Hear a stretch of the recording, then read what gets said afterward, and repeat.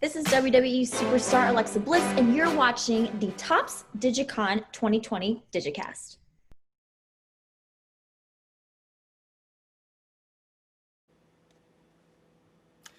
Thank you, Alexa Bliss, and welcome back, everybody, to DigiCon 2020 Day 2. Gabby, what shirt are you wearing? Oh my... Mark, are you... Oh my god. How embarrassing. Wow. So, for everybody watching, while this might seem like a bad skit, it's actually not. Gabby and I did not plan this. No, We don't even get to see each other until right now. So we are in different states on opposite sides of the country. But it is a beautiful shirt, so I had to. It is. I had to represent. I've been excited to wear it. So you have good taste, Mark. That's all I can say. You too. You too. So, all right. After that, let's talk about welcome back, everybody. If you were with us yesterday, real quick. Oh, sure. I'm your host, Mark Seal, and this is your other host, Gabby Young. Hi, everyone. We Welcome. are your hosts for DigiCon 2020. So, yesterday was an amazing day. We started off the day with Ashley Eckstein. We spent a lot of time with her, and we ended up doing, which I think I said this as well, but a surprise giveaway really for the signed copies of her book. That was not really pre-planned. That kind of happened last minute. Then we had some fun with Gino and Chris from Topps Digital with us. We spent some time with surprise guest Sean Astin, which have you recovered from that now, Gabby? Not completely, but I'm working on it. And now, surprise guest Paul Rudd. Just kidding. He's not. Don't. He's not, oh my god. He's not here. Stop. I wish. He's not here. But if I could have done it, I would have. Just zoom me out and Paul's behind me or something. DigiCon 2021. We're working on it. Yeah. So what else had a great then. Oh, we had a great time with Sean, and then we spent quite a bit of time with Kevin John. We had some amazing releases yesterday. We had his set come out, and let's see, we spent probably about a half hour with him, and I could probably listen to him talk all day. I mean, it's amazing to hear about like how he became an artist, the fact that he's colorblind and still working with watercolors, and that's incredible. I mean, everybody saw not my painting, but Pedro Pastel's painting, and just how difficult it is to work with watercolors. Although yours came out really good, Gabby. It was cute. No, it was. Thanks. I loved the time we spent talking to KJ. That was really fun. And his interview, he said a lot of really awesome things that kind of, inspired me and hopefully some other people to start drawing again. Absolutely. I'd say I would start drawing again, but it might just be I'll start drawing. For the first time? For the it's first time. Never too late to start. First time ever. Nope. My gallery will open next week. Great.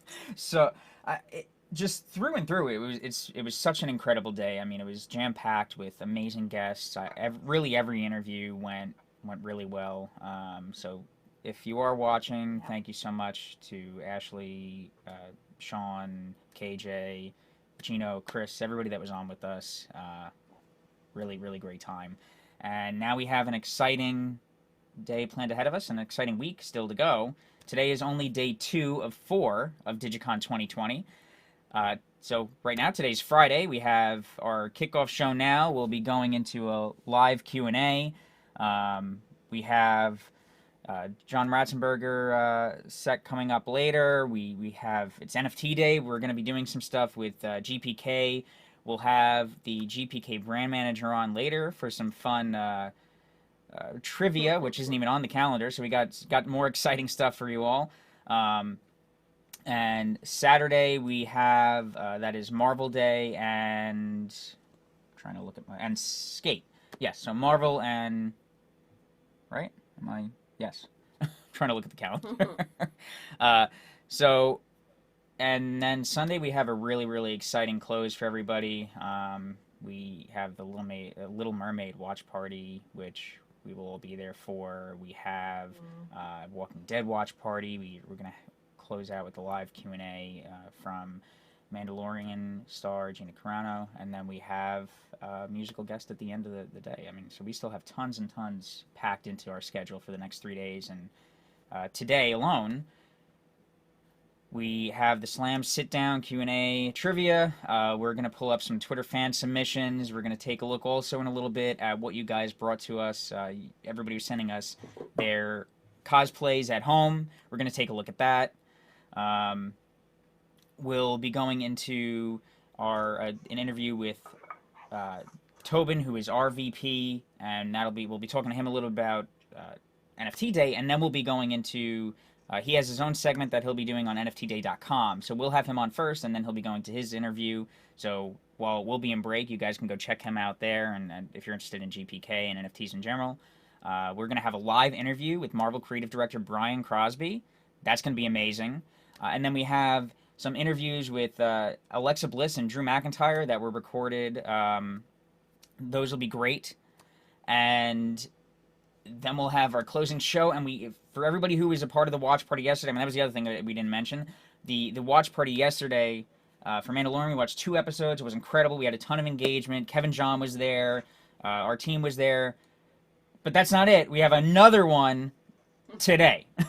We're watching episodes 3 and 4 at the end of the day, Mandalorian, and then I believe next week we'll even be finishing out the rest of the season. So we're going through Mandalorian season 1 this week and next week, and we got the second watch party of that tonight. So Gabby, I think we have something else. We said we were going to be doing this daily. You want to take this one away? The daily giveaway, you mean? That's what I mean. Okay, yeah, absolutely. So, if you're just joining us today and you missed it yesterday, we have a daily giveaway of a Twitch gift code. One winner each day, a $25 gift code for Twitch.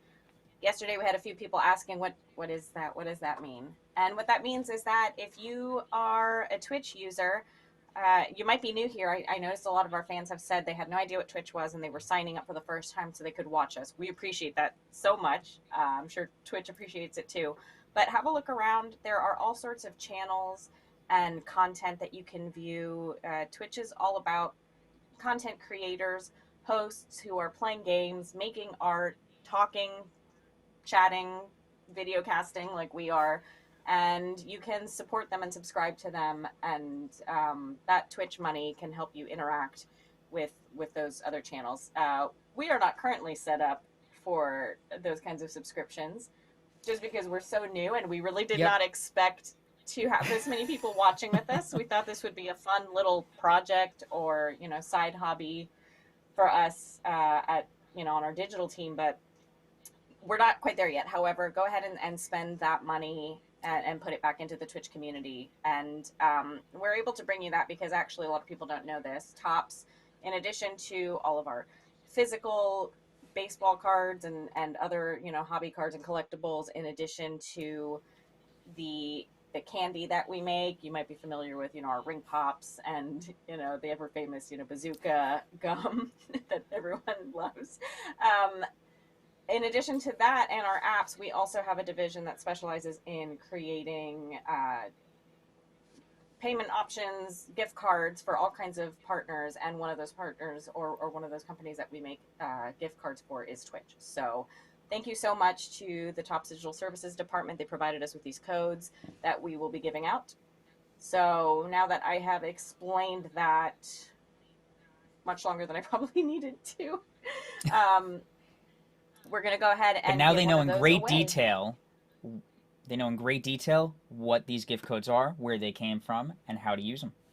Hopefully, a lot of people are now also realizing just how much Tops does and how broad our reach is. We do a lot. You know, us right here, we're here to talk about our apps, but there's a lot of different departments at Tops and a lot of cool things we do. So awesome. I see a lot of other people there saying that they've signed up to Twitch, and thank you. That's so awesome that you're here. How are we doing this giveaway? How do we pick a winner? That'll go to our amazing mod, who I think is on, right? Totally on. Totally in here. All right. Look at that. In the chat, Moobot #Twitch. #Twitch. And go ahead and just enter that in the chat, and that will make you eligible for the giveaway, and then we will randomly pick a winner. All right, so now that we've talked about Twitch giveaways, we had some fun yesterday with the KJ live drawings that we did of the child, and we drew some of our own. Well, Pedro did. You weren't here. I have his painting, though. It's gonna the chroma key's gonna it's gonna ruin this, but like we're gonna do this anyway. That is haunting. Amazing. So I'll mail it to you. We also asked our fans and our viewers to draw their own and hit us up on Instagram or Twitter. So I believe we've got some of those queued up. We're going to take a look. That's so adorable. Oh my god. Oh my god, I love it. Those eyes, they really captured them. If you see me leaning, oh, nobody can see me. I was like, because we have the image up. I was like, if you see me leaning really far into my screen. I love that. Oh my gosh. Pixel art. I love it. A 5-minute pixel the child. And also nightmare stuff. No, this is pretty fantastic. No, that's awesome. Pixel art is really hard to do. Yeah. And that's really well done. Skip Vergan. I love that. That's adorable. It reminds me kind of like a little Funko or a little toy. That's adorable. Again, I love those I want eyes. like a minimalist tattoo of that one. I saw this one yesterday. I was tagged in this, and Galactic I saw this. Curator. Yeah, I was tagged too. I love this genuinely. He's almost got like a little smirk. The child is smirking. I love it. Yeah, I think so you great. mean Before the any lovable shirts were child. out. The lovable, adorable child. Yeah. Oh my gosh, that merchandise. It wasn't out the day we met the child, and I know we were all freaking out because I know that as soon as all of us saw the child for the first time, we were like, I need a shirt, I need a plush, I need a mug. So yeah, sometimes you got to do what you can and make your own shirt. Thank you everyone who submitted those. Those are really, really awesome. Yeah, and please below here. Keep tweeting us. Right? We're gonna get this. Keep Instagram. We're gonna get this one day. I feel like positioning. Yeah, screen positioning is something we'll learn eventually. Day 4, I'm telling you. Day 4, we will be masters of this. So yeah, tweet us. Also, we can go. We can do Instagram now too. So if you do the same thing for Instagram, that'll work. We can pull it up. Send us your cosplays at home. Send us your just send us all your fan art. I mean, all the properties we represent. It doesn't have to just be the child. If you have other Star Wars drawings you've done, if you're a big fan of Marvel, if you're a baseball fan, anything, any of the properties that we're representing, we want to see what you're doing. Send us all your fan art so we can... Send us your at-home cosplays. Something I always like to see is if there's one of your favorite collectibles at home. I want to see what other people collect, because I have a lot of stuff here. I would show you my Tsum Tsums, but I wouldn't it's in a weird place. They're all above me right now. So, just tag us and let us know what you're excited about and what else, what you've seen so far at DigiCon that you like and what you're looking forward to.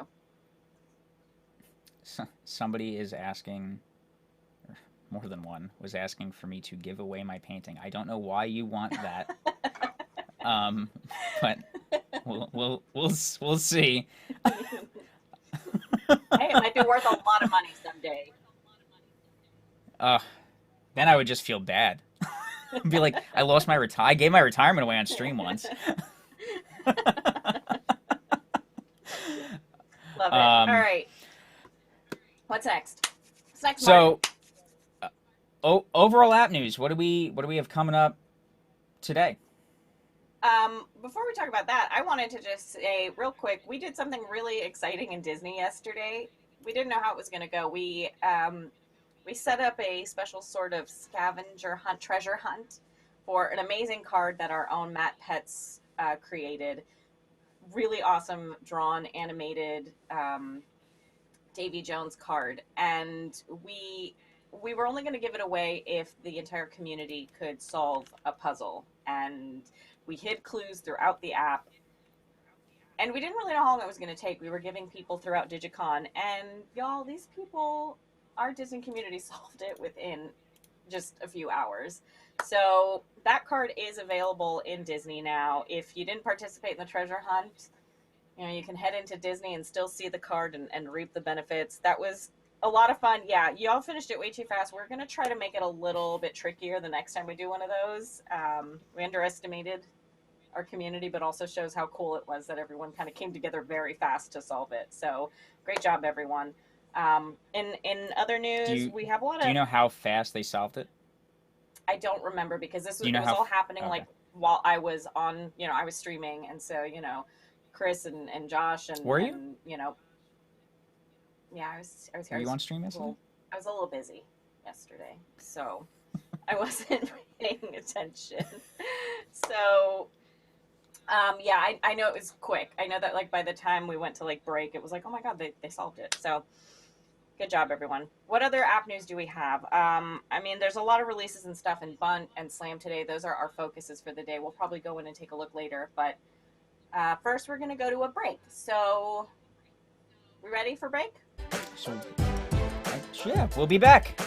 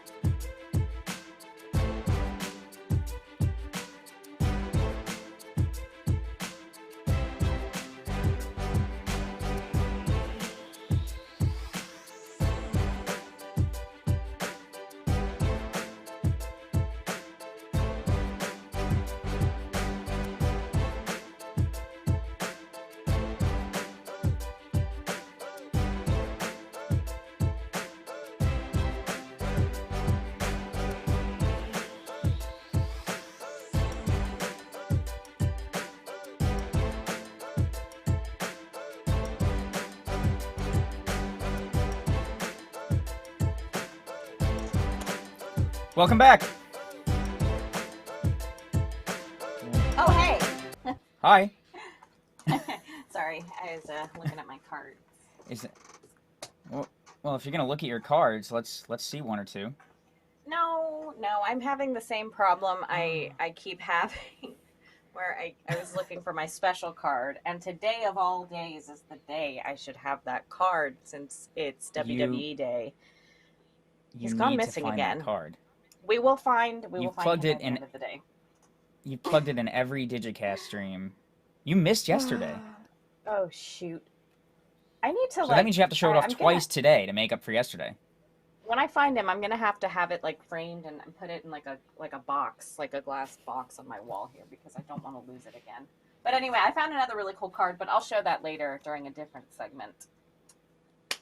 All right, what do we have up next? Well, I think today let's show off what we talked about this yesterday. So we have the Derek Loftman cards that were made as a cross promotion between Marvel, Disney, and Star Wars, and these are today's cards. So if you head over into those apps, these are going to be today's featured cards. If you're just joining us today. Sorry, that's Derek Loftman. We purposely and specifically had him do these works of art across those 3 apps, which are the connected properties. And even though we couldn't do any kind of like official cross app situation, we knew that DigiCon was the perfect time to release these so that we could celebrate original artists, his amazing art style. I'm super excited about these. I'm obviously partial to the Disney card, but man, they just look so good. So head into the app and look for those. They're all. I love Derek Loftman's art. So I mean, all those cards look amazing. And by the way, that's for anybody who doesn't know, that's Howard the Duck, from Marvel. Who doesn't know that? I think a lot of people. There was somebody on our call yesterday who did not know that. It was our producer. In one of our prep calls. I wasn't gonna call him out, but he's kind of controlling us right now. But sure. He is. I mean, I only did that because he previously told us we could call him out. Okay, he is apologizing in all caps. So awesome. Right, speaking of, Howard the Duck made. Oh. I have a piece of Marvel trivia I'm trying to share. Okay. Howard the Duck made an appearance in the last Infinity Wars film. Sure did. Spoiler. Thanks, Mark. Thanks for the spoiler. Sorry, ruined it. Whole movie's ruined. He kills Thanos. He doesn't. That's not. So again, just to remind everybody too, today our featured apps for today are Bunt and Slam. So Slam, that's down below. Head in there. They're going to have some awesome content today. Today is the day to be in these apps. Every day is the day to be in these apps, but today is an extra special day to be in these apps. It's their featured day. They're going to have some awesome content that kind of coincides with everything that we have going on today for their featured days. So head into Slam, and can we get Bunt?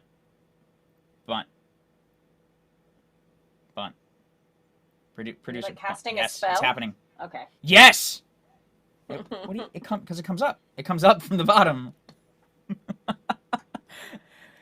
So, yep, you saw Slam. Head into Bun also. They're on the App Store and Google Play. So, why don't we take a look now at the Naomi Spotlight. Look at that. So, this is the Naomi Spotlight card. It's going to be available in Slam. That's such a cool looking card. I love that template. Or not card, set. Naomi brings the glow to SmackDown Live. This is awesome. I love that. I love her signature. Yeah, so that's one of the more interesting signatures I've seen. I love when people do that, where they really kind of dive into their signature and make it feel unique. Like Ashley does that with her Ahsoka signature.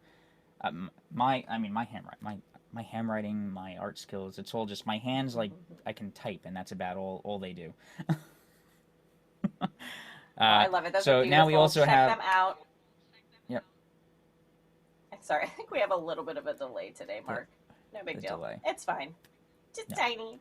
No. But hey, we're doing it live. We're out here live. So, Gabby, do you want to take away, now that we featured the name of Spotlight, what we have next?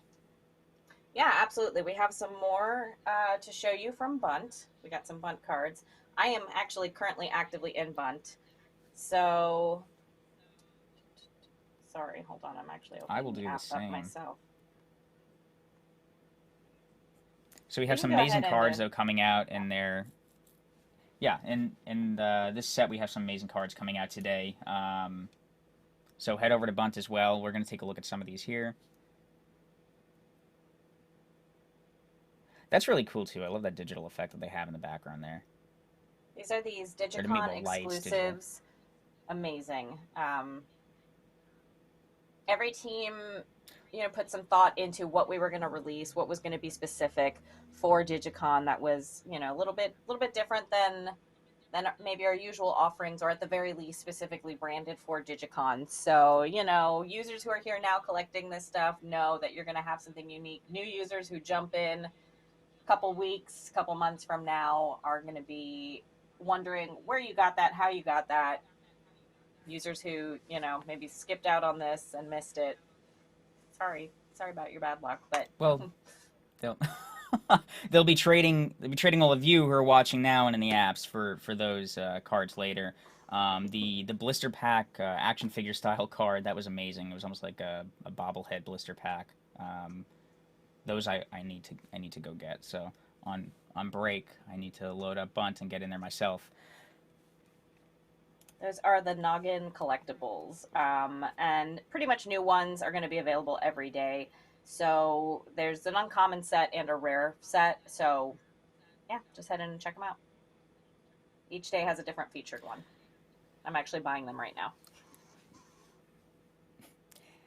So Gabby, what would you say your knowledge base of slam is and wrestling? Would you say you're a pro? I'm not gonna lie, no, I am not. I am not a pro. I would not want to set that expectation with anyone. Well, I think we're about to find out just how much of a not pro we both are, because I'm not super knowledgeable either. So we have a few questions coming up, because we have the Q&A. We have the Slam Q&A later today. So we're going to put the questions up now, and we want everybody who's watching to take a guess. So the first question we have is, who are your favorite male and female superstars from Raw, SmackDown, NXT, and why? These are questions that are going to Alexa, by the way. So what do you think her answer is going to be? Yes. So what do you think her answer is going to be? This is more of a trivia of how well do you know Alexa? The next question we have is, if you ever had the opportunity to wrestle Trish Stratus, what type of match would you want and why? What do you think, Gabby? D, street fight. That's what I was going to say. I was going to say street fight. Next question, if there were a second Evolution pay-per-view, who would you like to face? I'm going to go with C, triple threat match. Oh. Because that one, I don't know why, because that one sounds good. I see a lot of people very mixed. Oh man, these answers are all over the place. I'm gonna go with D, triple threat tag team match. All right, we'll have to remember our answers later to see if we're right. We don't know the answers ahead of time, guys, so we're not cheating. Next question is, what is the coolest match or moment you've been a part of and why? I would say A, just because. Right? I would say A. Now we want everybody to tweet their answers as well at us. You think C? Yeah. First ever women's elimination chamber match. I'm gonna go with A. I just feel like winning your first anything would, but maybe not. But for me, winning my first anything would be the coolest. So again, we want everybody to tweet their answers at us. So maybe we could do, producer, could we do a run through of these questions one more time, just so we could get everybody looking at the questions and make sure they get their answer tweeted out to us? I'm throwing curveballs. That wasn't a planned thing. So. Oh, is it? Oh, we had another question. So after this, after we're done with the questions, I want to run through them again so everybody has a chance to tweet those out. But who would be in your 4 horsewomen stable?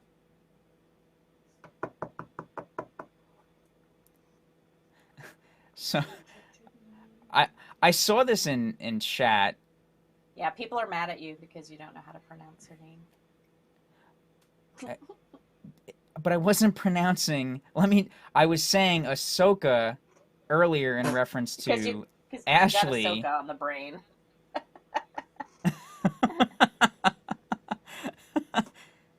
Somebody asked if we're the only employees at Tops. Yes, we've been running a dog and pony show for the last like 60 years or so. Nobody quote me on how long Tops has been around. I can't do math off the top of my head. I can barely do math with a calculator. So no, we have there's a lot of people that work at Tops and a lot of people who work on the digital team that are making like all of this possible and encouraging Mark and I to be up here and be silly. Also, when you're tweeting your submissions, and again, producer, can we please run through those questions one more time? I want to make sure that we give everybody a chance to properly tweet their answers out. Thank you. So this is the first question. Tweet your answers out to hashtag what? Oh yeah, question 1. Make sure when you're tweeting out your answers, you do hashtag Tops DigiCon. Right? Please tell me. Yes, I'm fairly sure I got that right. Yes, it's hashtag Tops DigiCon. So tweet your answer there. The first question is, who are your favorite male and female superstars from Raw, SmackDown, and NXT, and why? I don't even think I picked an answer for this one, but my answer is... I'm going with C. Because when I was in school and you didn't know the answer, everybody said to guess C, because that was statistically the correct answer. Yep. So I'm going with C. That's my guess. Final answer. Next question, please. These questions will also be posted in the break. So hashtag Tops DigiCon. Question number 2. If you ever had the opportunity to wrestle Trish Stratus, what type of match would you want and why? Gabby and I both picked Street Fight for this one. Tweet out your answers. Next question. Gabby, if you want to take this one away. This one? What did I say for this one? I said D. Or did you want me to read the question? Sorry. That. Yep. If there was a second Evolution pay-per-view, who would you like to face? And personally, I guessed D, triple threat tag team match. And I guessed C because you know why. No, I feel like that's actually it. Next question. What is the coolest match or moment you've been a part of and why? I still think it's going to be A. And I still think it's D. Again, Yep. One more reminder, hashtag Tops DigiCon. Not in chat. I see you typing that in chat. Some of you. They can type it in chat. We want you to. They're helping us by putting it in chat. You can type it in chat, but we also would like you to tweet that to us. I think Instagram also, but producer, can we? Yes, that's okay. Okay, yes. So Twitter and Instagram both work. Yes, those will. Twitter is preferred, but both will work. So please hashtag your answers to us. And then I think we have one more question. Who would be in your 4 horsewoman stable? And I forget what I guessed on this one, but I think I'm going to change my answer. I think I'm going with B. What are you going with, Gabby? I think.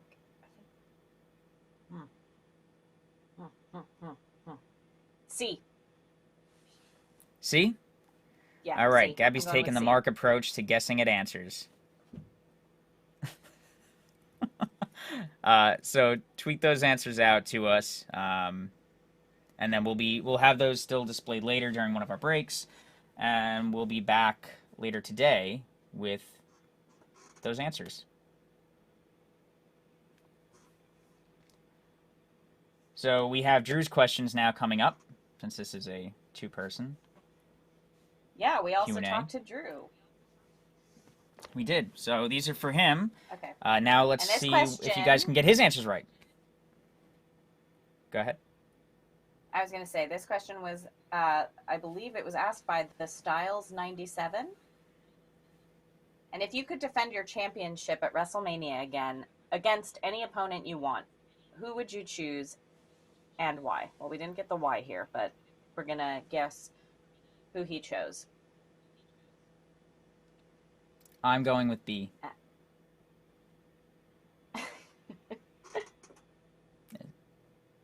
Is that what you were going to pick? Yes. Yes. I'm going with B. Sorry, I'm still looking for I'm looking for the chat. I'm just using their answers. Oh, well,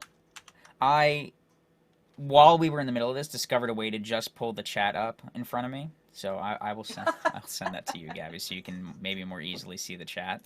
Use this link. Great.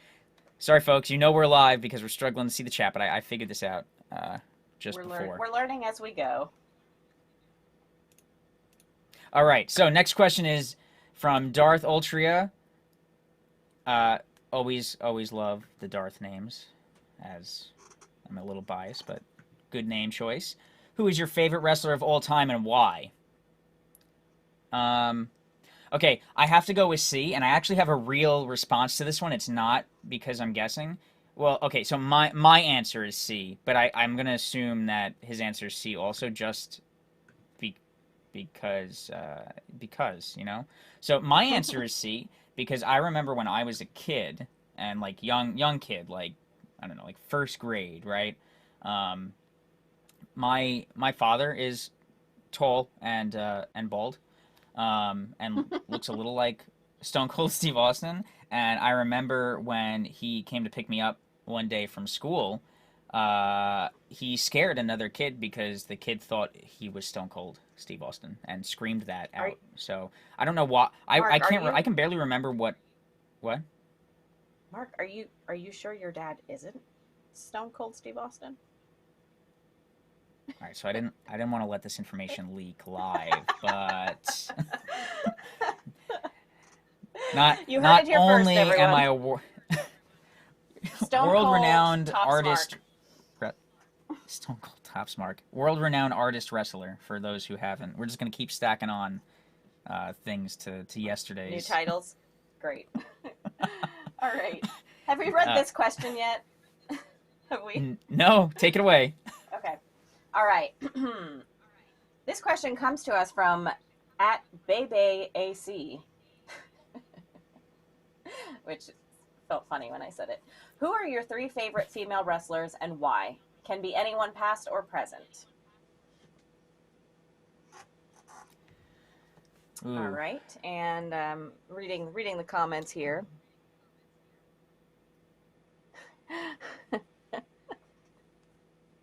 All right, A or D? C, A. Wow, these answers are all over the place. What do you think, Mark? I'm going A. I No doubt in my mind, it's A. I'm torn between B or C.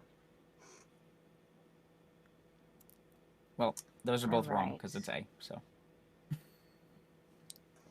Someone asked why multiple choice. It's their opinions. So we asked them these questions. They answered, but to have fun with you all, we one of these was the answer they gave us, and we want you to, we made up some different answers, and we want to see what you think.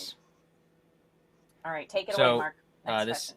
This next question comes in from VR, the MVP. If you could face anybody from NXT for your WWE Championship, who would you choose? And why? Again, we don't have the why. but we do have the who. So we'll get the why later. I'm going with C. Yeah, and just to be clear, we do have the why. We just don't have the why here because that would give it away probably if we We're gave saving that. we're saving the why for when you get to watch the answers later. I think I'm also going with B on this one. B, Adam Cole, final choice.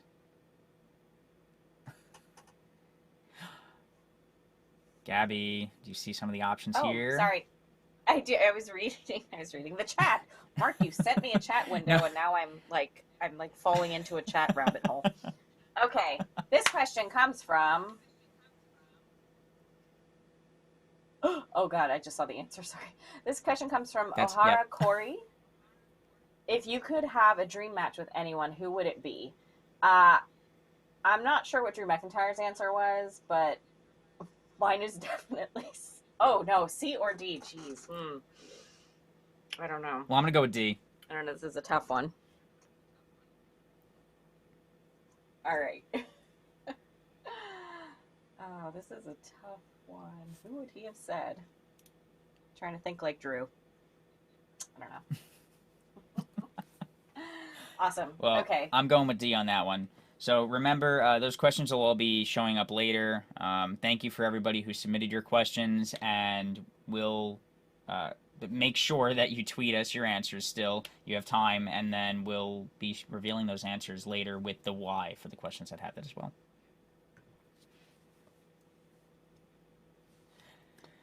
And now we have something else special coming up later, which was on our calendar. But we have our interview coming up in a little bit with Brian Crosby. You excited? Super exciting. I'm excited. I cannot wait. Brian Crosby on touches a couple of our different properties, so this is a little bit of an exciting crossover. He's definitely here to talk to us, about baseball today, about bunt and some bunt art, but. This is, we'll get into it later. If you don't know, Brian Crosby, creative director of Marvel-themed entertainment, and we'll get into some more details later. With him? Yeah, actually with him. He will be here talking to us. Alrighty, so... while I now go through chat, now that I know how to do that, and read your responses, I think we're going to go to a break. Don't forget to tweet us. Don't forget to open up Bunt and Slam today. Get in there, start opening packs. I'm also going to use this break to hop in the app and leave some comments so you all can send me some trades. But yeah, are we ready for a break? We are ready for a break, so break.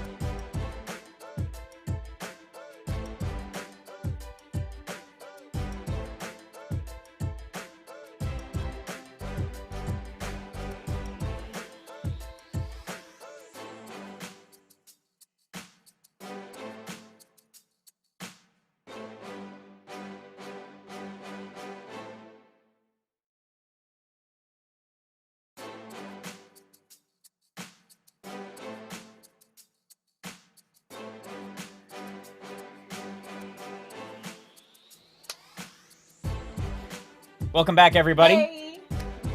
For those of you that are just tuning in, we're your hosts, Mark Seal and Gabby Young.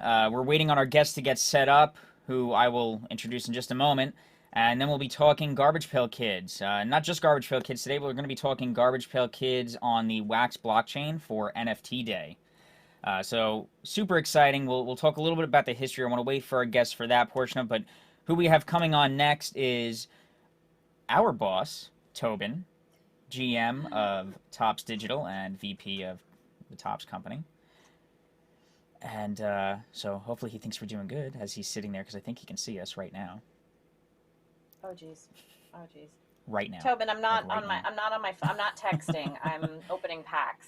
I promise. Ripping packs. See, our job lets us have that excuse. We're not texting anybody. We're just sitting at our desks working while playing our apps. So that's totally fine, right? It is. I think so. I think we can get away with that. Kind of strange. Kind of a strange world that I can sit on my phone all day and still call it work. Hi, everyone. People are saying hi in the chat. So, hi. Cheers from Brazil. What time is it in Brazil? That's, I don't know what time zone Brazil is, but I feel like it's later for you. So, thank you for joining us, and thank you for taking the time to join us.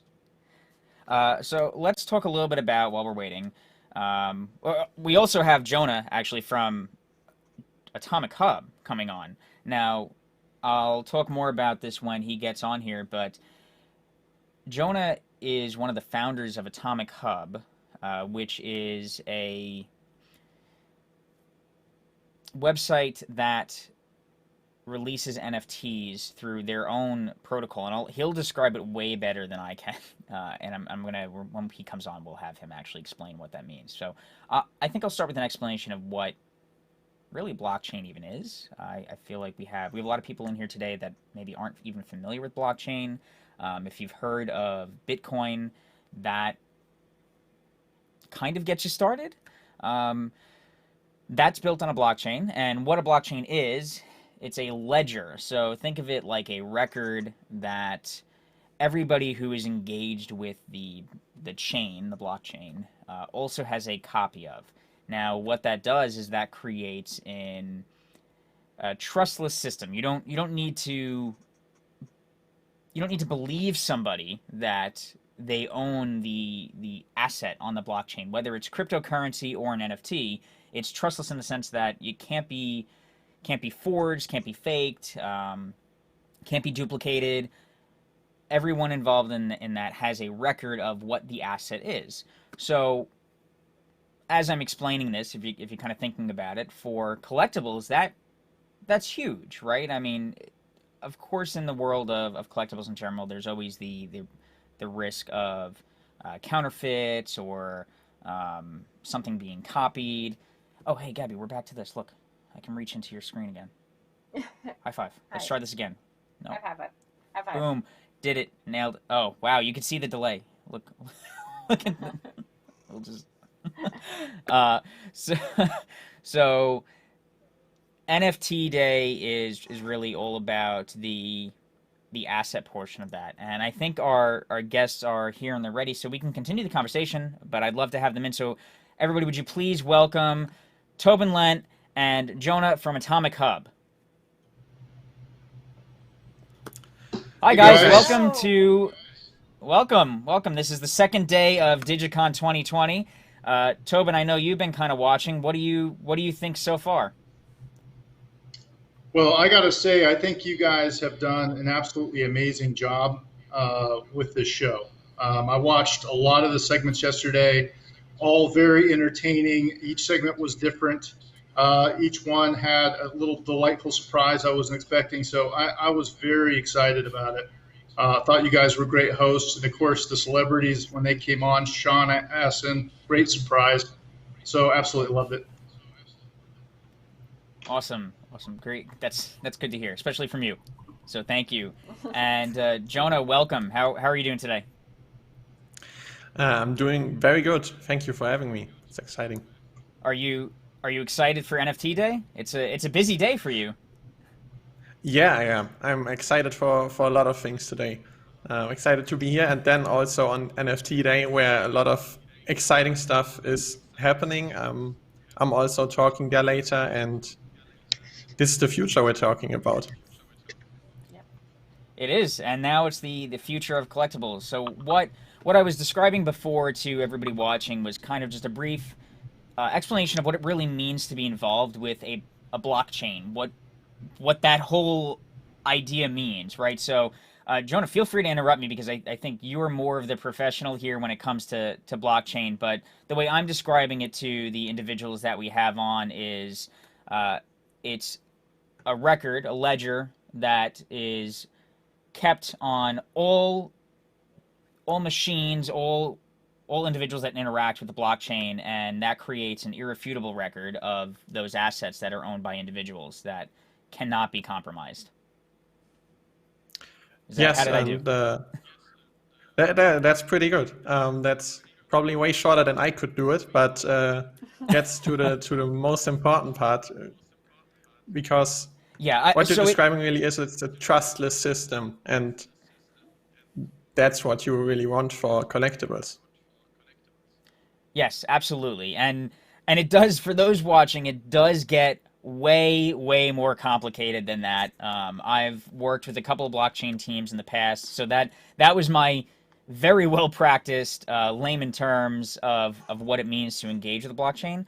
And more specifically, because there are many blockchains, and some are built specifically for currency, some are built for other specific purposes. But what we're talking about today is the future of digital collectibles in blockchain in partnership with Wax. Wax has built out a technology on blockchain that allows for the creation of what are referred to as NFTs, which I've studied up on this a little bit. You could correct me if I'm wrong. And also, I think we lost Tobin just momentarily, so as soon as he's ready, he'll join us again. Non-fungible token. Yes? Yes. Oh, nailed it. Okay, so for those of you, I've been introducing myself as part of the GPK team, which is true. So I've had to really brush up on my blockchain. It's been a little while since I've been really involved with one. So this has been a learning session for me as well, as I've gone through partnership with Wax, and now we're working with Joni here on Atomic Hub, and we'll announce. We're going to talk for a little bit. We're going to talk blockchain, and then we'll talk about what exciting news we have for everybody today and why Jonah's here. Because we're partnered with Wax. We've done a couple of releases with them, which I think we'll move into next. And then we have really some exciting news that we've decided to partner up with Jonah for today. So why don't we talk the history of of GPK on the blockchain. Hold on one second, just talking to my producer. I will cue those when we're ready. So let's talk where this started. And I think, Tobin, we can go to you for this. About a year ago, and this was you asked me about this. About a year ago, we attended a meetup, and that kind of, you had some conversations initially that led up to that. Why don't we talk about how we kind of really started getting involved with Wax in the first place? How we really talked to them. I know we had talked briefly about just what blockchain could do for collectibles, but then you really went out and found Wax. So can we hear a little bit about that? Absolutely, Mark. About 2 years ago, we started looking at blockchain and felt there was a lot of potential. We talked to a lot of companies, looked at a lot of platforms and technologies, and we wanted to make a small bet to kind of start to prove things out and see what works and what doesn't work. And we really looked around a lot, did a lot of research, and as you know, we found Wax about a year ago, and we really liked the team. We really liked the technology they were building. They seemed to solve a lot of the big problems that were afflicting some of the other platforms. And so the other thing that we really liked was they had operated a digital marketplace, a very big one that was very successful, enabling people to trade video game assets. And so it was really important for us to find a partner that not only had really good technology, but really understood how to build and develop these marketplaces. And Wax had done that. And what I also liked about that is they really focused on the user experience, which is very important to us in Topps Digital and Topps overall. As you know, I talk about it all the time with the teams. And Wax was very committed to that. So all of those things really came together. And then when they launched their platform, we really decided to place a bet there. And we wanted to start with one of our own properties so we could test the waters. And we picked Garbage Pail Kids, which is a beloved brand, as you know, pop culture phenomenon. And, our first foray out was more successful than we could have imagined. Sold out the entire product in 24 hours. Yeah. I mean, that Series 1 GPK release, so again, for those who maybe aren't tuned in, the first product of GPK that we picked to release was Series 1, which is where it all started. So, like Tobin said, it's 24 hours you guys sold out that sale, which was just incredible. And then we followed that up with a special Tiger King release, which sold out, I think, technically in something like 10 minutes, right, Tobin? And we had it even caused a delay in like how it was selling the packs itself, but I think the true sellout time is something like 10 minutes. Yeah, well, we right? were watching it. We thought it had sold out in an hour, but what had actually happened is they had sold out faster than that, but there were so many transactions queued up, ready to process, and some of those transactions had to be reversed. But I think what happened was a lot of folks were not expecting the first release to sell out that fast, and they didn't get a shot at it. And so everybody was really primed when Goes Exotic launched, and they were waiting, and everybody went at the same time and basically melted the servers a little bit. It was kind of fun to see. Yeah, some people unfortunately didn't get access to some of the content, so that's something, there were definitely lessons learned from that, but certainly showed that there was a lot of demand for the product then.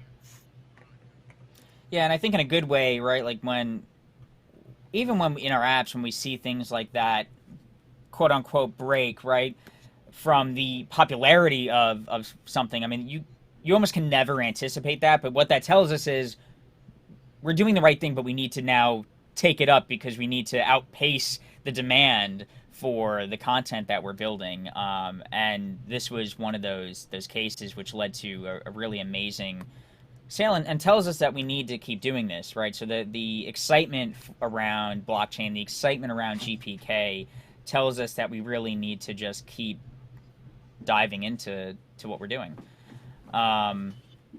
And so, Jonah, what do you think about the GPK, the two GPK releases we've had. Have you really followed those? And if so, what are your thoughts from your perspective, which has been a little bit on the outside for those two releases? Although there is something else that we did, which we'll talk about right after, since we did have an initial airdrop with you. But so, what are your thoughts? Yeah, I watched it closely when the first series released. I was kind of just watching the numbers and trying to figure out, like, is it going to sell out? Are people actually interested?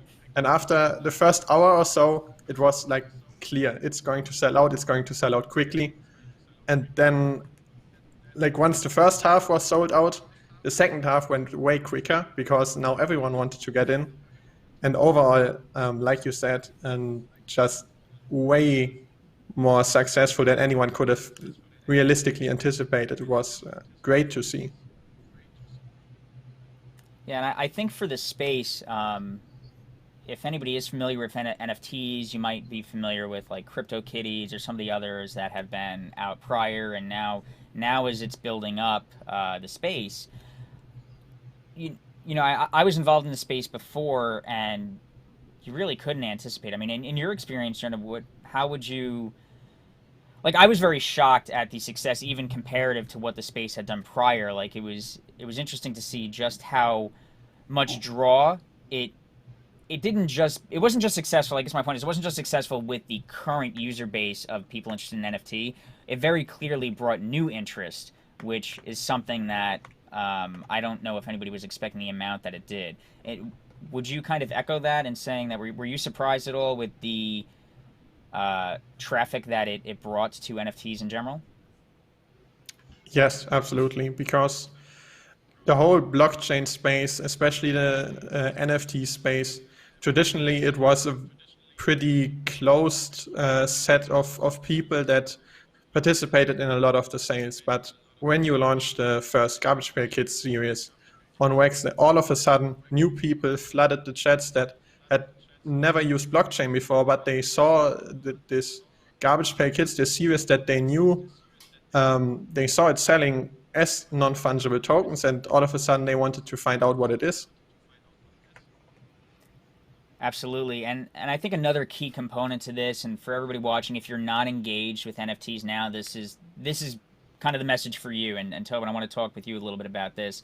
One of the things that Wax has done an incredible job at, prior, if you're unfamiliar with blockchain technology, cryptocurrency, NFTs, they can be very intimidating to get into. There's a learning curve that makes it difficult to get your wallet set up, and to transfer tokens, to buy stuff. There was a lot of hurdles involved that made it very much like a technical person. Even being a technical person, it can be very challenging actually to get into.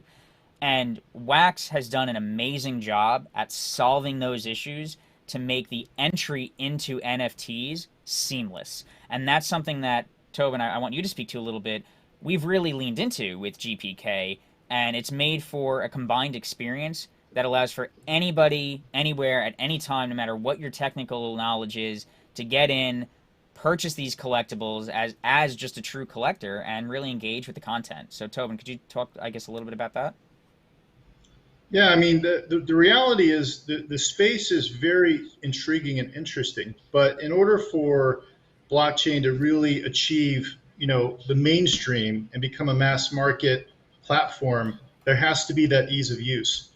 So currently, it's very difficult for a mainstream consumer to understand where to start, which wallet, which platform, which token.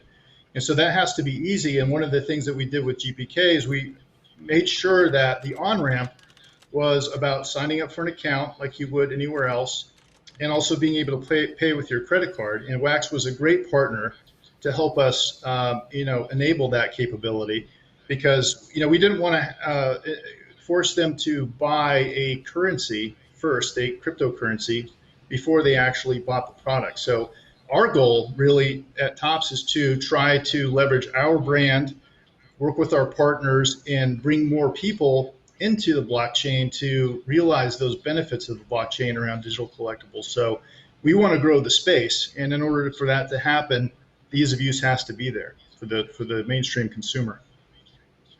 Absolutely. And so, Gabby, on your end, were you well versed in NFTs and cryptocurrency prior to us being involved? I actually, a little bit. I had been really curious about it a while ago. And I'm not going to lie. I mean, I had heard, obviously, cryptocurrency has been talked about a lot. There's been a lot of buzz like growing around it in the last few years. And I was interested, but couldn't quite figure out how to get into it. And then I want to say that the first time I heard about or became aware of NFTs was with CryptoKitties. And that's right up my alley for a lot of reasons. So I did actually start playing I around with believe that a that, little Gabby. bit. Yeah. So I do have some crypto kitties, and I didn't get very, very deeply involved in it, but I started to learn about it. And so when I found out that we were doing something with it, especially with GPK, that was really exciting. And I do, I have some. I still have an unopened mega pack from our Series 1 drop that I'm holding on to. Haven't opened it yet, waiting to see what I do with it. Haven't decided yet if I'm going to keep it or, kind of see if anyone wants to make a good deal with me for it. I'm excited to see the future ones that we do. And I know we've had a lot of users asking if there's going to be anything else that we do with our other properties on blockchain. And I'm not at liberty to say, but I know that the GPK stuff has been pretty exciting so far. Gabby, there's probably a lot of people in our group that can trade with you. I think I was kind of impressed to see how many people were enthusiastic about buying some GPK on the blockchain at Tops Digital. Yeah. Yeah, I know think a lot of us were into it. A lot of I people think a were lot of very it speaks sad to how after easy it is. Yeah.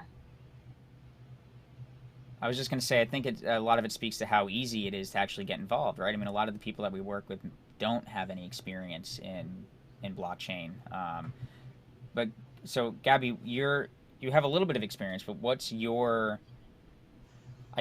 your take from? Because I was involved in CryptoKitties too, and it wasn't super easy to get set up for CryptoKitties. No, it So, wasn't. in your opinion, how much different was it going over to GPK?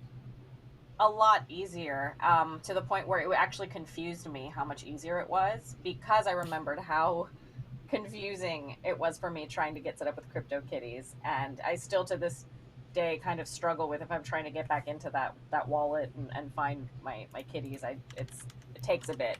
But with GPK, like I said, I almost got confused because the day I went to buy them, I was trying to find a complicated sign up process, and it wasn't. It was like just purchase them, like right, just click a button, and then you have them, and the wallet was already created. So that was really cool. Like I said, a little weird, but in a good way, that it was so much easier. Yeah, absolutely. And I think that's where this deal really shines, right? Everybody watching, you can go create wallets right now. It literally takes 2 seconds to do, and then you're set up, right? You can, anytime you do a release, you'll be able to go out and buy them. So that's a partnership with Wax, but we do have something special for today, and that is an exclusive DigiCon 2020 release. And that's why Jonah's here. He's going to be partnering with us to set up this release, which we'll take a look at some of the cards in just a second. Tobin was very supportive in making sure that we had everything we needed to get this done, and the set that we have is going to be the Crash Gordon set. So everybody should be able to see this card on screen. So, Tobin, I don't know if you've actually gotten to see the full art on these yet, but they're an awesome set, and it's going to be 5 cards. For those of you familiar with GPK, we have A and B names, so it'll be 5 cards in both, so about 10 total, and we have them in 3 variants, which I don't think we're going to show the variants, but they are going to be in this style, static. We have a prismatic variant, and then we have our golden variant, which are both animated. So this is going to be a DigiCon 2020 exclusive. It's coming out today. We anticipate that it'll have a quick sellout. Now, we're partnering with Jonah on Atomic Hub to release these. there won't be a credit card option for these. These will only be available in Wax, which you can get very easily if you set up a wallet and go to Wax website. There should be a link there. And Joan, I'll ask you in a minute maybe just to advise people on how to do that if they want, because they're going to have a little bit of time. So we will, though, be making 500 packs available for free. They'll be limited 1 per account. And when these packs go live, you'll be able to go into the store, which we'll be linking in a moment. So topsgpk.io, that's where you can go set up your wallet. But GPK, which is being linked right now, gbk.atomichub.io is the site that you're going to go to for this release. They will be showing up, Jonah, I believe. What's the time that we have scheduled for those? 3 minutes from now. 3 minutes from now. Those are for the free packs. Those will be available to you guys 3 minutes from now. So head over there to get your free packs, and then for anybody who's going to make the purchase, you have a little bit of time. When are those going live? Purchase is going live 2 hours later than that, where 3,000 packs are going to be sold. And just for the onboarding, if you go on gpk.atomichub.io and you click login, you're going to most likely want to choose the Wax Cloud wallet. If you don't have an account yet, it's going to guide you through the process of creating one. Like you said, it's very easy, just like you would sign up for anything else. With that, you can log into Atomic Hub and claim your free pack. All right, so if you're on now, we got quite a few viewers. Be ready, get that site loaded up. This is your head start. Tobin, Gabby, if you want one, get that site loaded up. Yeah, that's what I'm doing. Sorry, if I appear preoccupied. Yeah, if I appear preoccupied, it's because I'm trying to do this. So those will be available now in 2 minutes. We'll stay on. We're going to talk for a few as those go out. We're going to have some packs 3,000 packs going live at 3 p.m. Eastern time today. And then tonight, Tobin, do we want to... Tobin has a panel coming up, by the way, right after this. I think when are you going into that? At 1... Let me get the time here. So 1:50 Eastern. 1:50. Yep, so shortly after this, Tobin's going to be going into a segment out of here for NFT Day, and we can link to that in a moment as well, and that's going to be his segment for discussing unlocking alternative revenue streams, artists, musicians, and athletes, which will be at 1:50 for NFT Day, and we'll post that site up in a moment. We'll have to get that up. So after that, though, Tobin, we have something else going on kind of tonight after hours, and that is an interview with Bad Crypto, correct? That's correct. So I think that's that interview at about 6:10 Eastern. Yep. So that'll be, yeah, I think so. 6:10 around then Eastern time. We'll be going live with the Bad Crypto folks. And for those of you that don't know them, they have a product called Blockchain Heroes that they made, which is their NFT, and we'll have them on tomorrow to talk a little bit more about that and some more GPK news. And so we'll be talking with them tomorrow afternoon. But at tonight's interview, at the end of that, we will be releasing some more packs. So if you are watching, or if you missed it and you're watching this a little bit later, you missed that 3 p.m. opportunity Eastern, we will have another opportunity of packs going live, Jonah, at 6:45 Eastern, correct? Correct, yeah. Okay, so that's planned to be kind of the end of our interview time tonight. So Tobin and I will be on there. We'll be talking with the Bad Crypto guys, and at the end we'll have another opportunity of, I believe we have 1,200. Is it 1,200 packs that go live? Yes. Yes. All right, so there'll be another 1,200 packs going live for sale then. So if you miss your opportunity now, tune in then. And those packs, those 500, should be live and claimable. So get on and claim that pack. Let's see if we can take a look here. Looks like some claims are already coming through, so hurry up, get in there. And I think I have a feeling I'm not going to get to it, Mark. They're going to go fast. Yeah, I have a feeling as well that I had my link open and I closed out my own link. I don't know why I did that, but I closed it out. Did we? Flash Gordon too, and I think those cards turned out really nice. They look like a lot of fun. Great movie. Yep. And great yeah, property. and this by the way is the this is based on the 40th anniversary callback to Flash Gordon.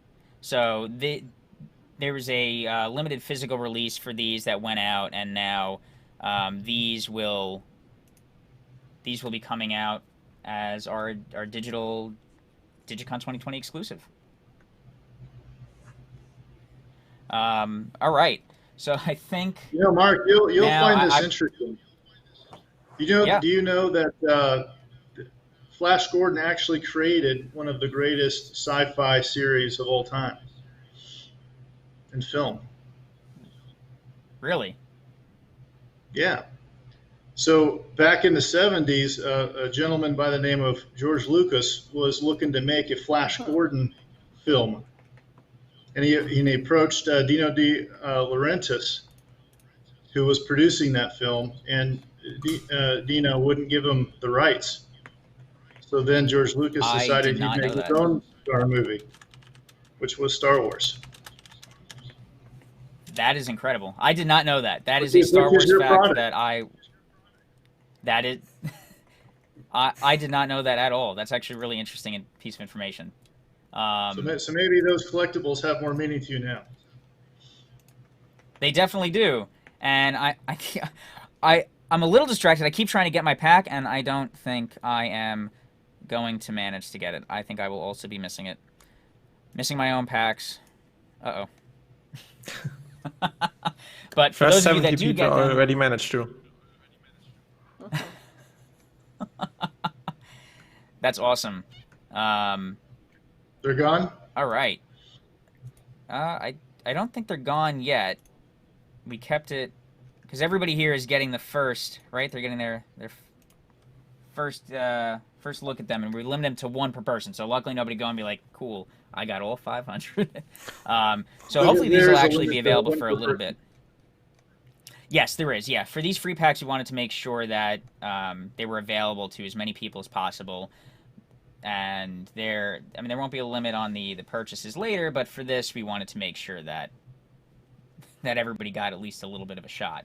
All right, so just to recap, I think we have a lot of users in the chat who are asking maybe for clarification on how to get the packs. Oh, absolutely, yeah. Jonah, could you maybe why don't we do that quick? Let's go through how maybe that process works of them just going in and claiming those. So if they click that link, that gpk.atomichub.io, that'll bring them. I'm going to do this with them so that we can all, so I can walk it along with them. So when they get on, they see new listings, newly created assets. Where do they go from there to get that pack? At the top, they want to click on GPK Tools, and from there, clicking on Get Packs. Perfect. So let's also, I'm going to post this link in our Twitch chat as well for everybody. Everybody go to that link that I just posted, and that'll bring you right to the pack claim. So you can claim your free pack there. Make an account if you don't have it. Yeah, once again, it's going to ask you to log in. If you don't have any Wax accounts yet, then just choose the Wax Cloud Wallet option, and from there you can go through the account creation process. Perfect. And then let's also just walk everybody through, because I know they're going to want to do it. When you're in GPK Tools, still, if you go back to that on the top, you can do unbox packs, and that'll let you open the pack, correct? Yes, but only 2 hours from now. It's still locked for until the next sale and until the real sale starts. Yep. So that'll mean everybody that.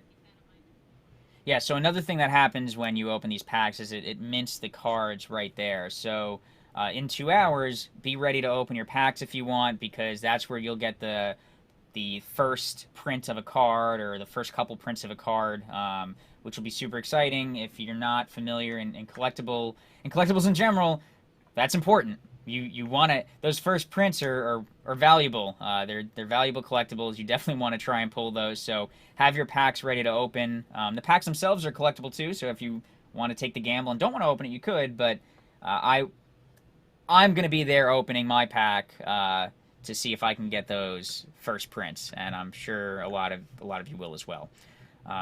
So thank you, Jonah, for helping us with this. Thank you, Tobin, for coming on and talking GPK and blockchain. You have another discussion going on in just a little bit, and then we'll be talking even more blockchain tonight. So it is NFT day, everybody. Make sure you click that link, claim your free pack. Thank you so much, guys, for joining us. Thank you. Thank you for having us. Thanks, Jonah, for the help on this. And Gabby and Mark, keep up the great work. Can't wait to see the rest of the show. Thank you. Awesome. Thank you, guys.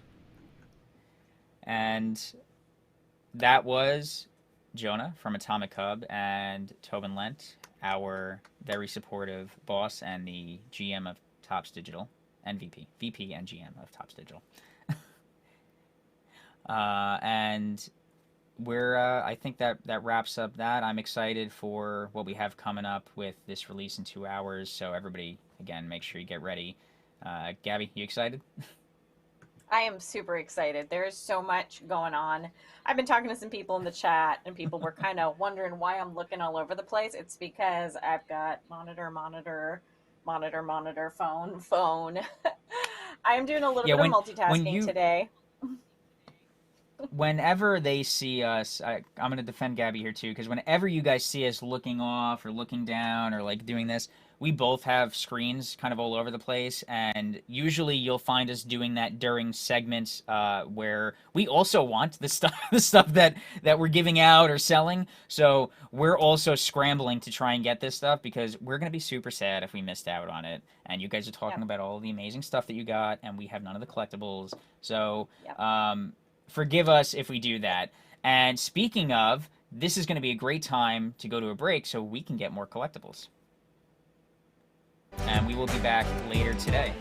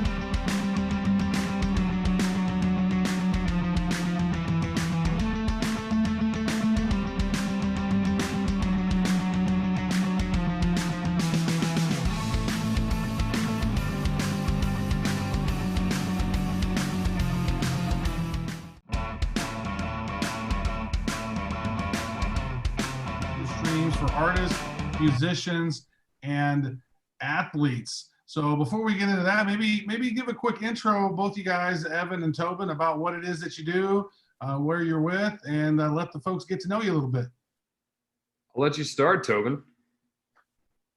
Well, sounds great. So Tobin Lent, and basically I run the digital group at Topps, and that means that I'm overseeing our portfolio of mobile apps that include, on the entertainment side, Star Wars, Disney, Marvel, WWE, and The Walking Dead. On the sports side, we've got MLB, NHL, and a bunch of big soccer properties, Bundesliga, UEFA, MLS. And it also means I'm exploring new digital platforms, of which blockchain is a big focus. We're very excited about the space. So I'm really happy to be here. Oh, glad to have you. Awesome. Evan. Yeah, so I'm Evan Vandenberg. I've actually had the pleasure of working very closely with Tobin for the last, year plus at least. I run business development at Wax, so my main responsibility is trying to bring on, new dApps, new IP, and new ideas to the Wax ecosystem. Great stuff. So it is interesting. So we're talking about additional revenue streams, and maybe let's start with you, Tobin, because you've taken one of your properties, which is beloved by so many, and it's actually the 35th anniversary of Garbage Pail Kids. And so you've actually taken this property and brought it to blockchain, and it's created some additional revenue and created a whole new bunch of new friendly faces that you now know and love, right? Absolutely. So how's this process? How's Especially that yours, process Travis. begin? Thank you. That was nice. So we've been looking at blockchain for a couple of years, actually, and we wanted to get started in where we could make a pretty good bet, but a small bet, just because we didn't know a lot about it. We did a lot of searching around for the best platforms, the best teams, and of course, we can say this with Evan here. We landed on Wax because we liked the team, we liked the direction their technology was going, and we really liked the fact that they had experience running digital items marketplaces. They had done that for some of the biggest video games very successfully and had a great user experience. And so we then had to figure out, we wanted to work with Wax, and we then had to figure out which property.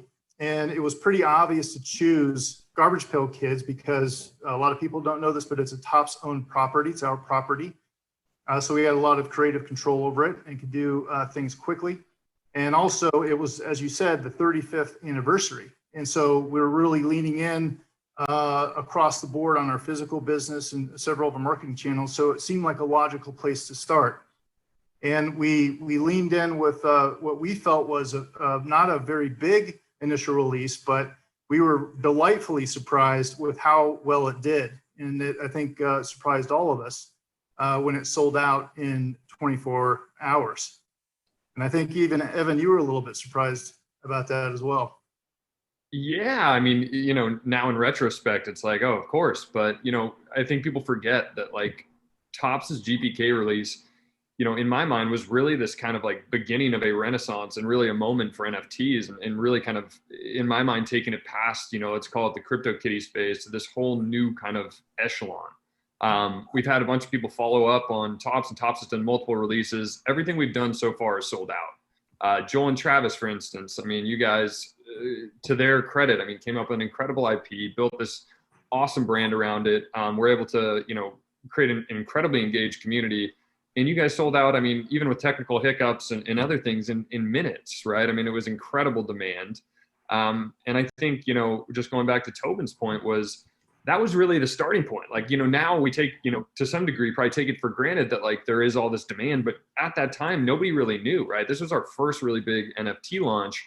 And, we're just talking about this backstage is how incredibly valuable these assets still remain, right? They're holding their value. I mean, just 2 packs, I mean, they're 100x, what you're paying in the primary market in some cases, which is incredible. So I think, it's ushered in a really interesting era, and we're still really at the precipice of it all. But I think Topps has been the forefront of that. Yeah, it's one of the things that I've always loved about this is the fact that, and I use this example all the time, is like back in the day, 1952, Topps sells some Mickey Mantle rookies, and they sell them for 5 cents in a pack or whatever the pack was at the time.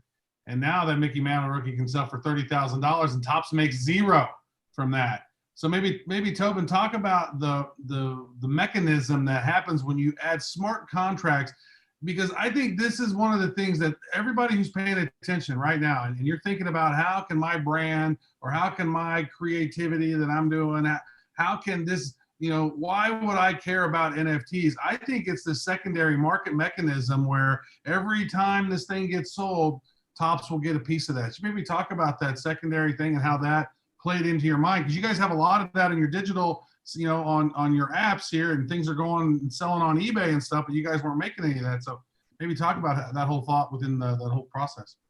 Yeah, absolutely. I mean, when I first joined Topps, that was one of the areas that got me most excited about blockchain, is the secondary market and those downstream revenue opportunities. And, we saw something with our mobile digital apps where we don't enable in-game, we allow trading, but not in-game purchasing of items on the secondary market. So what people were doing is they were going out to eBay and conducting the transaction on eBay, which is totally risky. There's no guarantee that either party is going to honor the deal, but they were doing that. They'd do the financial transaction on eBay, then go back into the app and do a trade.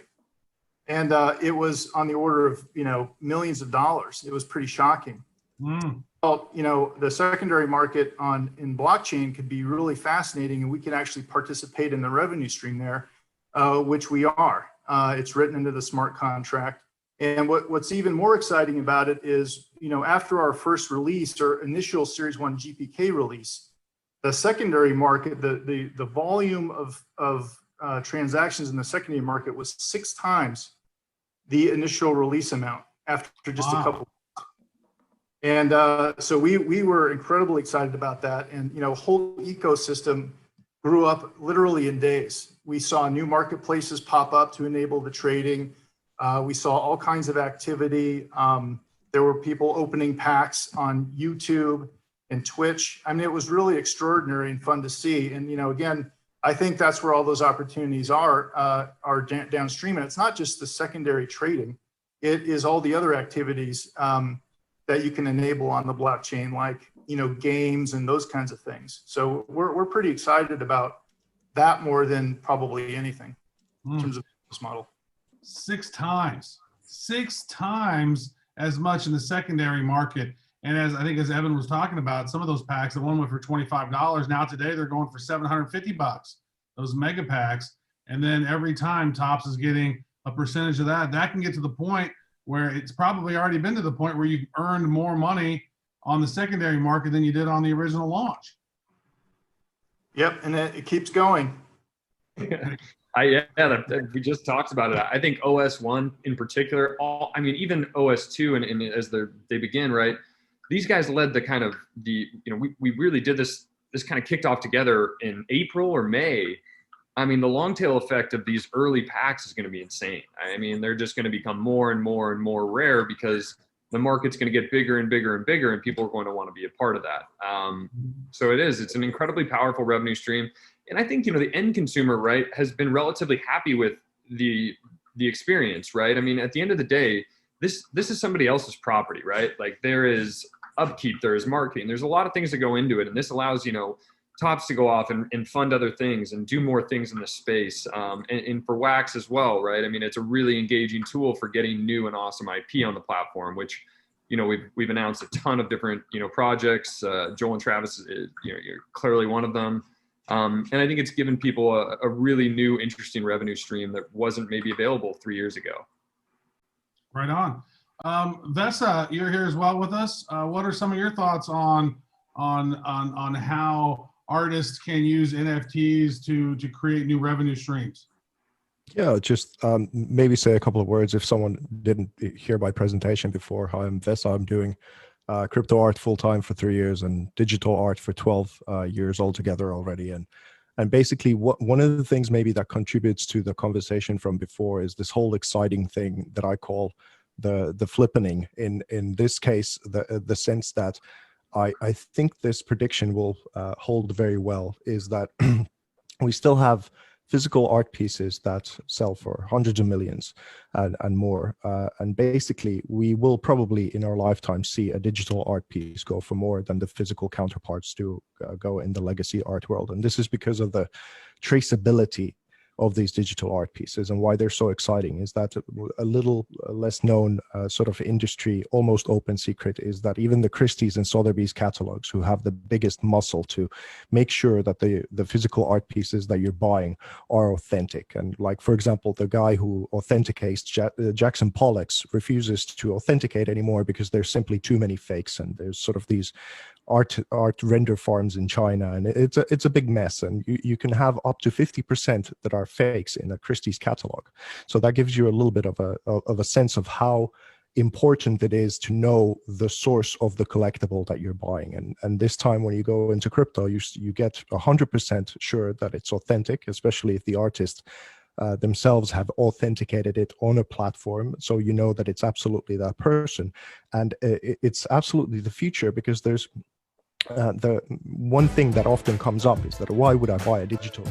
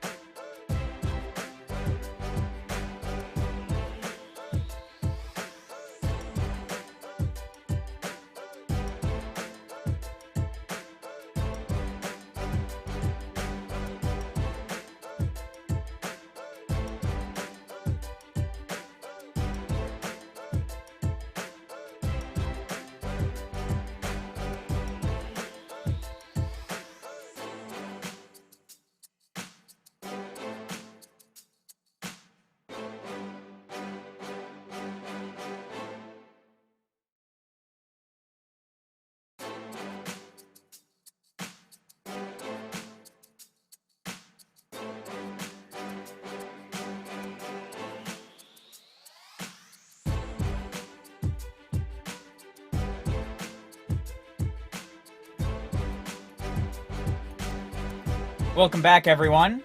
For those of you who are asking, that's what Gabby drinks. This is my favorite unnamed sparkling water flavored. I don't know how that works. I don't know if we're allowed to talk about product names and stuff. This is actually my sticky note from yesterday. I think we've done it. With Sean Astin's notes about how we're going to contact Elon Musk and allow us to send actors into space so that we can reenact Star Wars on Mars. Yeah. Okay. On Mars. Was that your dog? Yeah. He keeps trying to break in here, and he's not allowed. Not allowed. Maybe we'll finish out the show with him on Sunday if he's a good boy, but we'll see. All right, so welcome back, everyone. It was a good break. I hope everyone had a good little break. Hope everyone's staying hydrated, having a snack, trading, checking out Bunt and Slam today, opening packs. Speaking of which. Speaking of Bunt. So some of you were asking about the regular 1 p.m. drop today in Bunt, and we do. So that has been, especially for DigiCon, has been pushed back and replaced with a 3. When is that released? It's 3 o'clock. 3 p.m. Yeah, I believe. Someone please correct me 3 if I'm p.m. wrong. I believe. I'm reading all my channels here. checking also. I believe it's 3 p.m. But so while Gabby's checking on the time, I'll tell you a little about the release. It's a set that's inspired by the players' larger-than-life personalities. Players have been transformed into Marvel superheroes. So this is going to be a Marvel and Bunt crossover. We have All Rise, the Mighty Mondo, Claw, Degrominator, and the Incredible KB, and the Invincible Kid. They've all teamed up in Bunt for their superhero counterparts. 3:30. Okay, so the release is at 3:30 today. Thank you. Nope, that's a good interruption. So that'll be out 3:30 today, and they're joined by the Home Run Heroes, players whose feats of strength have sent pitchers trembling back to the dugout. So that's going to be an awesome, exciting set in Bunt today. That's for their featured day. So head in. They have their other regular releases that'll be going on today as well, some of that stuff. So head into the app and get ready for this special crossover release. And Gabby has actually some details on that. What I'm going to do is I'm actually going to tell you guys more details about the set itself and the variants and what's in it afterwards. But this is a really good segue into our next guest. And just confirming that we are ready. Oh, sorry. Is a really good. That was a. Did great you know segue. we're here with I'm going to be Gino again from Tops today. And we have Jessica Kanzer from the she's our GPK brand manager. I believe the individual that Gabby was talking about will be on next, which will be. So after this, we'll go into the set details and then segue into him. But right now, we're going to have some more GPK conversation going on. Jessica, you're our brand manager, and I've been fortunate enough to work with her on all the Wax releases. So I think we're gonna talk a little bit about Wax in general, the history of, and then I think we'll get into some fun trivia games. So, Jessica, tell us a little bit about just your involvement with Wax and Tops as a whole, and then let's go into maybe a little bit of history on GPK. Sure. Thanks for having me, guys. I've been following along all yesterday and today, and it's been a lot of fun listening while I was supposed to be doing work. So it's good times.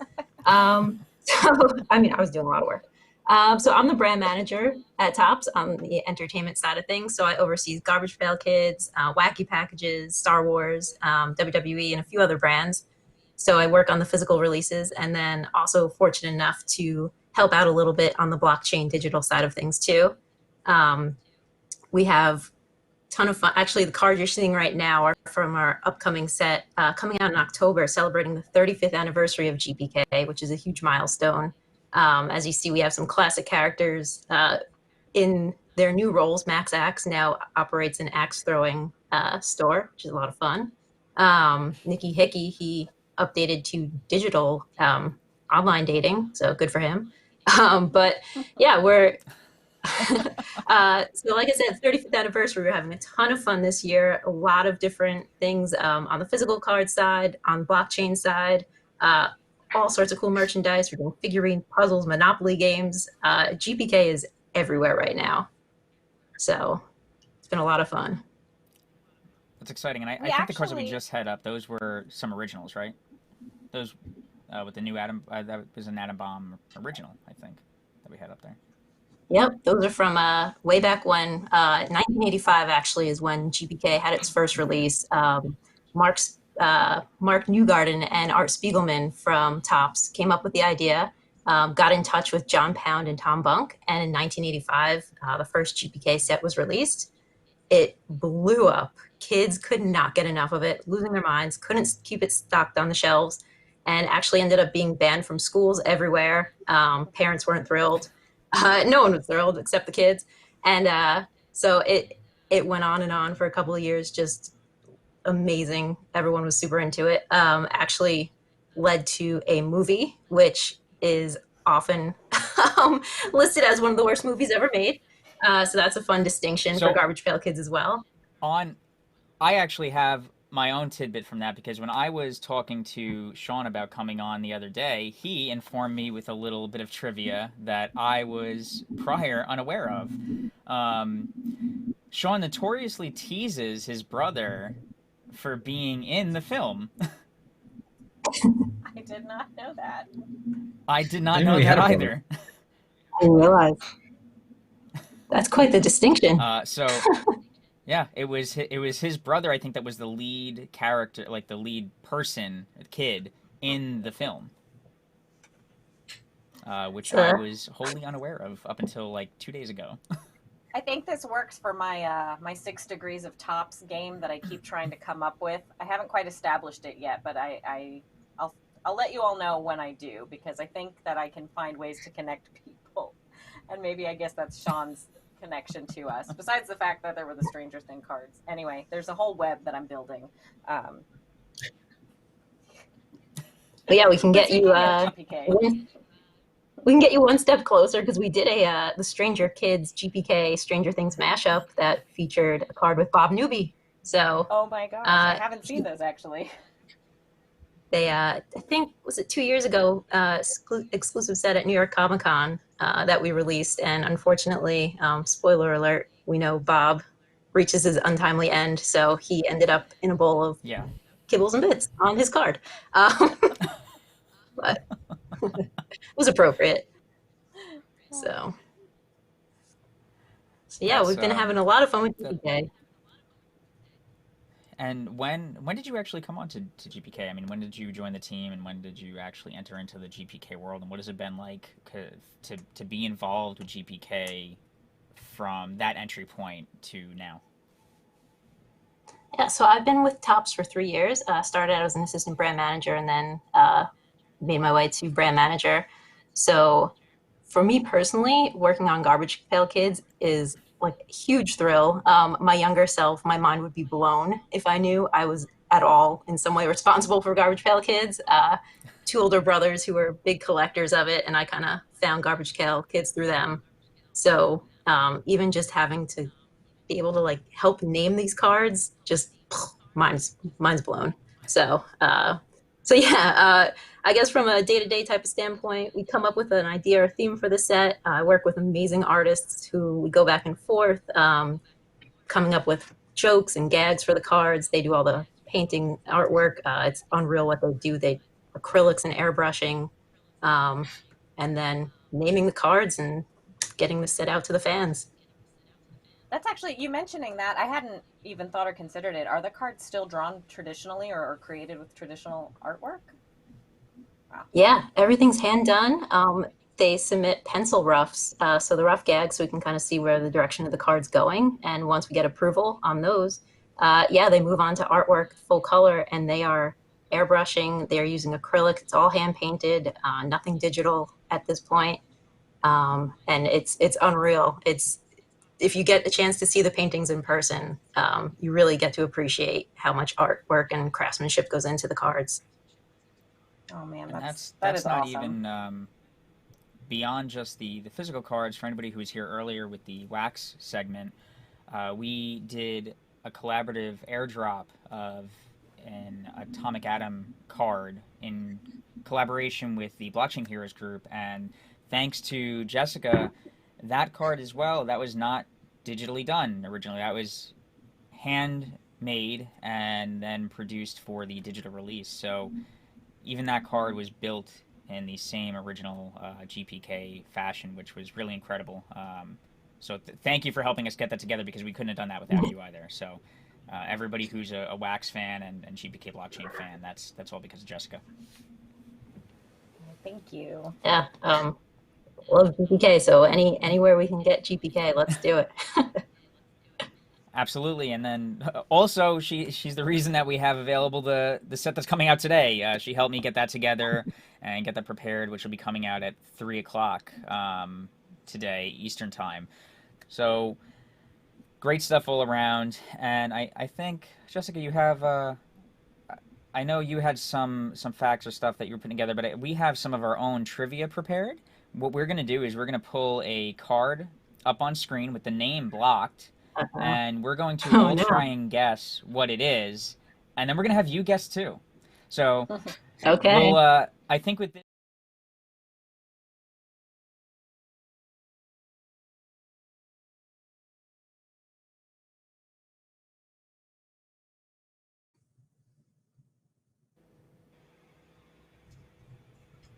Should we shout it out if we know it?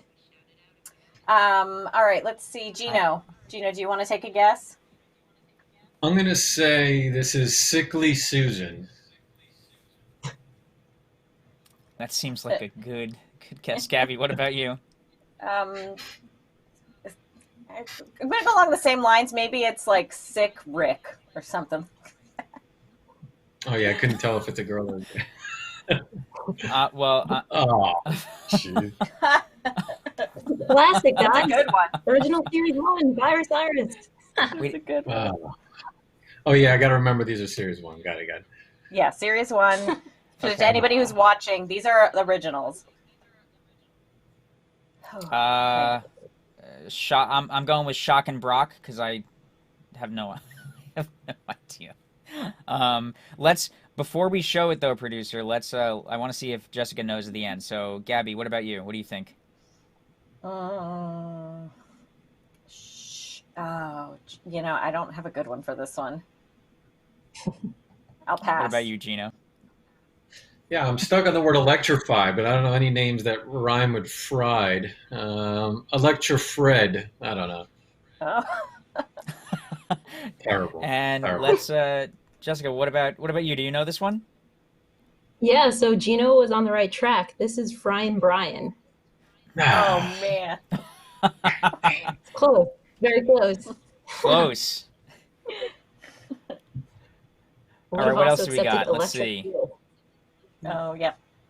Oh man. Whoa. Somebody else jump in here. I have no idea. Gino, Gabby, help me out. I mean, he looks like a lizard. Oh, man. Like Lizzie. Yeah. Izzy Lizzy. That's what I'm going with. Yeah, sure. There we go. Look at that brainstorm. Collective guess of Izzy Lizzy. Jessica, what is it? Tell us. So Slimy Sam, but the B name is Lizard Liz, so kind of close. Hey. All right. So close. Partial credit. Partial credit. Yeah, please. I'm gonna need it. Oh man. Ooh. Every girl in Wow. the 80s, I guess.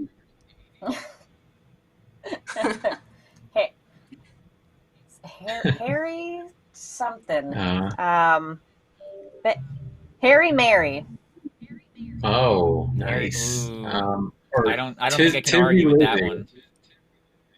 Tizzy, We have Tizzy Lizzy, Harry Mary. Let me see if I can.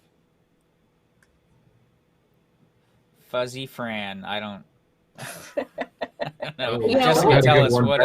No, you guys were pretty good on this one. This is Furry Fran, and the B name is Harry Mary. Hey, No way!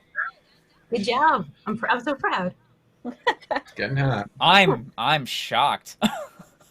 Oh no. Some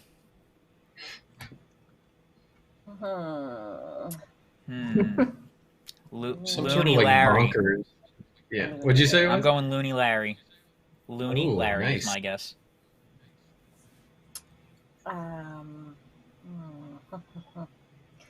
God, I am so much worse at this than I thought I would be. Yeah, same. I love thought I might do the okay. fan messed up mic. Yeah. Oh. Crazy Kyle. Yeah. Oh, Crazy we're Kyle, just okay. cheating there. I'm reading the like comments words. now. I'm reading the chat. The chat seems to be leading you wrong, though. Yeah. I don't know. It's got to be something with springs, right? Like, man, I don't know. Wacky Jackie. Wacky Jackie, sure. Well, there you go. That's Wacky Jackie and Looney Larry? Looney Lenny? Okay. Looney Lenny. I feel like It's I Looney was. Lenny. There you go. I feel like I was close. Mark Then. was close.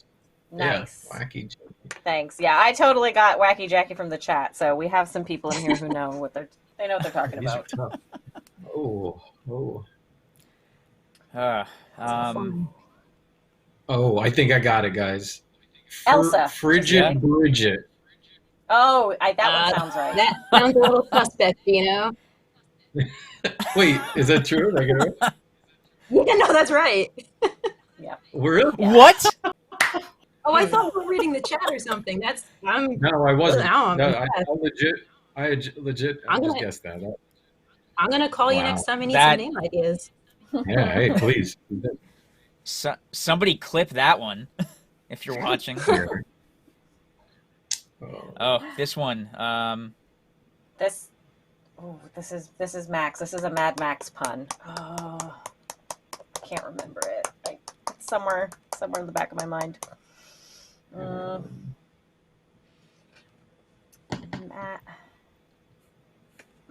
Mad Mike. I have no. Mad Mike is it? I think Gabby scooped that up via Scooter P on the chat. Well, I knew it was Mad something, and I. Okay. That's true. You did say Mad beforehand. Okay, this one. I have one of these. I have one of these. I feel really good about I this think one. this swinging. No. Did you say no? Yeah, I did say no. Just you're no. not on the right track. I'm gonna cut you off right there. It's not right. April. What? April. Just that's April. Yeah, like there's a dash after April. April. April. Oh. That's Did I get that's this? too smart for them. Oh, I apologize. All right, you gotta think basic on this one. Anna Swinging Banana. Susan. Basic. Oh. Anna Banana is the bee name. Okay. Swinging Susan. Somebody hide the chat from Gabby. I got nothing on this one. Yeah, I'm totally. All right, this is Kim Kong. Oh my gosh. Oh. All right, sorry, I just felt like the air went out of the room on that one. Yeah. Oh, there we go. This one's cool. Boy, All right, I this think one's we. a classic, Yeah. an all-time favorite of most Yeah, collectors. So pressure's on. Graffiti something. Yeah, something Italian. It's like punk, something punk, little. Graffiti Gino. Nice. Graffiti Petey is the bee name, and New Wave Okay. Dave. New Wave Dave. Okay. All right. I think we feature him in that Barfathon video, right? Yes. Ooh. All right, guys, this is the last one that we got. Let's see if we can nail it. I like my soul wants to say flat mat, but I don't think it's not a mat. That's another one. I think. Like Flat Pat. Yeah, that's what I was thinking. Flatty Matty. It's Flatty Matty or Flatty Patty. Flat Pat is the bee name. What? Okay. Flat Pat is the bee name. You got it. Guys, you're really good at the bee names, but not so much. Yeah. No, I should have grabbed the B files. We would have been like 8 for 8. Rollover or something. You're on the right Rolly. track. Yeah. Rolly. I don't know. Nope. What do we got? I have no idea. Rundown Rhoda? Rundown Rhoda. Okay. Yeah, it works on 2 levels. Rhoda, road, you know. But that guy's not even concerned for her. Did you see it? He's just still going on. Someone in chat said Flat Stanley. I think that's something else. That's not a. I don't know. That's not a Tops thing, but. That's wild. I don't know. That little paper thing. Yeah, that's the paper guy you take with you places. Someone said I just arrived, and I'm confused. They're about to be way more confused. Yeah. Because of what we're about too. to show them. We're gonna watch Barfathon together. I'm told by the producer. Yep. And we will give commentary. I've not seen this yet, so. Oh, good. Oh, this would be fun. This is a Comic-Con spoof. A really talented animator did.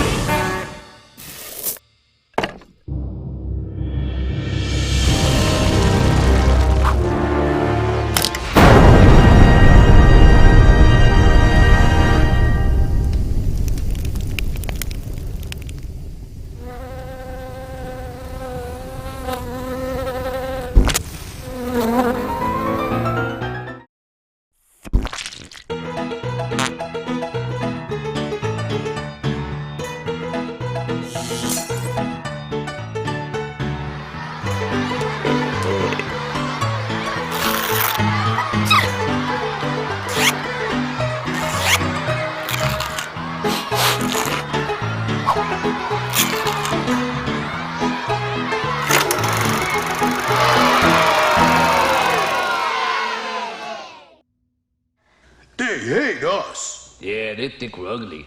Ugliness is not in a mirror. Ugliness is cruelty, meanness of spirit, greed. To be blessed with unusual features is an adventure.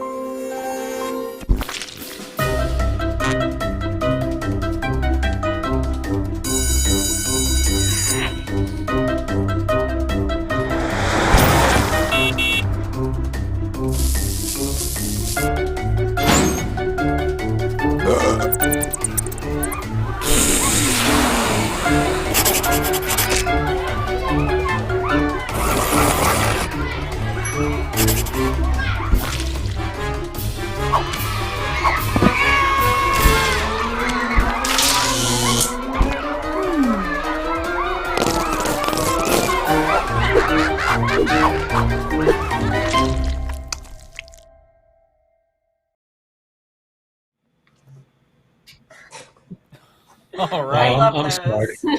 Yeah. I love those so much. Cinematic masterpieces.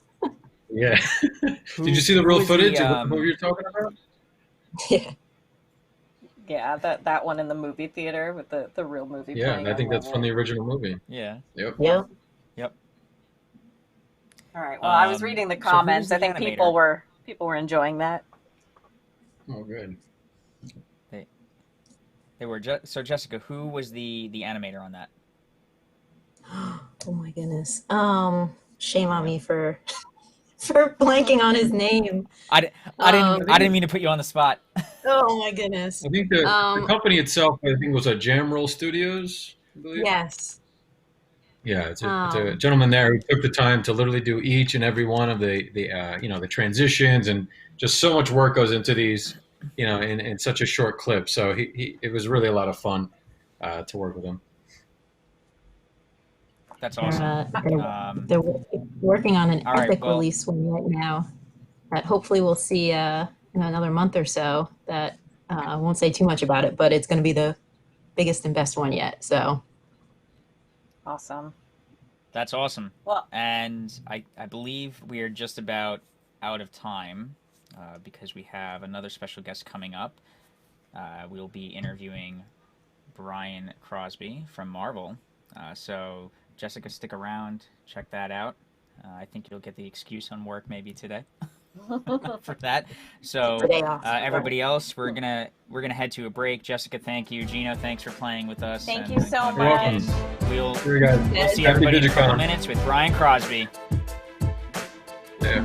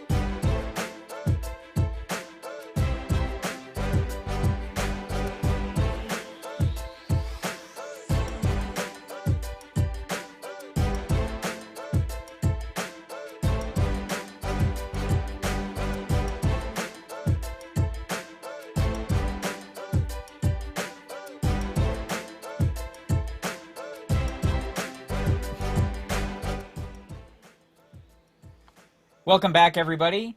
For those of you just tuning in, we're your hosts. I'm Mark Seal, and this is Gabby Young.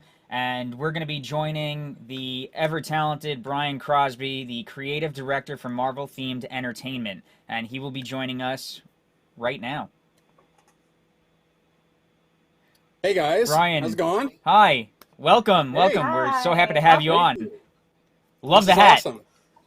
I love the hat. I love your guys' shirts. I need some of those. Those are great. Yeah. Classic. Oh, Classic. we'll get you in touch with the right people who can get you some. Awesome. But yeah. Absolutely. Yeah, I got this so hat welcome at New York Comic-Con last year. Comic-Con. It was one of my sole objectives. You know, I'm over at the Marvel booth, and I told my wife I really need one of those Topps hats. And so I went over to the Topps booth, and they said if I spun the wheel, I can maybe get the hat, because I couldn't buy it. I spun the wheel once, and boom, got the hat. And I was like, I'm good. I'm out. That's all I needed. Nice. That is awesome. All right, well, next year. Oh, go ahead, Gabby. I was going to say, since we're talking about shirts and hats, someone in the comments is asking, where did you get that shirt? It's a great question. My wife got it for me. I'm a lifelong Angel fan. Love the 80s representation here. So my wife got it for me. So I wish I could tell you where exactly I got it, but I'm not entirely sure. Yeah, no worries. Lots of people giving you love for that and love for the Anaheim Angels. So, all right. Mark, were you gonna? Technically, it's the Los Angeles Angels of Anaheim, but we'll let it slide. It's changed. Yes, periodically. I know it's hard to keep up. Yeah. Awesome. Yeah. So, what I was gonna say next year too. If you need a hat or we have any new stuff, just come by. I was there last year. Gino, who was just on, will be there. You can still spin the wheel, but if you don't win the thing you want, just let us know. We'll make sure that that we get it to you. I'm gonna record this. I'm gonna keep that and make sure that you remember this conversation, Mark. Hopefully I'll be there again. Hopefully we have it again next year, whenever it does happen again, and then we'll see you there for that fun event. But we're here today at DigiCon 2020. We've had an exciting event so far. Our first day was yesterday. Were you able to watch it all yesterday? Yeah, I've been kind of in and out. I mean, I'm still working myself, so but I've definitely had you on in the background. I needed to get to know you guys a little bit, even remotely, before jumping on here. It's been great. It's been fun. Yeah, and what do you think so far today? Today's our Bunt featured day, and we have some exciting stuff with this collaboration release for Marvel that you've been a part of. This is just exciting stuff. No, it's been cool. I mean, loved seeing Sean Astin yesterday. You know, again, kid of the '80s. That really hits home, and then I got to follow up that awesome Garbage Pail Kids animation. I'm like, oh man, that's a tough act to follow, but it's been fun. It's been I don't great. think so. You know? I think people are going to be really excited to see. Sorry, go ahead. No worries. I think people are going to be really excited to see what we're going to show them up next and what you've been working on. Oh man, I'm so jazzed for people to see this. Like I said, as a lifelong Angel fan and Marvel fan, it's not very often that these two sides of my brain collide. And when I had the opportunity to draw this card, man, I jumped all over it because I was so excited. So I hope Marvel fans dig it. I hope baseball fans dig it. It's a cool kind of collision of the two. So kind of speaking of that. No, go ahead. We have occasionally a little bit of delay, so sometimes if we start cutting each other off for anybody watching, it's that. So Gabby, go ahead and start. This is the world we live in now, man. It's all good. Yep. Yeah, making the best of it. So I was going to say, for any fans who are watching and just tuning in, if they're not familiar with your work, I wanted to see if you could just start by telling us a little bit about what exactly you do for Marvel and how it is that you kind of got started in this industry and with what you do. Sure. Yeah. Well, I'm currently the creative director of Marvel themed entertainment. So what that means is we're actually kind of one of the newer divisions of Marvel. So we oversee, the dimensional representation of the Marvel brand, and that, we've done a lot of work with the Disney parks, and other amusement venues around the world. We've done museum exhibits, character appearances, live arena shows, traveling VR experiences. So kind of, it's like not movies and not comics and not TV shows and not video games. It's like stuff that people get to go and experience in real life, which certainly has presented some challenges now due to the global pandemic. So we've been, like yourselves, doing a lot of these virtual events, which has been fun too.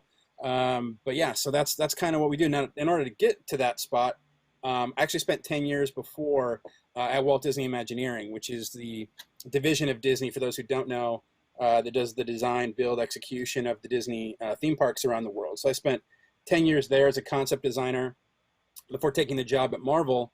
And then before that, I drew some independent comic books. So once Disney purchased Marvel, this was like, the perfect opportunity for me. And I loved my job at Imagineering, but if there was one company that could pull me away from that, it was certainly Marvel. So now I kind of have the best of both worlds, and I've been able to be involved in a lot of, frankly, dream projects for me. So that is really exciting to hear. And speaking of projects like that, Mark, I think you wanted to ask to see some of that stuff that we've been collaborating on, right? Oh, we're gonna see it. I did. So we're going to bring it up right now to look at. So we'll be able to pull up on screen what you've been working on. So if the producer could help us out with that. Here it is. This is the incredible Mike Trout card. This is such an awesome collaboration. Oh man, it was such a dream. So basically the way this kind of came to me was, I'm being over themed entertainment. I'm involved in a lot of our pro sports activations, Marvel Superhero Days and things like that. And they told me about this cool new partnership with Topps, and I'm already a huge fan. I collect. I'm on Bunt. I'm on the Marvel Collect. I do the Disney app. So and I've been collected baseball cards. Mostly as a kid, starting around 1986. But the Heritage cards kind of got me back into it, and they sent me a list of players that were going to be a part of this partnership. And when I saw Mike Trout on that list, I immediately raised my hand and I said, all right, what artist is doing the Mike Trout card? Because like I said, huge Angel fan. And so they said, well, we haven't assigned anybody yet. And I said, I would really, really like to do that card. So they let me do it, and that's what we came up with. So I did a few different sketches of kind of what that might look like, but I really wanted to incorporate a lot of different elements here. I mean, there's certainly an homage to the Angel character from X-Men. In terms of his costume design, it's with the Angels, you get, it's kind of built in with some great iconography. And then for those who don't know, who aren't huge Angel fans, when the Angels win, the halo atop the Big A there, which is outside of Angel Stadium, lights up. And so I put the Big A in the background, and then it serves as kind of a halo over Mike, but also, signifying an Angel's victory as well. So this was, like I said, just a dream project for me to be involved in. I had a blast doing it. That is, as we were just playing it, that is such an amazing piece. And then I like Thanks, how man. They had the line work and the transition with that. I mean, the card, the art, all of it is just, it's an amazing collaboration, and the thoughtfulness behind where the halo is appearing and why and what that is, and what and the tie back to a Marvel character. And these are the kinds of things I think our fans love. Well, every piece that we do at Marvel, whether it's an attraction or an exhibit or a comic book or a film or whatever, there's got to be a story there, right? And so when you're doing something like this, I think of it more like a comic book cover, where you got one snapshot to tell a story.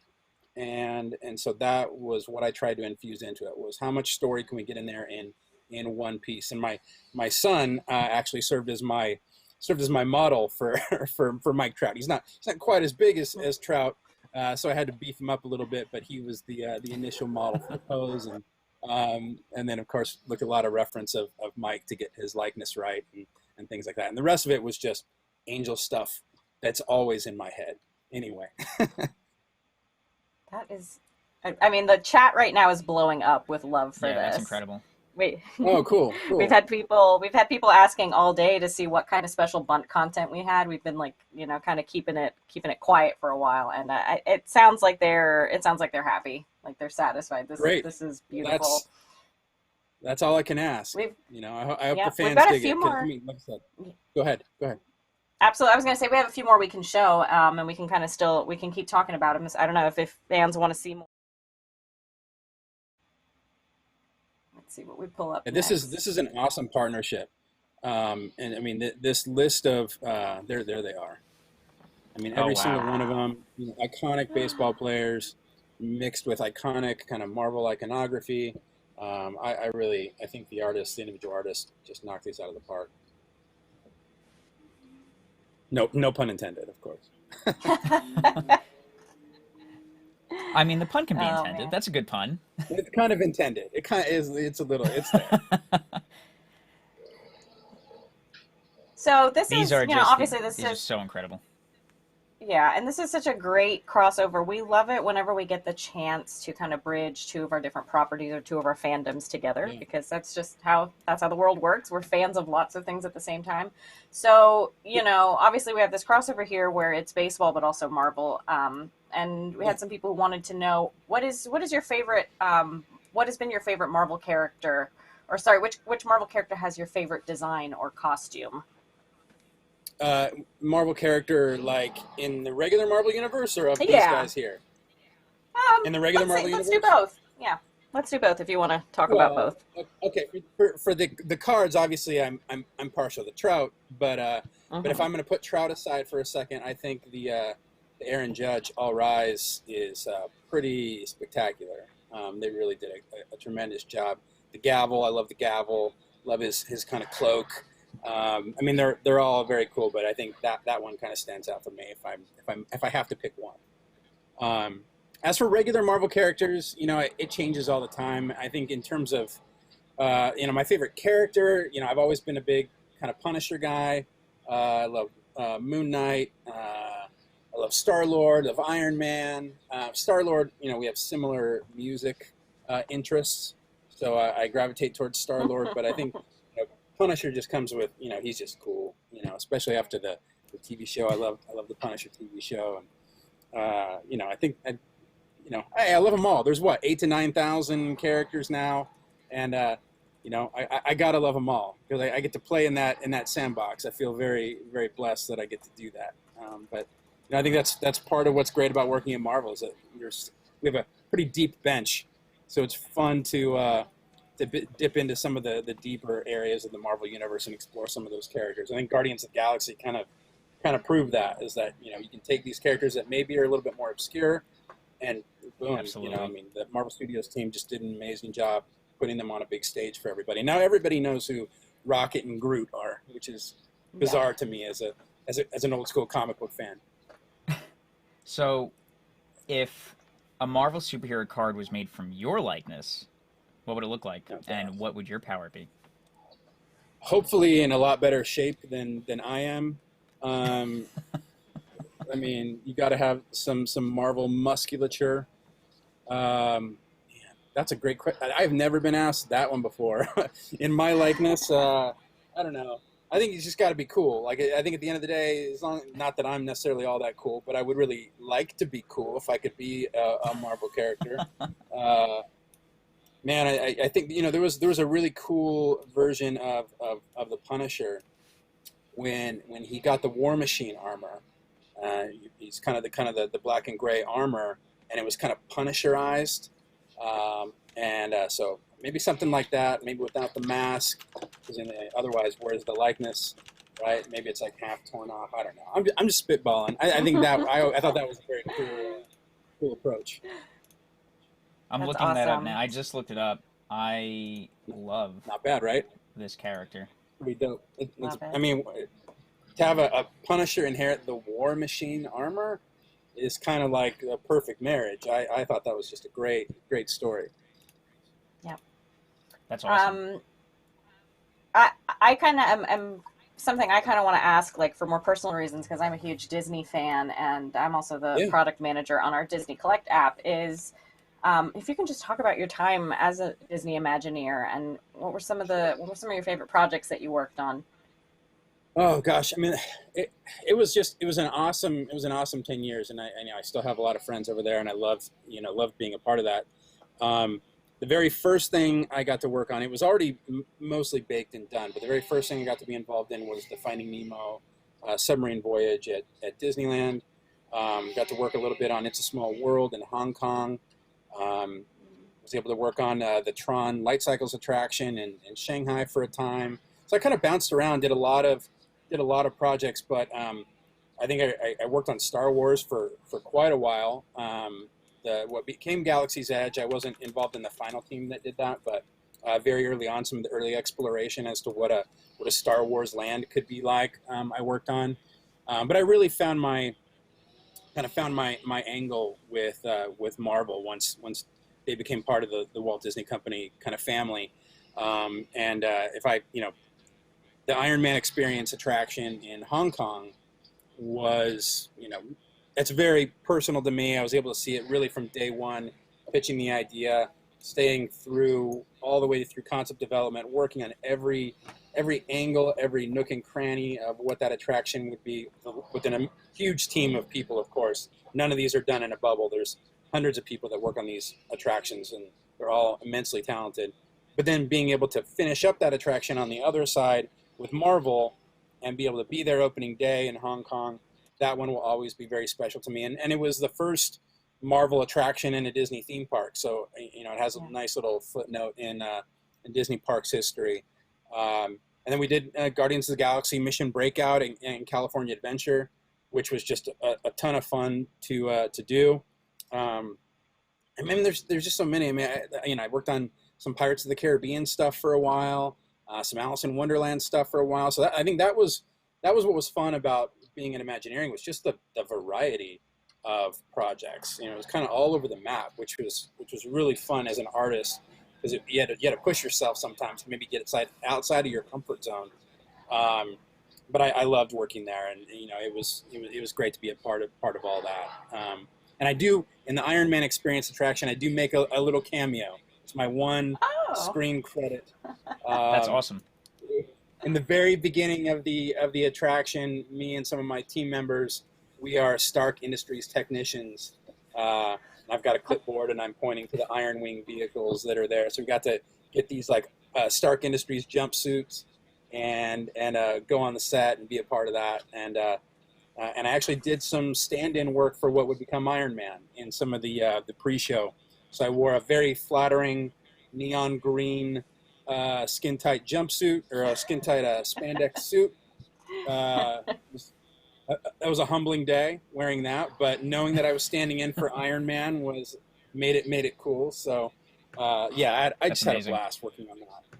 Yeah, that's so cool. That's an incredible experience. That had to be. It was a lot of fun. You mentioned the Guardians of the Galaxy Mission Breakout. When that happened, it was, I think, kind of controversial at first, or there's just a lot of. But it's turned out to be like a fan favorite. People love it now. So what do you think were some of the keys to making that a success and making people believers and fans? Sure. I mean, yeah, we certainly heard some of the folks who weren't super thrilled with the idea at the beginning, but I think one of the things you just have to do with these attractions is you have to really believe in the story that you're telling, and kind of put yourself in the seat of the guest. Like, is this something I would want to do? Is this something I'm going to find fun? Is this something that I would enjoy doing, that I would want to take my friends and family to go and do?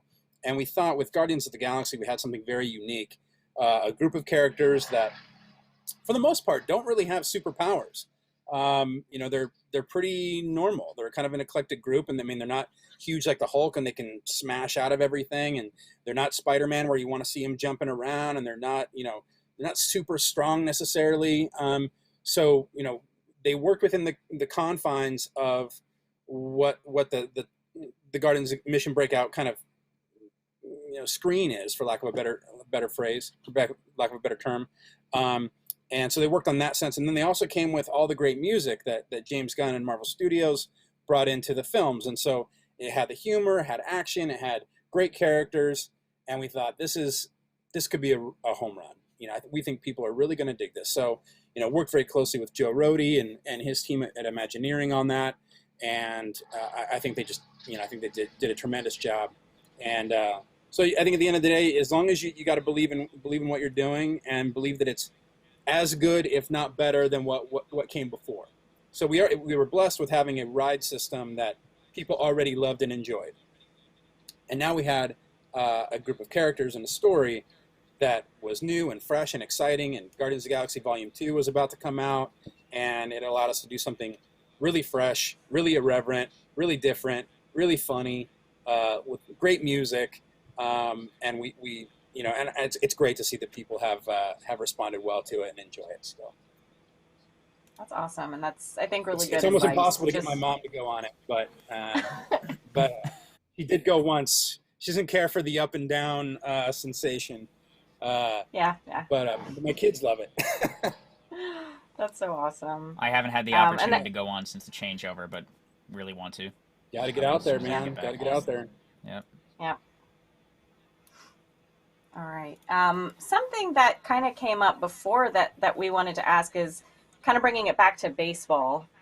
In addition to this awesome set that you created, I kind of heard that you maybe have a lot of just baseball in your genes, or yeah, it's kind of in the family. It's in the blood. It's not very often that that Marvel fans and baseball fans necessarily always intersect. I mean, they're actually, I know there's some crossover sometimes, but my father, Ed Crosby, was a Major League Baseball player from like 1970 to about 1976 with the St. Louis Cardinals, Cincinnati Reds, and the Cleveland Indians, and then later became a scout with the Orioles, the Indians, the A's, the Angels.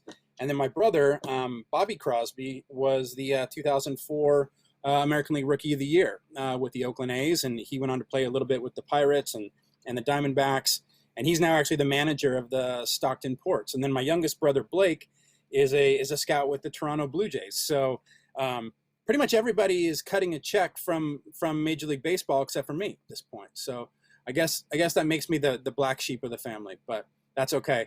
I am a huge baseball fan. I love baseball, and I played a little bit in high school. But yeah, baseball is definitely in my family for sure. And yeah, it's not too often our careers intersect, but this is one of those unique circumstances where they do. Probably the only time I can think of is one time when Bobby was playing with Oakland. He came out to play the Angels, and the local cable affiliate there in Oakland asked to come to my office at Imagineering and showcase what I was doing. And then they had me out to Angel Stadium to watch Bobby take batting practice, and then I drew a caricature of Bobby, and they did this little segment called Brothers, and Bobby and I kind of bust each other's chops a little bit, but that was really fun for us to do something together like that, because we don't get too many opportunities in that sense. But yeah, no, I'm really proud of my dad and what he accomplished, and certainly proud of what my brothers are doing now and their careers. So I think we all kind of ended up doing something that we loved, and we grew up playing baseball, playing wiffle ball outside, and to see them accomplish these amazing things in Major League Baseball has been very rewarding for me. And then I was the nerd that also liked comic books, and so I ended up going that route. And so we all ended up doing things that we really were passionate about. So we're very blessed and fortunate. Well, you're back here now, though, making your own mark on baseball history with these incredible crossover cards. And I mean, they're for collaboration with Topps and Marvel and involving MLB in our Bunt app, which is just an incredible experience for baseball collectors. I mean, now to have your work in there and have it be this crossover, I think you can safely say you're making your own very prominent mark on the property. Well, I appreciate that. Like I said, I've been collecting on Bunt for a few years now. There's actually quite a few Marvel folks that are into it. Where we get together and talk baseball from time to time, and it's a great app. It's a lot of fun. Certainly scratches the collector's itch for us. Great to do on my commute. And open up my packs and do my wheel spins and do all that stuff. And so it's a real honor for me to just be a small part of it. And hopefully the fans dig it and we get to do many more. I had a blast doing the Mike Trout card, and I'd love to do more. Speaking of, I mean, in the future, if there were any past baseball players that you would, or are there any past baseball players that you would like to do a crossover with for Marvel characters? And I don't know, for example, like how would you approach somebody like Babe Ruth and turning them into a superhero? What would that be like? Yeah, so that's a great question. I think Babe Ruth would be tremendous. Today's Jackie Robinson Day, so I got to throw Jackie Robinson into the mix. I think he'd be a tremendous one to illustrate. So Ted Williams comes to mind. Certainly some of the classic Angels for me. Wally Joyner or Nolan Ryan or something like that, or Jim Abbott. Some of those characters come to mind. Characters, not characters. They're real people, but we'll make them into characters. I think for me, the way I would approach it is I just would think about what's the story, right? So like, what are some of their nicknames? What team did they play for? What's some of that iconography?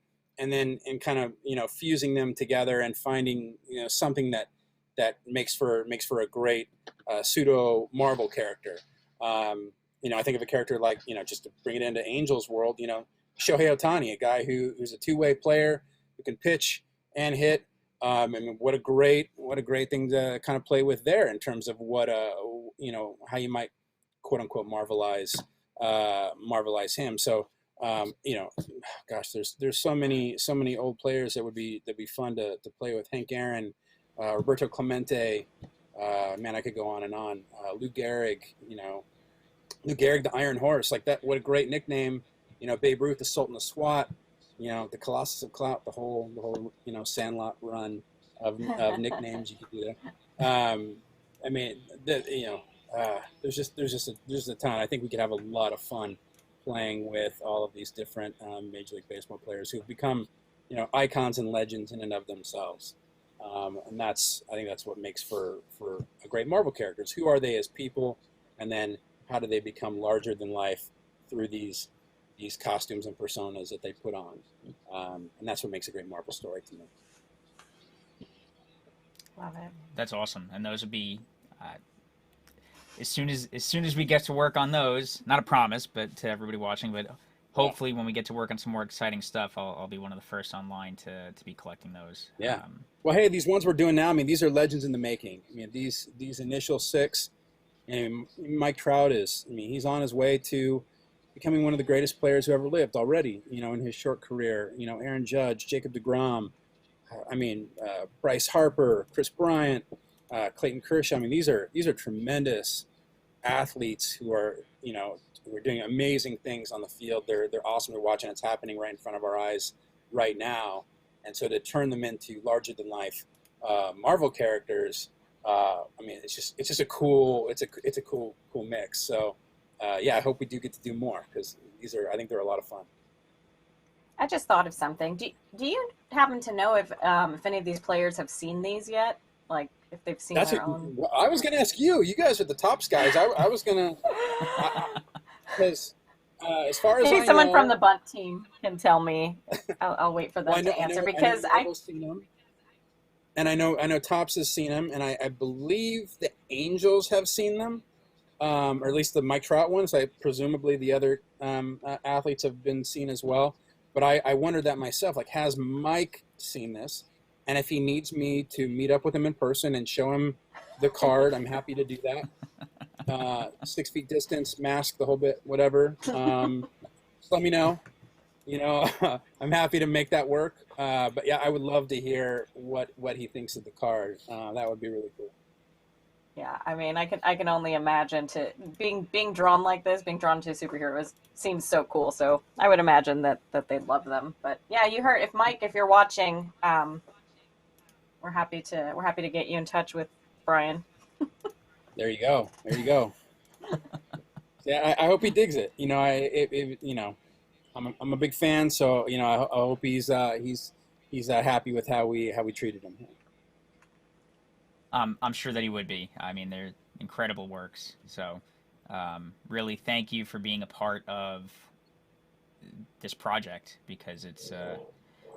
I think I spoke about this even a little bit yesterday. If you had seen me talking to Kevin John, who is a Disney artist, and the collaborations and kind of initiatives we're pushing for here at Tops to make amazing content, and we can't do it without incredible artists and visionaries like you who can take something and a topic and just make something amazing out of it. And you've taken that even a step further by taking really two properties and treating them right in a final work that we get to show off in our app. So it makes for an incredible experience. It's something that everybody watching who's a fan can't get anywhere else. It's something that we've worked very hard on here at Tops with everybody to make special, and it's because of artists like you that we can do it.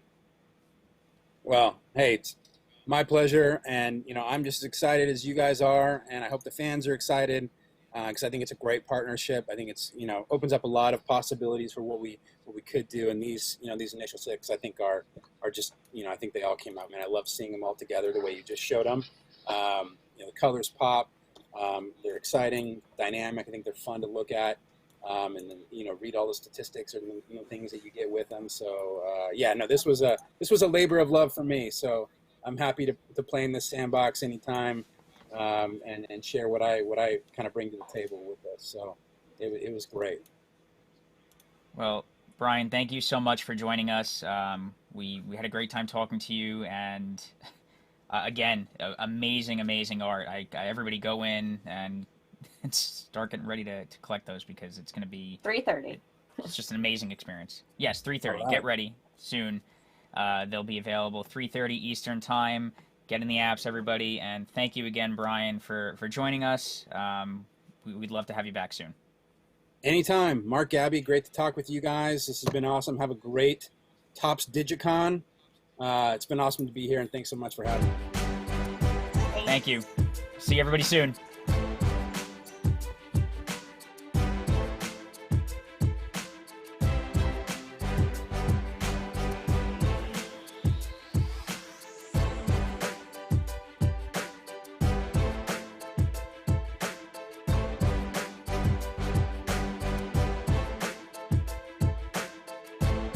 This is WWE superstar Drew McIntyre, and you're watching the Tops DigiCon 2020 DigiCast.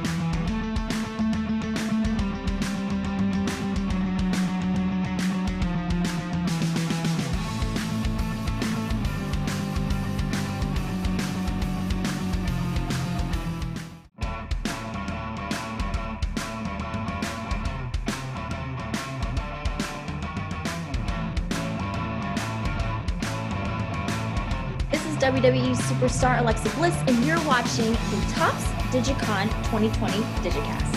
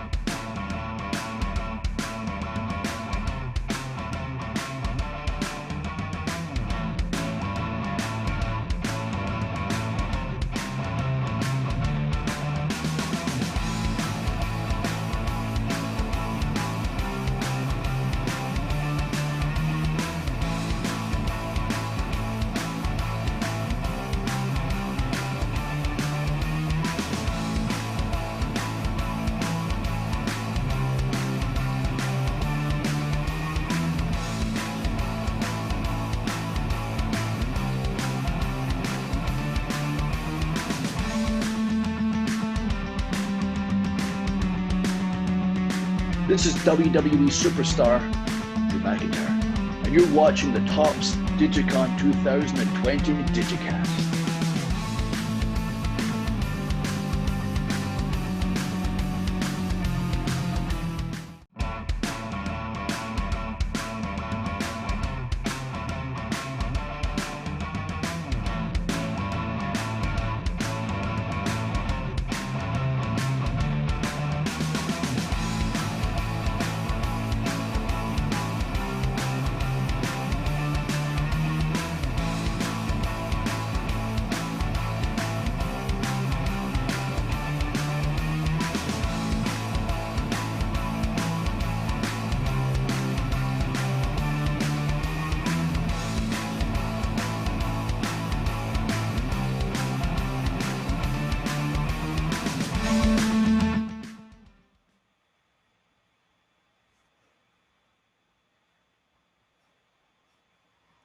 Mark, I almost didn't do it today. I almost made it without doing it today. Welcome back, everybody. We just closed out an exciting interview. Got to see some amazing Marvel and baseball crossover cards. And now we're going to be heading over to Slam. Now, we have the answers to the questions coming up soon, but before we get to that, I just want to go over what kind of exciting content we have in Slam today. This morning, we had a new avatars released with Big Show, Naomi, and Dexter Lumis, with 3 more to be released tomorrow morning at the same time. So that's 10:15 a.m. Eastern Time. So keep an eye out for those tomorrow. Today we also had the DigiCon exclusives, which were released at 12:15 Eastern. They're available now. The featured cards for today are none other than Alexa Bliss and Drew McIntyre, in celebration of them joining us for DigiCast. And there are also base cards that are free to everybody, and DigiCon pass holders are also receiving base plus signature cards. So if you're a pass holder, don't forget to go claim your packs. There's also, we have even more today. We have the SmackDown recap, which I believe just released. It was at 3:15 release today, Eastern. Yep. So that's the weekly recap of the previous week's SmackDown episode and this week's featured superstars battling it out in the new WWE Thunderdome. And one more. We have the Fanzine collection, and we're on day 2. That's releasing in about an hour at 4:15 Eastern. And that collection puts a cool spin on accomplishments, accolades, logos, and nicknames of superstars. With today's focus, it's going to be on the rated R superstar, Edge, and the man, Becky Lynch. Let's see. Edge just recently returned to the ring for the first time in 9 years, which is crazy. And Becky is pregnant with her first child. Those are some interesting facts that were given to me. I didn't know either of those. I'm not super knowledgeable on wrestling, so I'm learning today as we go. And I'll also be in the app collecting all the exciting sets we have. So, Gabby, what do you think? Should we get to those questions? Yeah, absolutely. People have been asking for them all day, and here they come. And these, these sit downs, we were really lucky. Not Mark and I, so don't worry if any of you were out there concerned. We had our Slam team got to sit down and talk to these superstars and get some of these questions in their hands that were brought to them by the fans. So now that we've been one more thing I almost forgot, Gabby. Before we get into that, though, not to interrupt you, this is important. We can't forget about the giveaway. Can't forget about the Slam giveaway. So I think we're gonna go with #Slam. Wait for that in chat, everyone. And today we'll be picking. Let me make sure I got this right. It's yes. We are going to be doing 5 winners, each at $100 of in-app currency. So I see the chat is moving. Yeah. That's right. That's right. So, we weren't going to forget you all. We weren't going to forget to give you all your shot at the giveaway. And I see our chat was also talking, our internal chat was also talking about that it was me again. I am now notorious for muting myself and forgetting to unmute. So just expect that, everybody. We got 2 more days of it ahead. Bear with me. It's a habit. I don't know where it came from. It's not like I've been doing this that long. Would you believe it if we told you that Mark and I are not professional streamers or hosts, and that we actually have other jobs that we do, and this is kind of new for us? We're doing our best. And wait a minute. I just got a call. I think this actually happened like this for a while. You changed your shirt? Yeah, like a while ago. I needed to stand out and have my own identity here, okay? Also, just, representing all the top shirts in the collection. So, all right, now that people are entering the giveaway, and I know everyone's really excited for their chance to win a whole ton of currency in Slam, what are we going to give them next? I think it might be time to give them the answers they're looking for. This is the way. Yes. Not. I love Disney. But honestly, I've been collecting mine because I think it's so cool. Like when you have like your own Topps cards, and I think it's great. I have like a whole stack of them of my own. I loved having matches with Kyrie. Kyrie's always so much fun. She would always kind of put matches together the way I like to put matches together, and that's by the moments rather than the moves. And so we would always have a little character moment in each one of our matches. It was always so much fun, and she was always up for anything, and just as long as we both like had fun, that was all that mattered. So I'm definitely gonna miss working with Kyrie. We had a lot of fun, and those are definitely some of my favorite matches were with Kyrie. It's definitely different because what we do is based on crowd interaction and crowd reaction. So we kind of normally work on the fly that way. Like if something doesn't quite work out, we have to change as long as it gets crowd reaction. But without that crowd reaction, it's definitely a little different. But I mean, in NXT, that's how we practiced, was with no crowd. So I think for us, it was a little adjustment, but I think everyone's doing really well with it. I miss the live crowd for sure, because when we have our matches, there's an adrenaline that comes with having a live audience there, and like I said, we build our matches around crowd reaction. So it's very hard to replace that. And obviously, people are very active on social, which we are very thankful for, but it doesn't replace a live audience by any means. And I will be very excited when the live audience is able to come back. Yeah. Oh, from Raw and SmackDown, I really like Bianca Belair. I liked having the match with her at the Royal Rumble. That was a lot of fun. From Raw and SmackDown, The Fiend. I love his character. I think it's great. Especially with Funhouse Bray and how he can show so many sides of his character. NXT, fan of Rhea Ripley for sure, and Tegan Knox. And yeah, the most underrated superstars, I would say Breezango for sure. They're very entertaining and they are very talented, and they're getting a great spotlight in NXT, which I'm really excited for them for, which is awesome. And then female,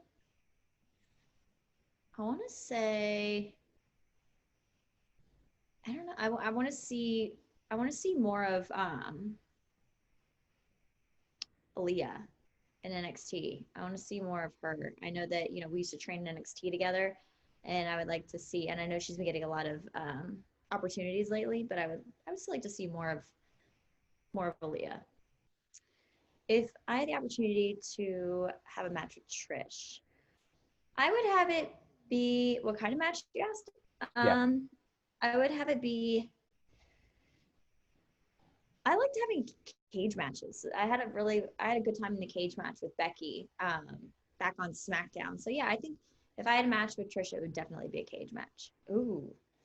I feel like you have to treat every achievement as your biggest achievement. My biggest achievement, I don't think I could name one because, yeah, I feel like all of them are really big, especially with WWE. When you get those opportunities, you don't know when those opportunities are ever going to come back. So you always have to treat each opportunity as the last and each achievement as the greatest one. Ooh, if there's a second Evolution pay-per-view, I would like it to be a triple threat tag team match. Me and Nikki versus Nikki and Brie versus Trish and Lita. My experience in Elimination Chamber match was a lot of fun. Actually, it was very intimidating too because we didn't see the chamber until that morning, and I was watching a bunch of Elimination Chamber matches to get ideas and inspiration, and you never realize how big the chamber is until you get there. And the pods were huge, and it was very intimidating. And I mean, I had a great experience because I won, but it was definitely a lot of fun, and I love any kind of stipulation match. So I love the cage matches, the Elimination Chamber matches. I love those style of matches. I just love them. My dream match at WrestleMania. Well, it would be the main event. My dream match at WrestleMania would be the main event. I would probably say that same match I said earlier with the triple threat tag team match. It would be Trish and Lita versus Nikki and Brie versus me and Nikki. My favorite opponent. I really like having matches with Charlotte. We don't have very many of them together, but when we do, we have really good chemistry, I feel. And yeah, I'd probably say Charlotte's one of my favorites. And then Nia as well. I like having matches with Nia because our dynamic is so different and we always have a lot of fun in those matches telling those stories. The coolest match or moment I've had so far made it so great. I think I really liked, I normally say, your first title win, you never outdo your first title win, which is a tables match against Becky, but I liked the Elimination Chamber match. I think that one was my favorite because the stakes were so high and because it was our first ever women's Elimination Chamber match.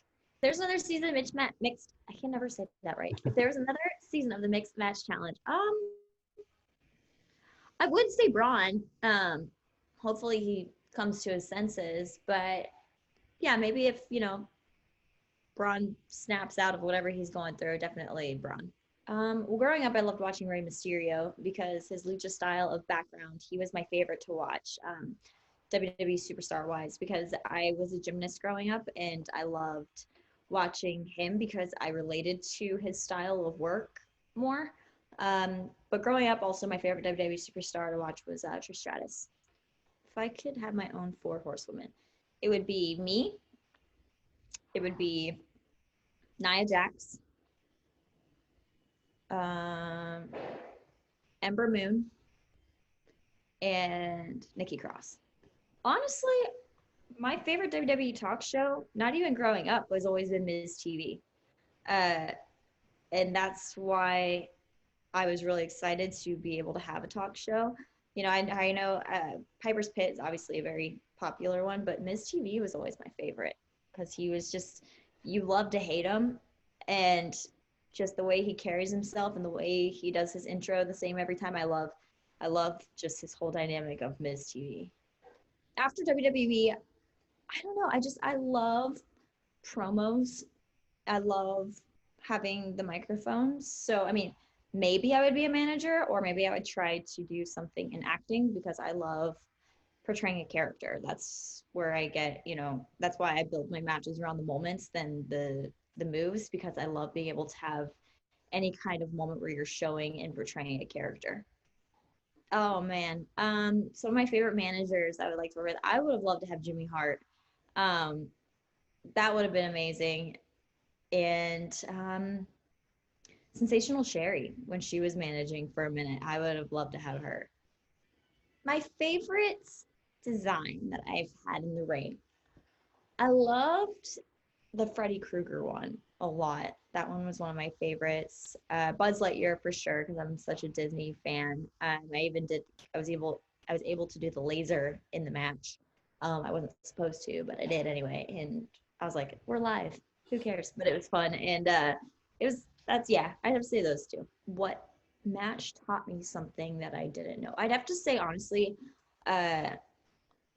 it wasn't even my matches. I would say it was when I was managing Blake and Murphy. That's when I learned the most in-ring psychology, because I was still involved, but I wasn't having to worry about remembering a match or anything, but I was still developing my character at the same time. And I think when you take time as a manager and a valet, you learn a lot then, because you can take yourself out of it, but still be in it and learn.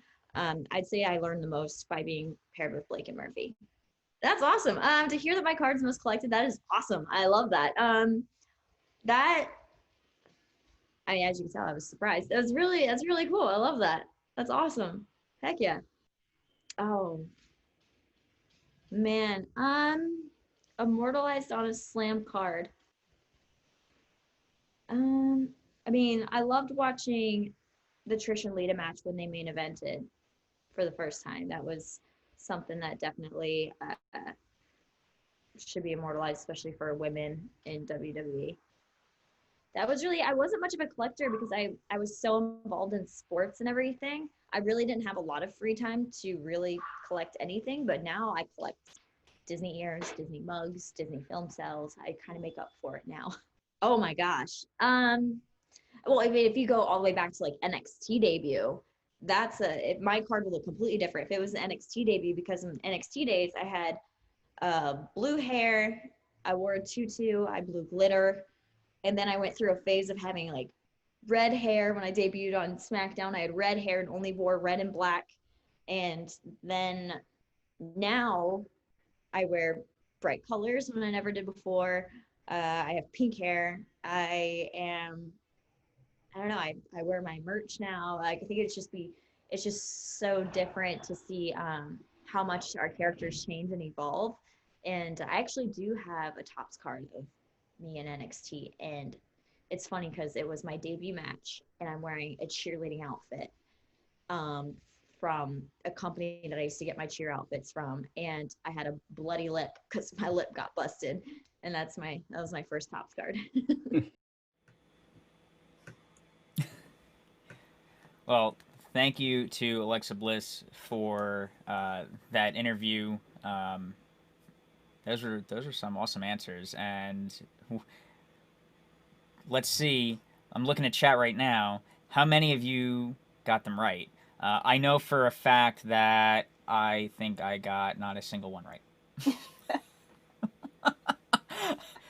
The one C answer that was actually correct was the question where it was, what is your coolest match or moments you've been a part of? And I said, well, winning your first has to be, right? And then she basically said that and was like, but I ain't picking that. I'm picking C. And that was the only one I had a shot at, and I didn't get it. Aww. So, Alexa, if you're watching, I'm sorry that I don't know your questions very well. Well, now today is a good starting point. Now you know quite a bit about her, and it's time to go learn some more. Yeah, and let's see. Come on, chat. Tell us. Throw some responses in there. Let us know. Did you get them right? That's what I want to see. How many did you get right? Were you surprised by any of the answers?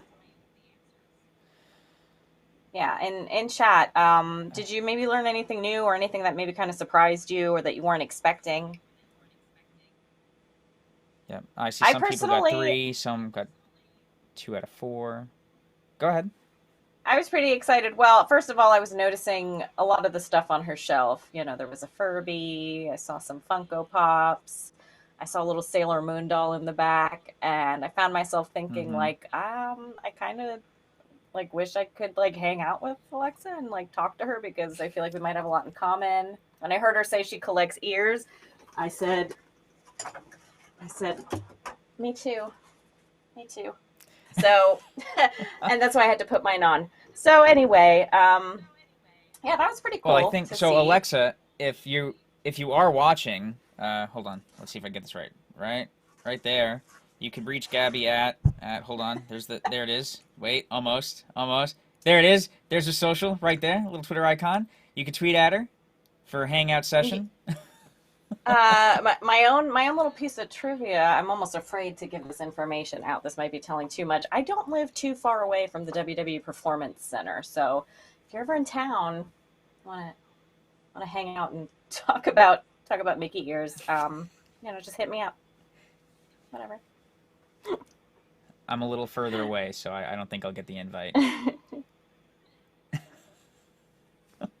Let's see, what else have we got here? Who else is chatting with us? It looks... Yep, she's a Disney kid. Love it.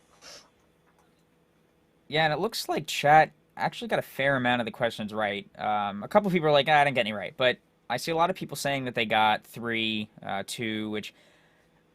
some of these questions would have been hard, right? Like, even if you know the person, I feel like some of these are very, very strong... They're opinions, and they're deep internal opinions, right? Like, you really, really have to know the person to know what their answer would be on some of these. And the fact that some of you got them right, I mean, that's a true fan.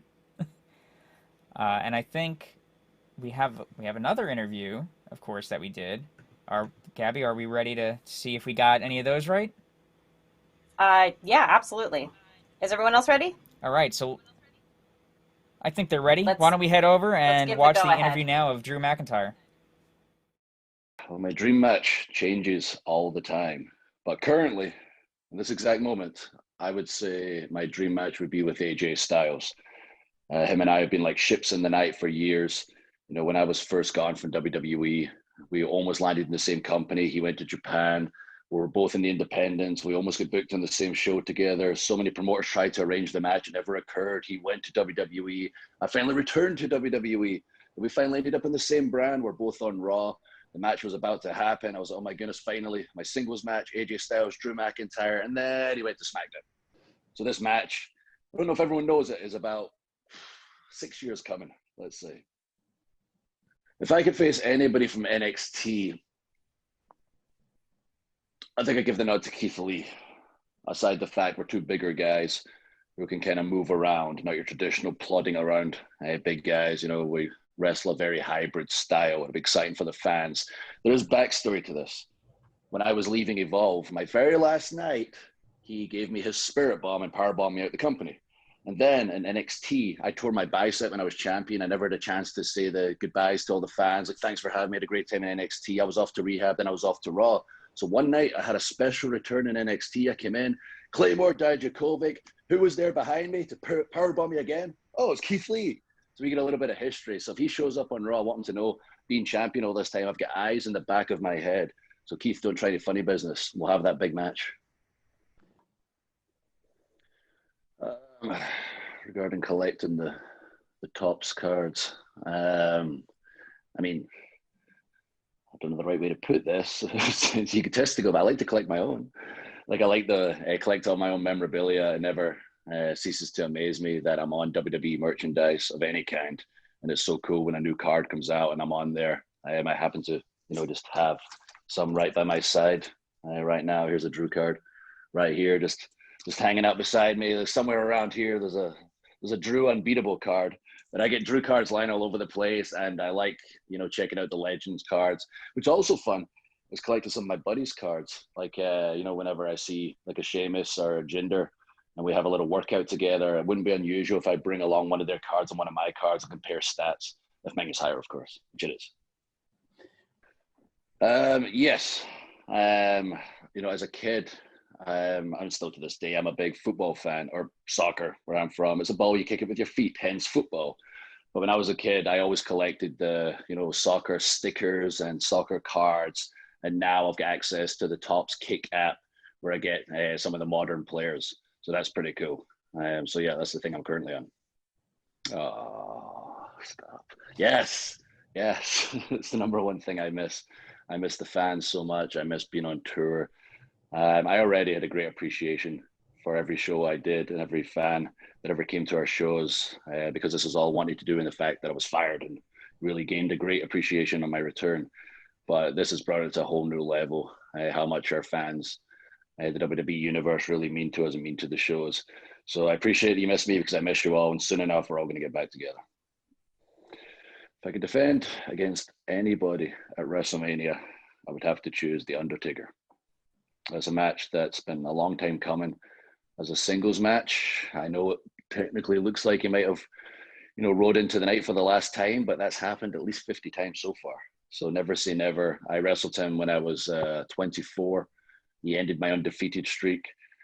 And then I went on quite a defeated streak after that. Nonetheless, I returned bigger, stronger, growing up. We had a great tag team match, myself and Shane McMahon versus Undertaker and Roman Reigns. There was a couple of moments in that match, namely not the moves parts, but when we walked face to face and everybody saw that visual and you could feel the crowd rumbling in the arena, I thought to myself, and from what I saw on social media, wow, the fans really want this match. There's a lot of history there. At WrestleMania for the title would be the perfect stage for it. So Taker, don't ride off into the sunset yet. One more match.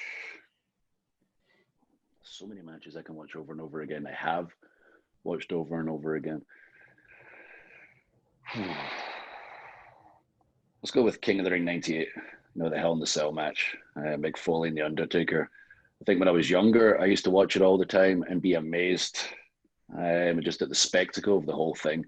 But as I've been, a sports entertainer for 20 years now, and I've taken the bumps in the ring, and knowing that the ring back then was twice as hard as it is now, it's almost unbelievable. Like, you just, every time you watch it, you think to yourself, I remember it being crazy. I remember Mick Foley taking these insane over the top falls. Like, they can't be as crazy as I remember the last time I watched it. And the last time I watched it was the 900th time. I've seen it in 901 time. It's just as impressive and just as crazy. Okay.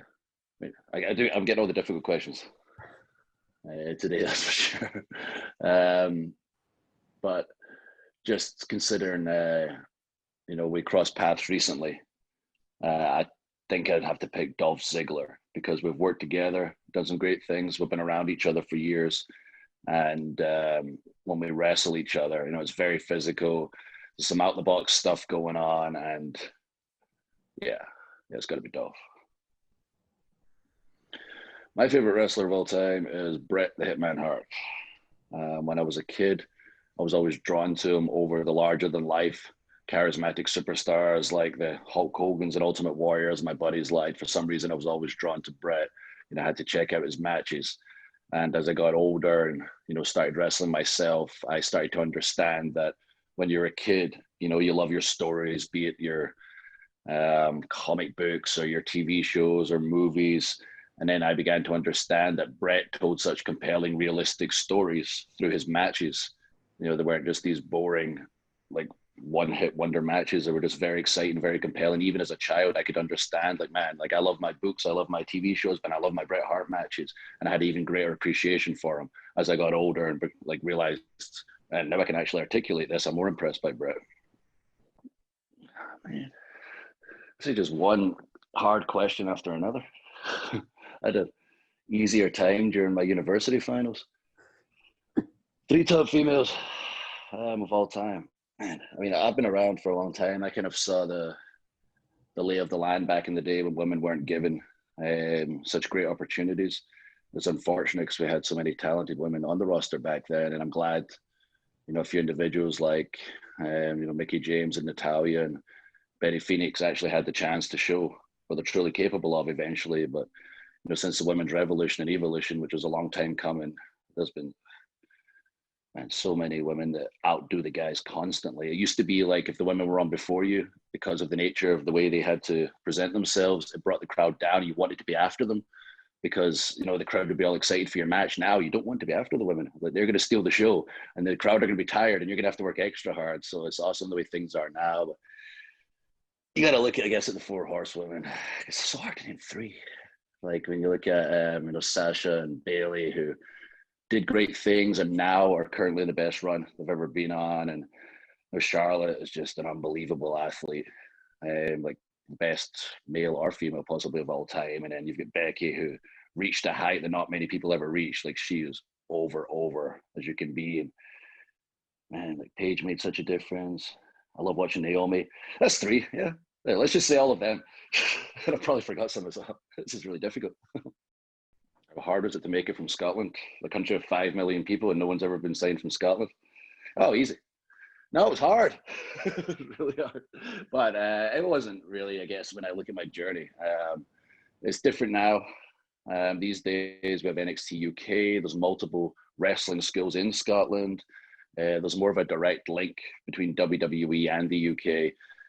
And NXT and Raw and SmackDown, it's all intertwined now. But when I started, it was a case of you got cherry picked from Scotland or the UK or any country and dropped in America. Then developmental really was developmental. It wasn't the third brand like NXT is.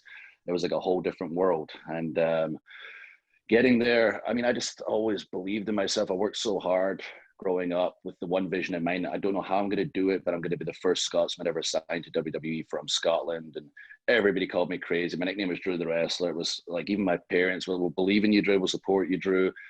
It's insane that you're making a 24-hour round trip just to go to the one wrestling school in the UK all the time. But you know what? As long as you stick in school, like, we're behind you. But realistically, that's an American thing. You're not gonna do it. So I pretty much had everybody against me. But if you believe in yourself enough, you have a dream, you work hard enough, you're accountable to the person in the mirror, you can do absolutely anything. And I'm like proof of that. And these days, trust me, if you have the dream of making to WWE, it is a lot more streamlined, but it's still the same mentality.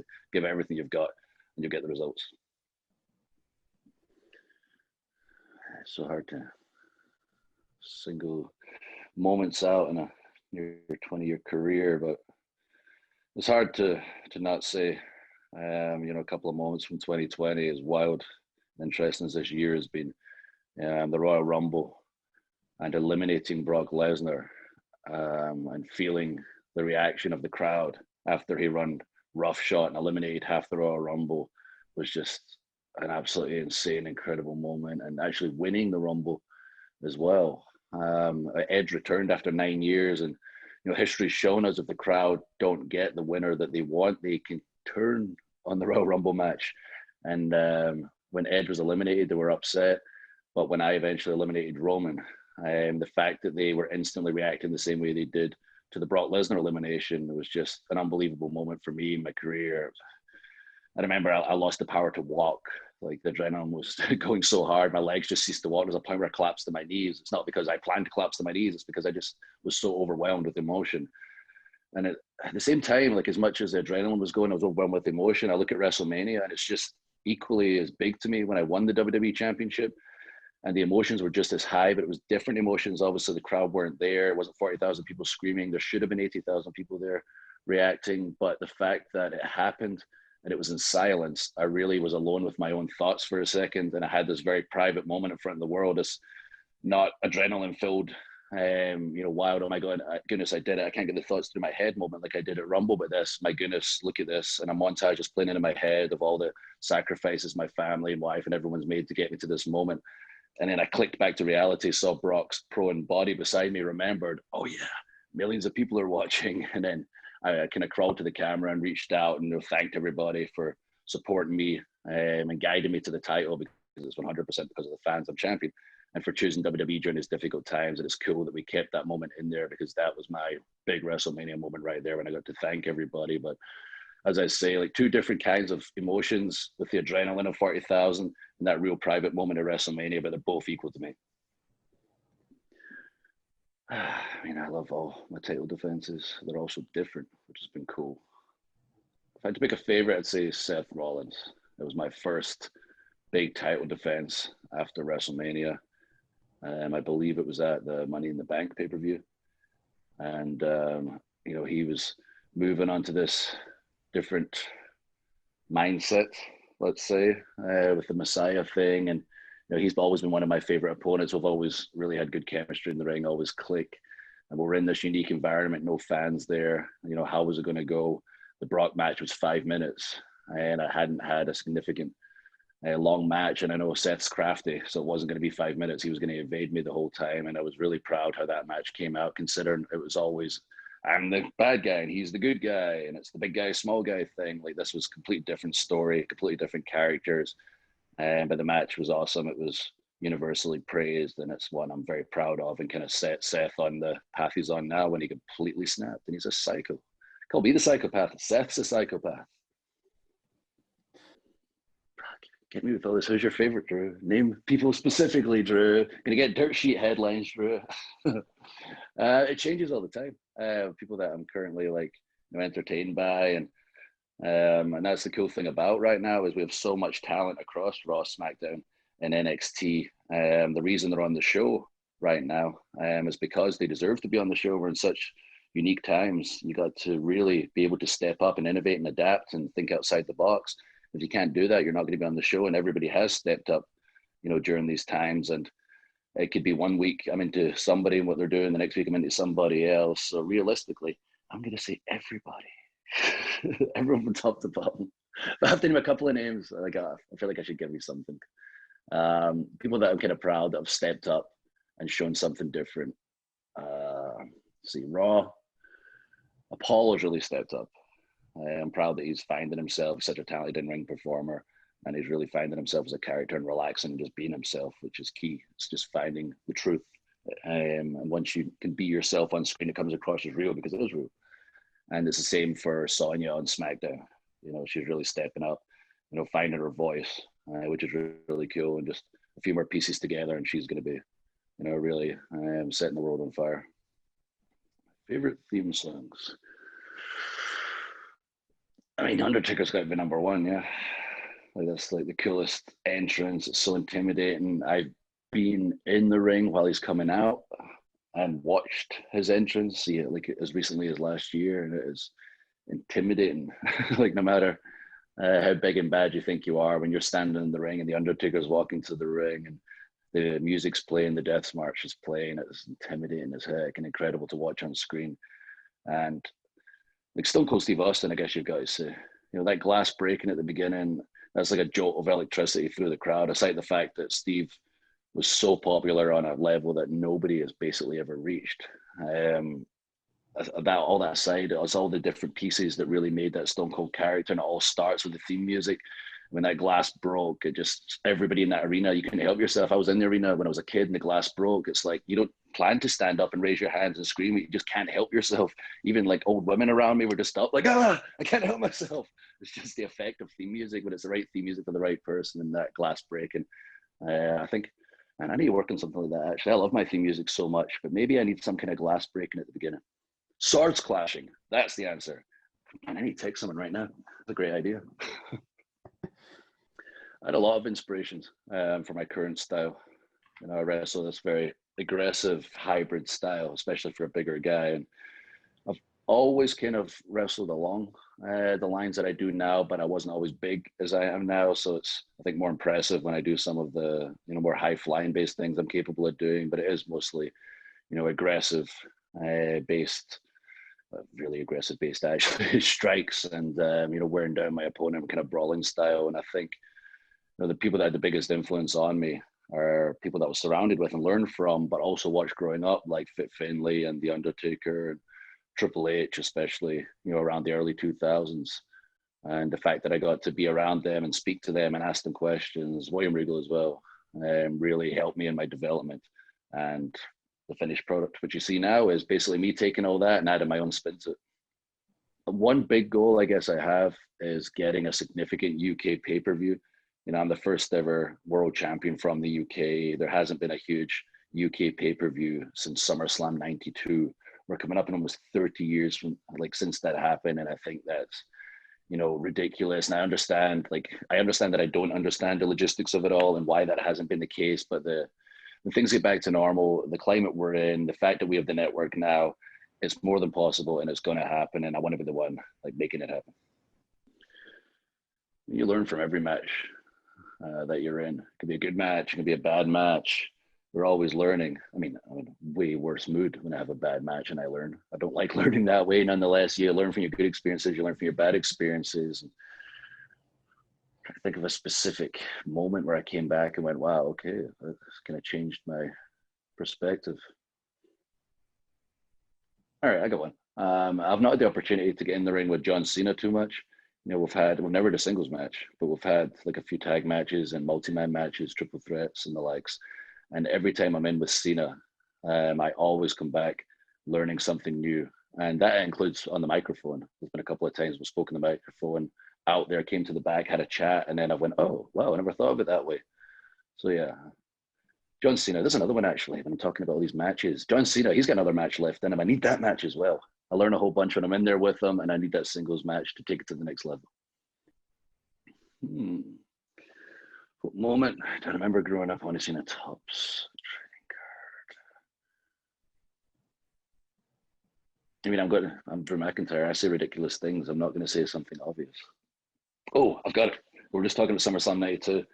Right, this SummerSlam 92, it's one of the most memorable moments that people talk about all the time. And whenever I mention it, people know what I'm talking about. Those wrestling historians. If you have not seen it, get on the network, $9.99. Watch yourself SummerSlam 92, the intro.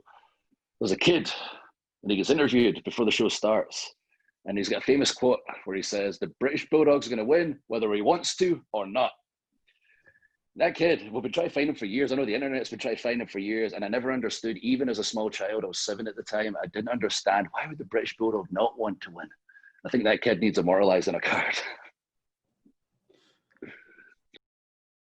When I was younger, I didn't really collect anything specific, but anything to do with wrestling of any kind. There wasn't a particular, line of anything. I was, oh my goodness, I got to, have them all. It was just a case of I've got to get my hands on absolutely anything wrestling related. It didn't matter which company, it didn't matter which superstar. If it was to do with wrestling, I just had to have it. I think the card for my debut would be very different, because my one now, if you sat them side by side, kind of looks like my current one ate the previous version of myself. It's twice the size and grew a bunch of facial hair and chest hair. But yeah, aside the fact, I look completely different. I think the stats might be a little different. I don't know if young Drew, all those years ago, could have taken down Brock Lesnar in WrestleMania in the main event in 5 minutes. Maybe he could have, but I'm not convinced. But current Drew certainly did it, and is certainly looking forward to taking out everybody else. Yeah, we all miss the fans. I especially miss the fans, and from Royal Rumble. I mean, before Royal Rumble, this is how all this happened. I just started showing my real personality, and people started getting behind me and cheering, even though I was a bad guy. And the fans just got louder and louder, and really led me to the title. And then when I finally won the title, we couldn't have that, in-person experience and that in-person connection. But I see everything everybody says on social media. It's unbelievable because the internet can sometimes be a tad negative. I don't know if anyone's noticed, but it's been like, so positive every single week. Everybody's really got behind me. I've had my fans that have always believed in me, new fans that kind of relate to my real story that we've told on television. And I appreciate every single one of them. I see everything you're saying out there, and I love the ideas. Aside the fact I appreciate the positive comments, I appreciate the ideas you're all sending out, the things I could possibly say on the show. I'm not afraid to look down the camera and say some crazy stuff. Like we saw the one week I looked in the camera and said, "Hey, oh, you cool cats and kittens! Like I'll try some wild stuff and I'll see what sticks because we're trying new things right now." And we listen to our fans, and I especially listen to my fans. So thank you all for keeping my spirits up, making me feel like I'm doing a good job as champion. And trust me, we're going to get our opportunity to get back together soon enough. Welcome back, and thank you, Drew McIntyre. That was a pretty awesome interview, and I also know for a fact that I actually got some of these right. So, well, at least one. I got at least one right. That's enough for me. That was a lot of fun to listen to. I find that I relate to Drew in a lot of ways. I don't know who else feels that way. He says ridiculous things. He tries things out. He quotes Tiger King. Let's see. I'm looking at the chat to see who got things right, and maybe we've got some reactions to show off. Yeah, somebody got 3 out of 4. I think I got 1 correct, but I'm happy with 1. I'm happy with 1. Actually, I just like listening to him talk. What was the? I'm trying to look here. What was the answer to the last question? Again, if you could have a dream match with anyone. If you could have a dream match with anyone.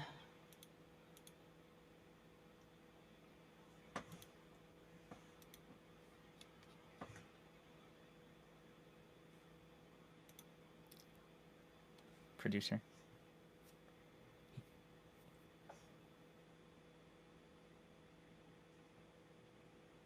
That last question. Okay, sorry. We're like listening for. Yeah, if he could have his dream match with anyone. Do we have that answer? That's for whatever reason my doc here is missing that, and I forgot what he said. All right. Well, in the meantime, while we're waiting on that, let's see. Oh, let's see who said. A lot of people are getting them right. Oh, he said AJ Styles. Okay, so yeah, we was not Macho Man Randy Savage. Did you find your Macho Man Randy Savage? I did. Like just in time. He always appears when I need him. I was gonna say we're coming. We don't have a ton of time left with everybody today, so we don't, and I found if you're him. Gonna show it off. There he is. Here's my legend.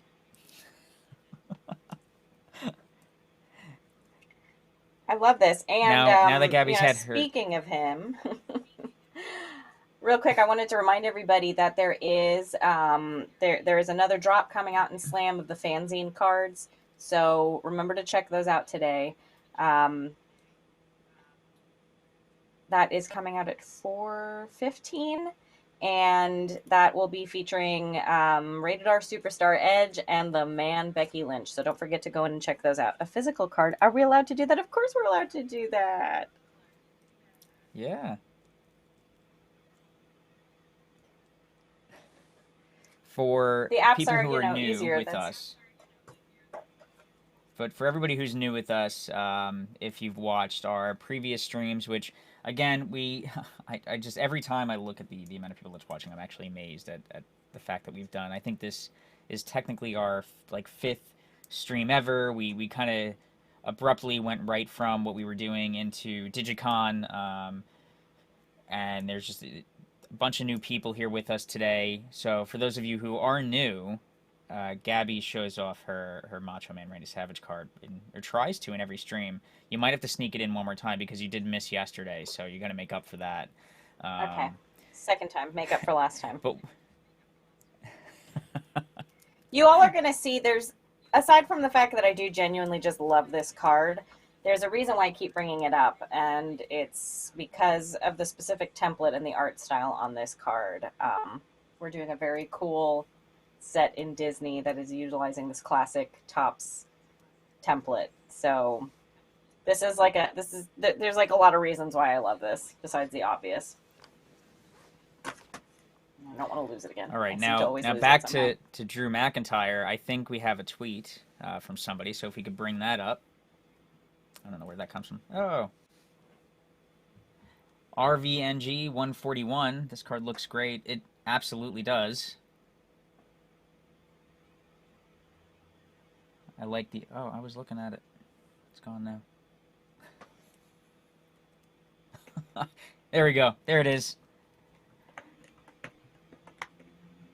So I love that we were able to do like these DigiCon 2020 exclusive cards, and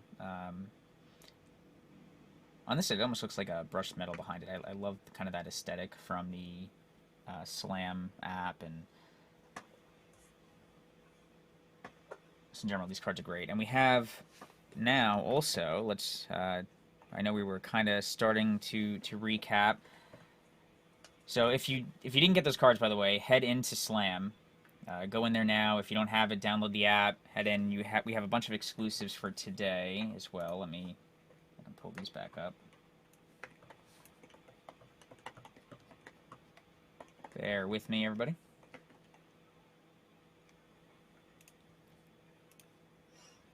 Hi, everyone. I'm just checking in with the chat. Whoa.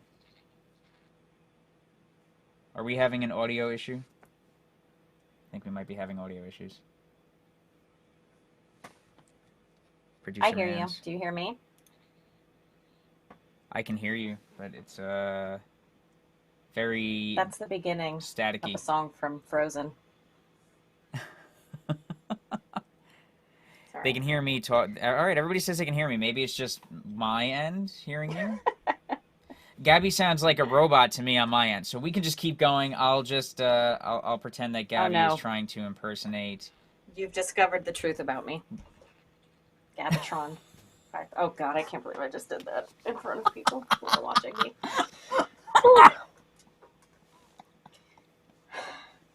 It's about that time, folks. All right. Did we show off the tweets? We're getting back on track. We did show up. We showed off the tweet. Gabby has announced that her real identity is Gabatron, which is just perfect when Sean called you out yesterday. Gabba-dabba-doo, that was... Guys, side note, I have had so many nicknames in my life, and I love it. I'm all about it. Whatever we can morph my name into, I'm here for it. I'm not going to start listing them now, but Gabba-dabba-doo was a new one, and I loved it. All right, well, let's go through a quick recap, and then I think we're going to head to just a small break, and then we'll come back and do some other announcements. But let's just recap what's going on in Slam today. I got another giveaway to do. Don't let me forget. Don't let me forget my giveaway. I'm going to put these on as a reminder.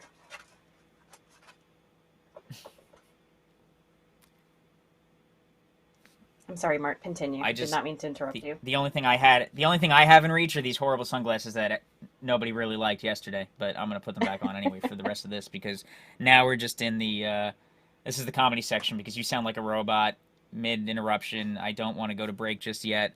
Oh, is it the comedy section? Is it comedy time? Oh, you're fixed on my end. It's better. It's fixed. Is it time to sing comedy songs? Oh no. No, that's not happening. I'm sorry. No. So we need. This is for tomorrow's segment. We've derailed. Welcome to DigiCast WWE Unrailed, songs? where Hey everyone, for real, like no. knowing, like I've been looking up the WWE Performance Center, and I'm like really intrigued, and it's so close by. I'm thinking I might need to go try to be the next. I might need to begin my superstar journey, y'all. That's what's next for me. Is that a new live stream? Gabatron attempts to be Would that be superstar what wrestler? would my persona be? Could I just reuse my roller derby persona? Probably. There's a lot of parallels there. So anyway, we're not just killing time. All right. No, we're really not. We actually probably, if anything, have to hurry. So I'm gonna at least go through what's going on in WWE today, or in Slam today, which is WWE. But we're gonna go through Slam stuff today. So just to recap what we have going on, what's out right now, we have the new avatars, which is the Big Show, Naomi, and Dexter Lumis. Those are available now. The DigiCon exclusive cards that they had today, those are available. The featured characters are, of course, Alexa Bliss and Drew McIntyre. They were guests today for featured. You're in Star Wars mode. I'm in Star Wars mode. The featured wrestlers. Featured wrestlers. Definitely in Star Wars mode. I mean, they build their persona. That's a character, right? Like all right, whatever. We'll use that as I was in Star Wars. Careful, Mark. Careful. I know.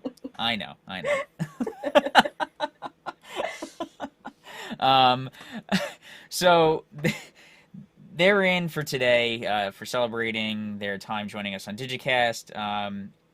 They have base cards. Pass holders get extra stuff. There's the Superstar Spotlight that's out. The SmackDown recap is out already, and coming up in 5 minutes, the Fanzine Collection Day 2 is releasing 4:15 EST. So you have all that content in Slam today that you guys need to go in and collect.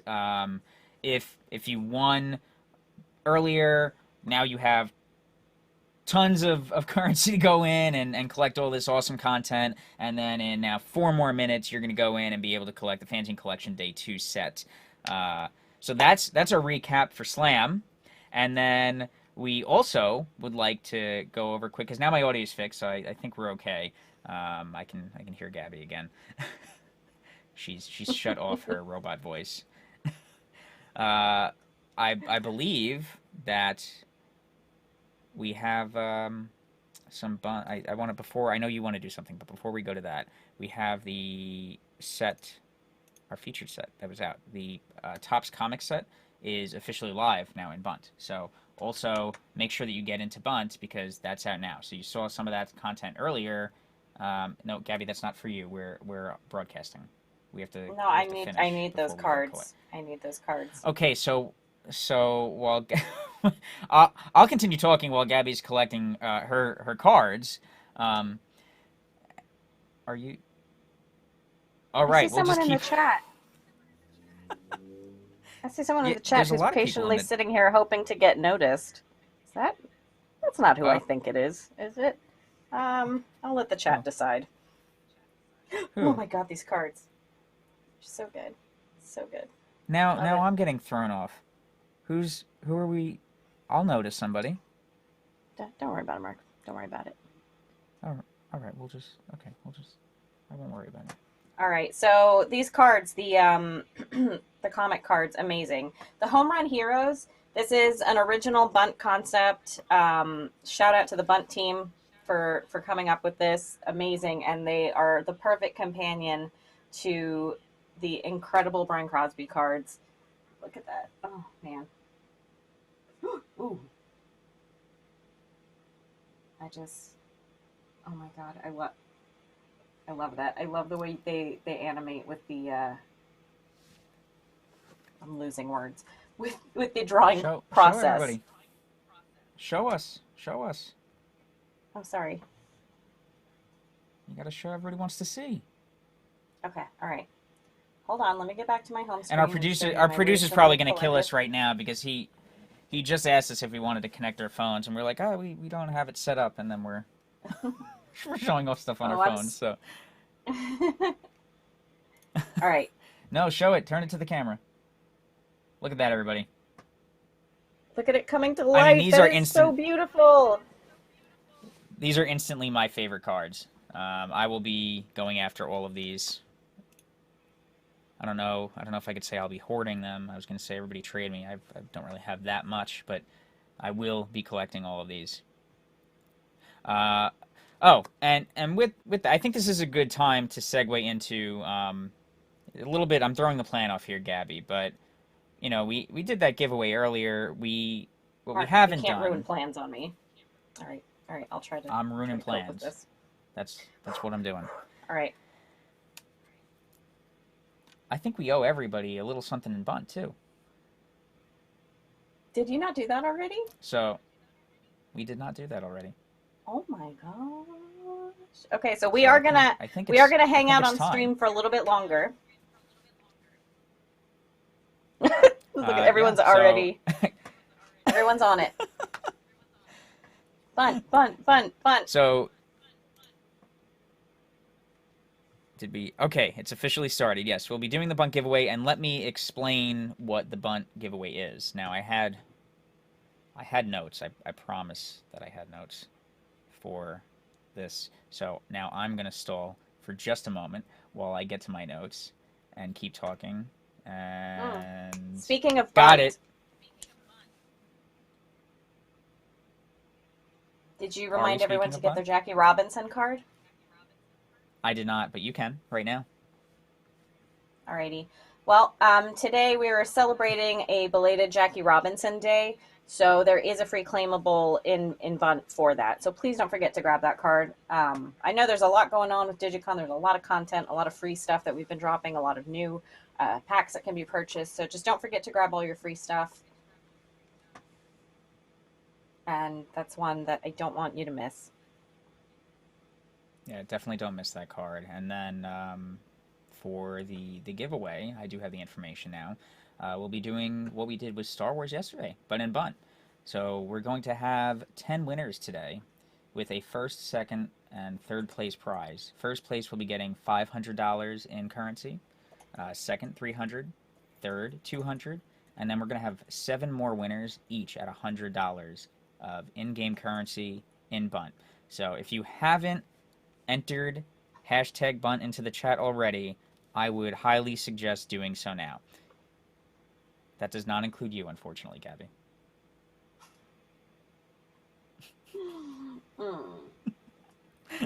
Nobody pays me in free currency.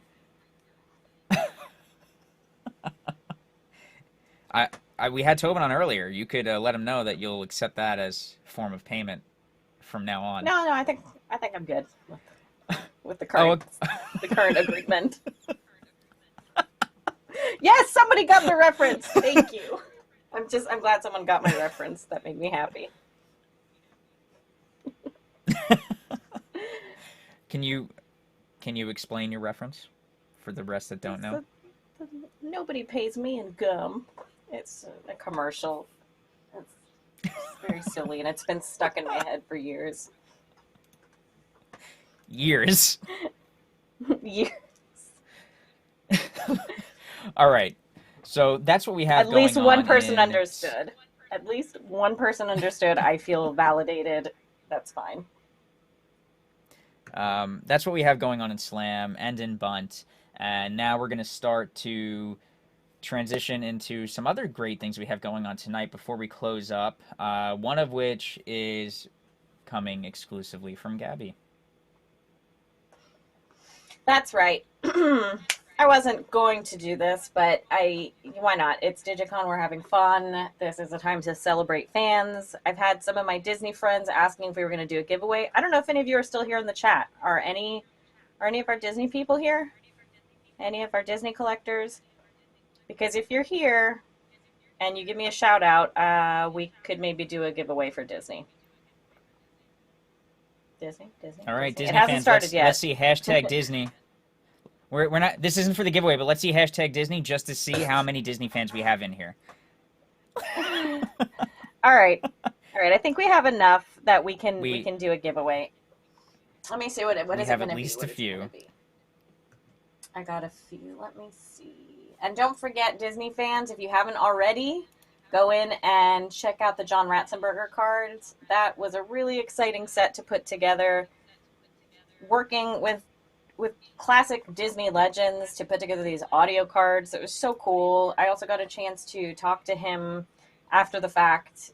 Gino and I had a little bit of an interview with him where we gave him some questions from the community. It was so much fun. And, you know, if this set does well, if we find that the collectors and the community like this, we will work really hard to bring you more sets like this. And I would love to hear what, what artists, what talent, what voice actors you want to hear from.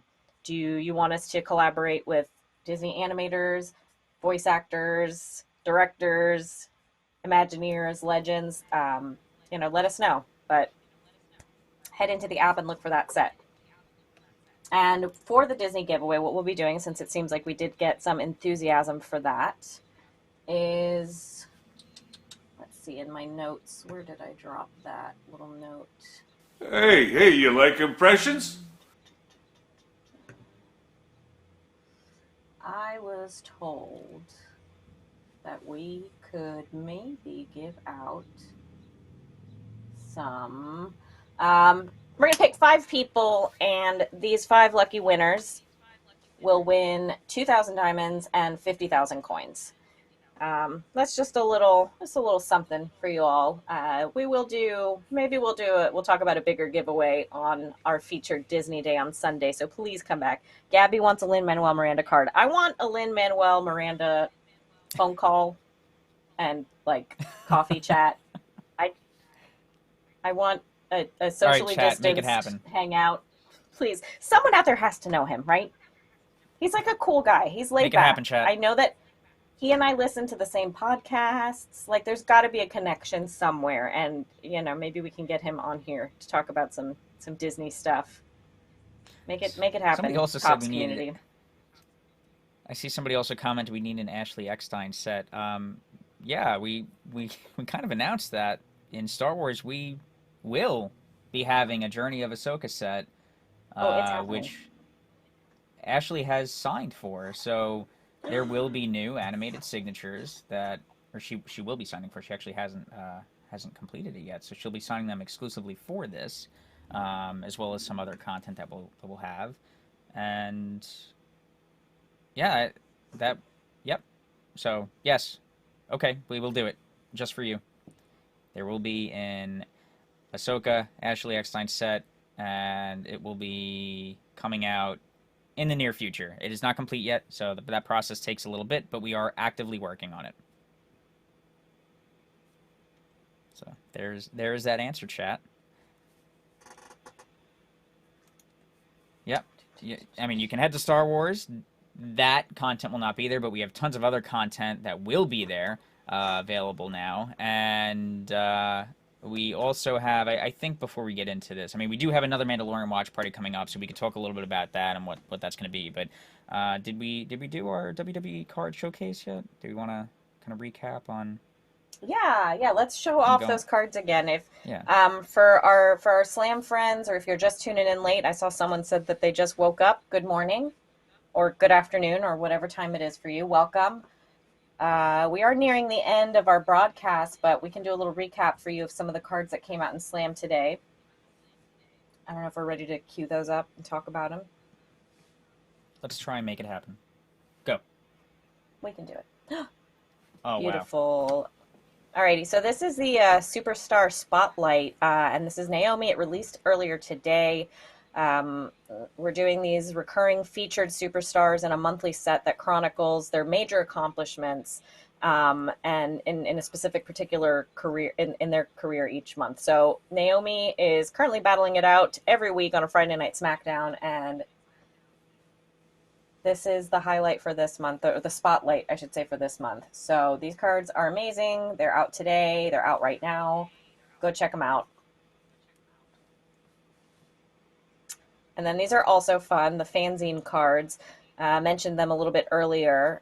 We have the fanzine collection, day 2.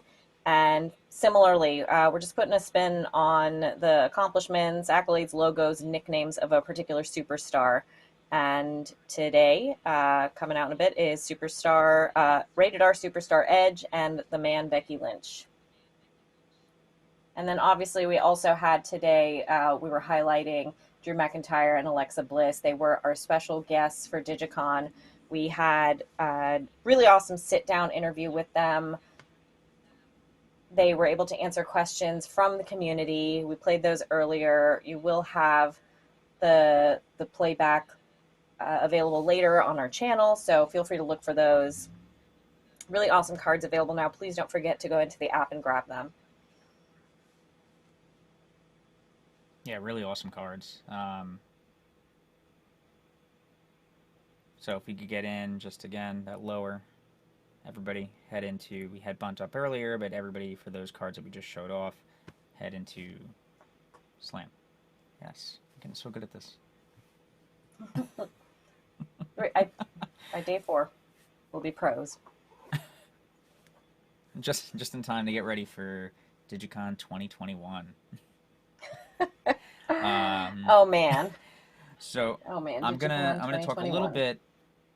I'm gonna talk a little bit about what we have coming up tonight, because even though our broadcast is about to be done, the day's not over. Again, at the same time as yesterday at 6 p.m. Eastern, in Star Wars Card Trader. Watch it pop up right here. Getting so good. Or the schedule. At 6 p.m. Eastern, our DigiCon After Hours, we'll be doing the Star Wars Card Trader Mandalorian Watch Party. This is Season 1. We watched episodes 1 and 2 yesterday.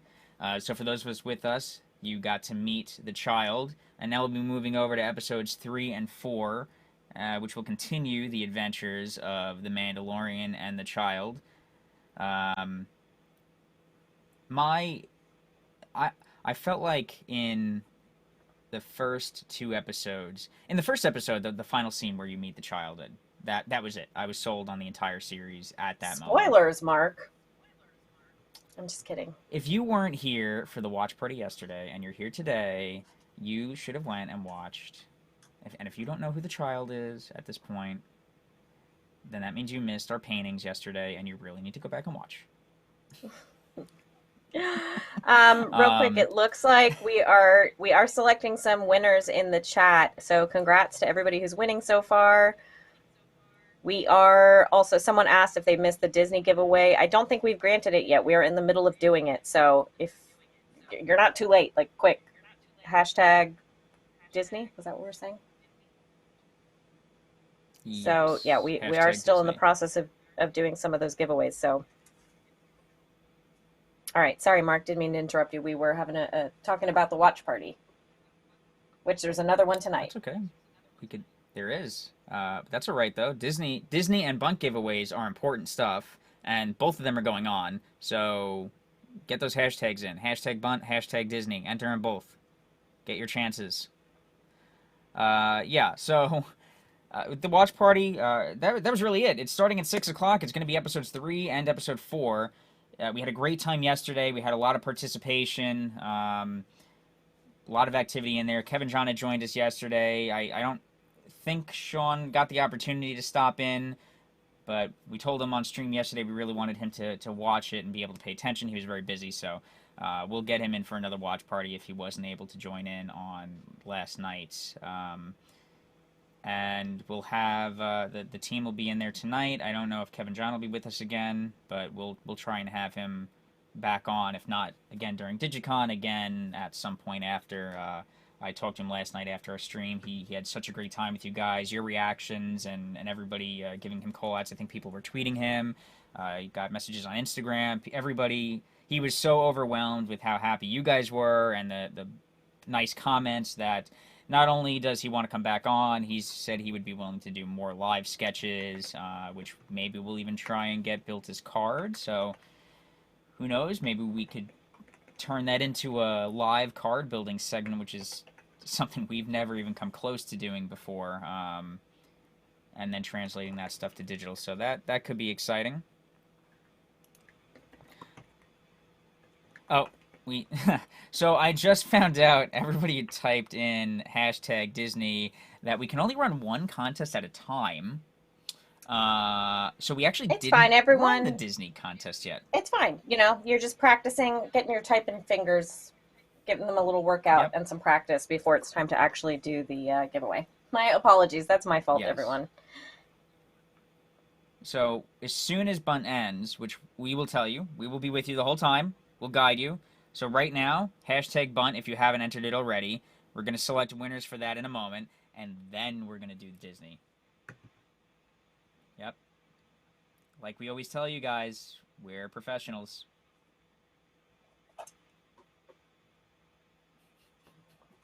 All right, so Mark, do you think we need another break? Do you think I need another break?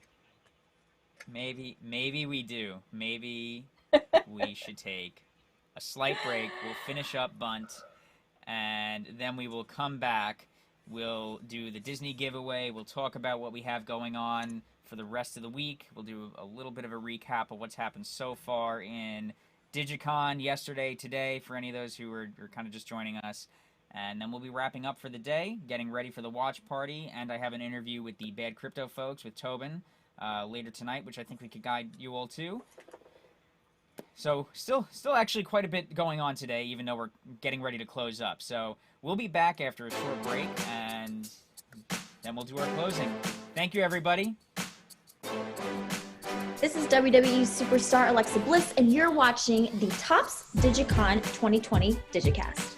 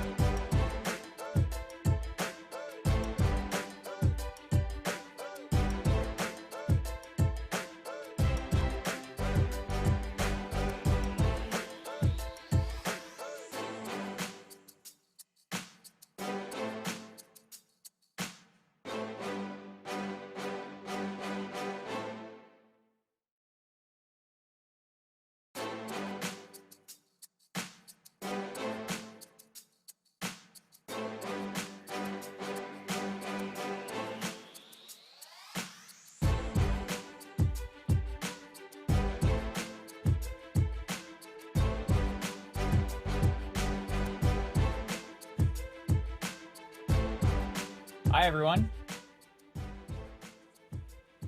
Welcome back. There we go. Music. How was your break, Mark? Was it a good break? It was good. How was yours? It was all right. Sitting here checking some Make a messages. sandwich? I didn't have time. Earlier already. But no, just checking my trades, checking my messages. I actually have not checked my trades. I need to check those after we close, I think, for the day. So I feel like we should be doing a little bit of recap, and then I'll remind everybody one more time about the watch party so you don't forget. This is coming to the end of our second day now of DigiCon 2020, and I continue to just be amazed at what this has actually become. I mean, we had such an extraordinary day yesterday with all of our guests, and then today again we just had the two interviews that we had with Alexa Bliss and what are you on chat? I'm not currently in the Twitch chat. I'm in the work chat because if you're just tuning in, it is still a work day for Mark and I. It is. So I was saying Alexa Bliss and Drew McIntyre, we had those amazing pre-recorded interviews with them. We had Brian Crosby on. We had our whole GPK segment. We got to have fun with Jessica from GPK, and some of those we actually did pretty good on. B names at least, maybe not the A names, but we did great on those B names. Yeah, that's interesting. I want to do some more studying on that one as to why. Like why are we able to get the B names? Why did the B names come to us so much more easily? So anyway, we have some amazing content that was out across Bunt. I mean, all the apps have amazing content, but our featured apps today have some really extraordinary sets that they've released during their highlight days in Bunt and Slam. So, as we've been saying all day, head into those apps. Make sure you get everything. Don't forget to get your free packs across the board. I think a lot of the apps, if not all the apps, have free stuff. Daily, make sure you're not missing those things. And see, there's a download link. There's the download banner for Bunt. Make sure you go there. I got it this time.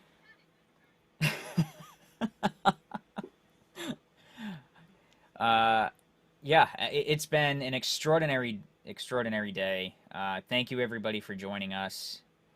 I think while we're doing this, have we finished Bunt? Have we done that? Is that given out? Looking in chat, yeah. Bunt. I look like Can we get a status check on the Bunt giveaway, please? Look like I'm going to use some psychic powers.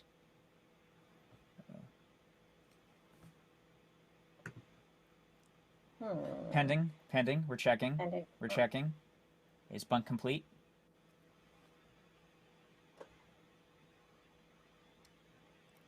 Is Bunt complete? I don't like this silence. I feel like we need music. Like, should I just hum? Like, yeah. Well, come on. You know what to do. You know what to do in awkward silence. You've been prepared this whole time. Come on. That's what the people want. Come on, Gabby. The people want to see it. No, don't make me talk. Thank you. Thanks everybody who has been having a good time. We appreciate you being here. This is pretty new for Mark and I, and for Tops Digital. This is our first time experimenting with this.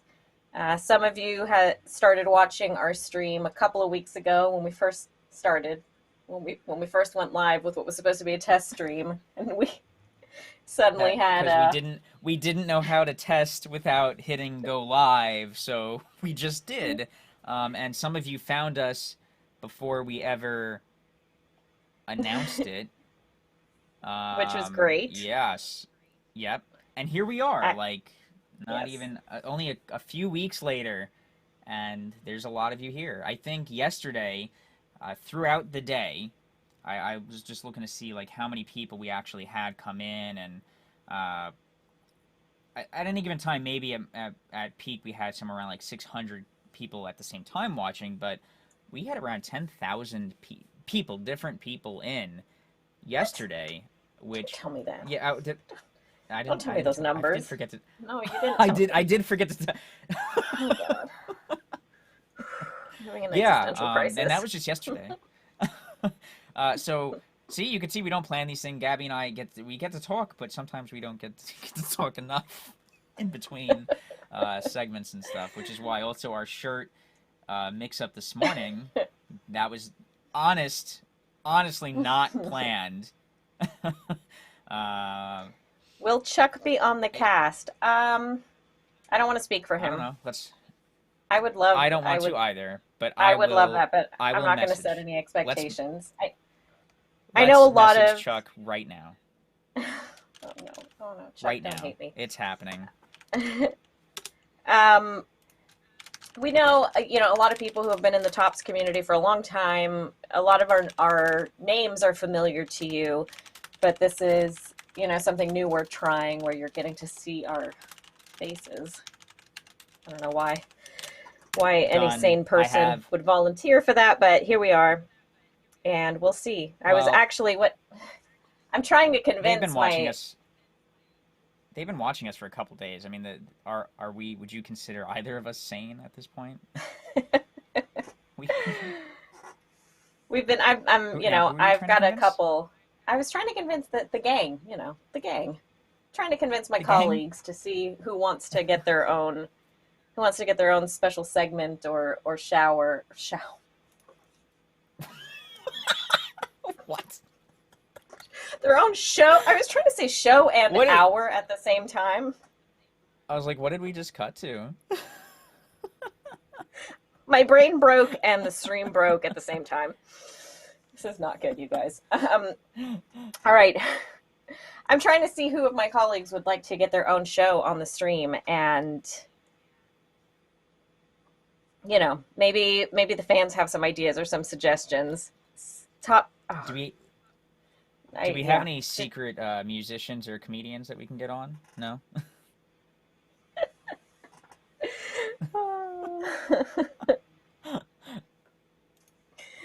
Thank you all for accepting me as I am. This is uncut and unfiltered me. Whatever that means. All right. Are we actually, I want to make sure I don't lie to the audience again. Are we ready to do the Disney giveaway, or are we still pulling names for Bunt? I am waiting on that answer. I think we're into Disney, but maybe not. Hold. We will inform. Please hold. We are still pulling winners for Bunt. So okay. I know nothing wrong with that. I know for next time that we do these earlier in the day, then we can make sure that there is plenty of time and we are not sitting here at the closing segment. Oh no, my boss just scolded me in chat. I'm sorry. Please. I'm sorry. In Twitch chat? in Twitch chat? Did I miss this? Yeah. Where? Yeah, he said keep it clean, although I don't know if that was supposed to be a pun for the screw up I said. Anyway. Oh. Alrighty, so we are working on Bunt. No worries there. All right, so we're still unfortunately going through the Bunt stuff. So if you win, or if you are entering for Bunt, please stick around because you must be here to win. So I know we're closing up, and I know many of you probably want to go eat dinner if you've been watching all day, since we're about to close. If you're Eastern time, maybe not. But either way, if you have entered, please stick around so that we can pick you as a winner. Because if you leave, we don't have a way to get your information, and we need to do that so that we can send you all of your winnings.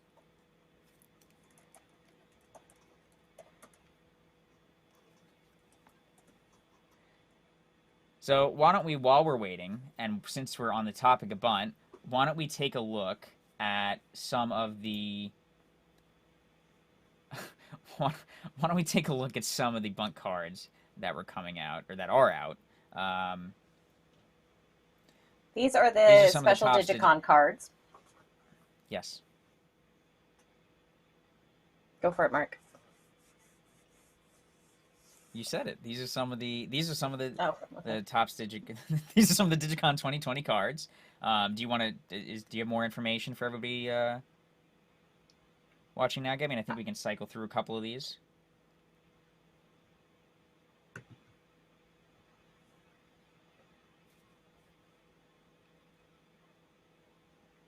There we go. Yeah, let's take a look at a few of these. And while we're sitting here, let's also take a look after this quick the amazing cards that we have that are the crossover in Marvel. Gabby C, you're not really in trouble. Okay, you heard it here first. I just got confirmation from my boss, the man Tobin Lent himself. It was a pun. I'm not fired. Thank you. I am calling this out. I know we're looking at bunk cards. Also, this is one of my favorite bunk cards that's out. And we're to these. Okay, so we got some amazing cards, but then I'm calling somebody out who just responded to me in our work chat because we need to get them on, and it's been requested. But let's look at these first, and while we're still waiting, Gabby, what's your favorite card out of these? Let's leave these up on screen for a moment. Out of the 6 featured, what's your favorite? I know mine. It's tough. I honestly, I mean, you know, after hearing Brian talk so passionately about the Mike Trout card, I love that one just because hearing him talk about it was so great. But the Judge card is like really cool. I am a really big fan of it. I was gonna say my favorite is All Rise. Yeah. They're all so amazing, though. I love these cards. Yeah, they're incredible. It's really hard to pick a favorite. Well, now I got a response here, so let's see if we can convince Chuck to come on at some point. Yes!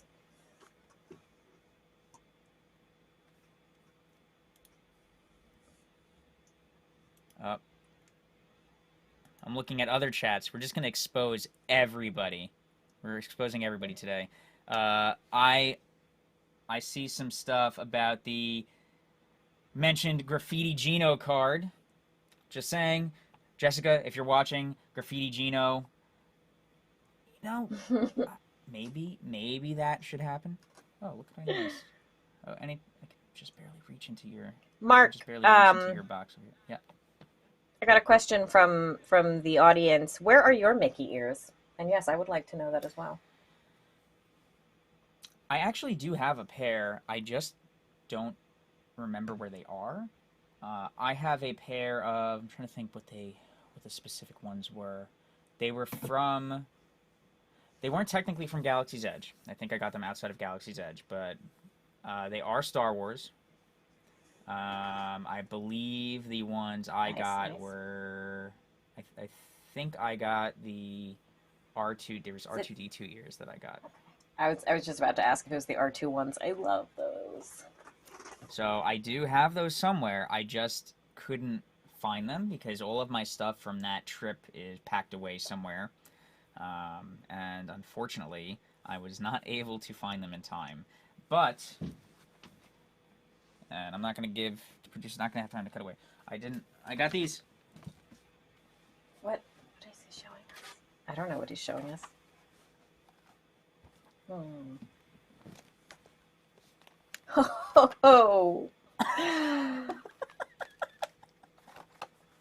Wow. Stolen for time. Nothing buys you... Oh my god, I'm a mess. Honestly, I used to think that this was the segment where I was like running out of steam and then didn't know what else to do. But I think showing off the stuff in our room can be like this can be a thing. You know, we're all at home. We're all surrounded by our stuff. Those of us, you know, who are at home. Everything. I'm breaking things now.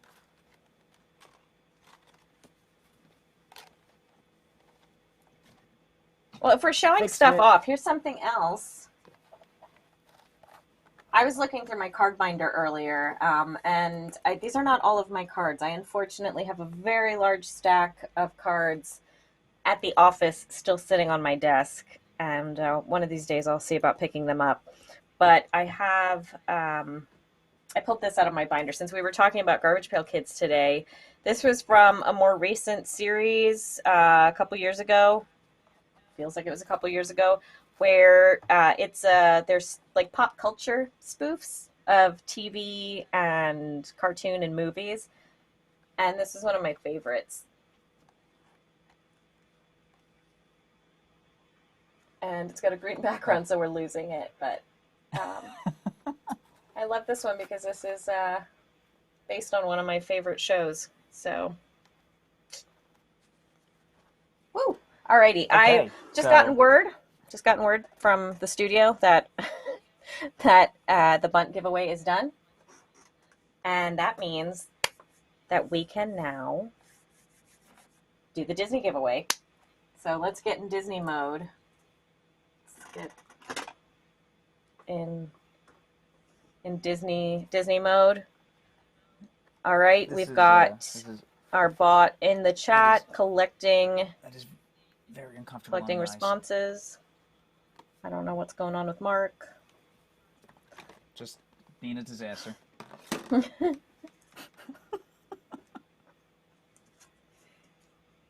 Alrighty, if you missed it earlier in Disney, we are giving away, I keep forgetting, we're going to pick 5 winners, and we are going to give those 5 winners some diamonds and some coins. Mark, do you remember what I said? I said 2,000 and 10 2,000 diamonds and 50,000 coins. Yep. So now we might do another giveaway, another big giveaway on Disney Day. So please come back for Disney Day. I'm hoping that if you're a Disney fan, you'll be with us on Disney Day. But for today, we've got, going to close the day out with a small little something. See if we can help some of you out. Those of you who are chasing that awesome John Ratzenberger set. Those of you who are chasing the Derek Loffman cards. See if we can help 5 people out. Give you a little boost. Mark, right, so I got to ask you. Oh, do you? Yeah. This is the end of day 2. And it's been a wild ride so far. What is your favorite? What have been some of your favorite memories so far? Oof. I just had a really funny idea for how to close out the show on Sunday. But anyway, what have been some of your favorite moments? We have plans for closing out the show on Sunday. I've got a new closing. What are some of my What are some of my favorite moments? Okay, so. I mean, all of yesterday, for that to be, just because Star Wars is so close to me, for that to be the Star Wars Day and have all of those people come together to celebrate with us. Tomorrow, yesterday as a whole, I don't think I'll ever forget. But having Sean on, having Ashley on, having KJ on, it was amazing. But honestly, how could I not? And I'm breaking my character that I sort of internally promised that I wouldn't do. But the whole bit with KJ, how could I not? That was incredible, right? Like that was kind of planned in the spur of the moment. And then I ran out. I didn't even run out. I had to have somebody run out to the store and grab me stuff. And I was like, you got to get me these exact props. And it really just kind of came together. It was a lot of fun. KJ was really on board with it. I think that as far as just a goofy, fun segment goes and being able to do that in front of all these people and having KJ, who is, as much as we're pretty friendly, to remember that he's still a Disney master artist who has mastered watercolor even though he's colorblind. And then he so generously made that portrait because he found that because I had sent him a picture prior of what I was planning to kind of do, just to make sure I wouldn't like insult him live and then have to deal with the fallout of insulting somebody live on stream. But he didn't. He loved the idea and him kind of diving into it. And then I really legitimately yesterday had no idea. Like, I did not know that he drew that and painted that. So as far as memories go, like that, just because of how that all played out, that'll be one of my favorite moments. But in no way does that undermine the other things that have happened yesterday and then today. Getting to talk to all these amazing people and see the interviews and have fun with Gino and everybody. It's really hard to pinpoint a favorite. I mean, do you have something that stands out to you as your favorite? Yes, absolutely. Oh. Well, okay. So first of all, same thing. Like it's hard to pick a favorite because so much has been incredible. The interviews have been so good. We've had so much fun with the little games that we came up with kind of last minute, and they worked out to be really funny. And now I'm brainstorming how we can do more of those sessions and more of these types of interviews. But kind of hands down, my highlight moment, Mark, I gotta say, it was Sean Astin letting me call him my BFF and Sean Astin inviting us to come to Mars with him. So I don't think I will soon forget that memory or the warm fuzzy feelings it gave me. It was a proud moment. I'm glad that I could get him on because that was just to let everybody know, like he really did do that kind of as a favor. He's been extremely busy. He's very active. He's very active in a lot of work that he's doing, and he was generous enough to take the time out of his day to make an appearance and kind of kick off our famous fan segments, which was an idea that I had discussed with him a while back, and this was just the perfect opportunity for it. So he took time out of his schedule to do that, and luckily Gabby was able to be here for that as well. Thank you, Mark. I have a feeling that was like a pivotal moment in my life. It was a turning point. The timeline shifted there. We're going to fast forward to a few years from now, and it's going to be, me working on Mars as like his administrative assistant or something. I don't know. Sorry, Tobin. We still got to do that. You can come too. Next challenge is to get enough people to recognize. We'll clip that moment. We'll tweet it out to Elon. We'll make this happen. Elon, I'm kind of a short guy, so I might not fit in any of your space suits. So I'll let you know my custom tailoring sizes. And you can get my suit ready if you're watching, because I know on this incredibly popular stream that's just has world exposure. Elon's definitely watching, because this is probably the most important thing in his day. So be ready, Elon. We're coming. Gabby, Mark, Sean Astin, it's happening. Yep. I think we're still working on the giveaway, right? Just confirming. Yeah, but let's take a proper look at the week schedule, because we had that come up, but we could go through what's coming out. Exactly. Now that we've talked about what our favorite moments were, what are we still excited for? Oh, I'm getting so good at these transitions. Our name. There we go. Yeah, so tomorrow we have the Stanley Cup print giveaway coming up. It's going to be Skate and Marvel's highlight day, which is going to just lead into another incredible day. And I think thank you to everybody else who helped kind of plan all this too, because we've been able to kind of jam pack each day with amazing stuff.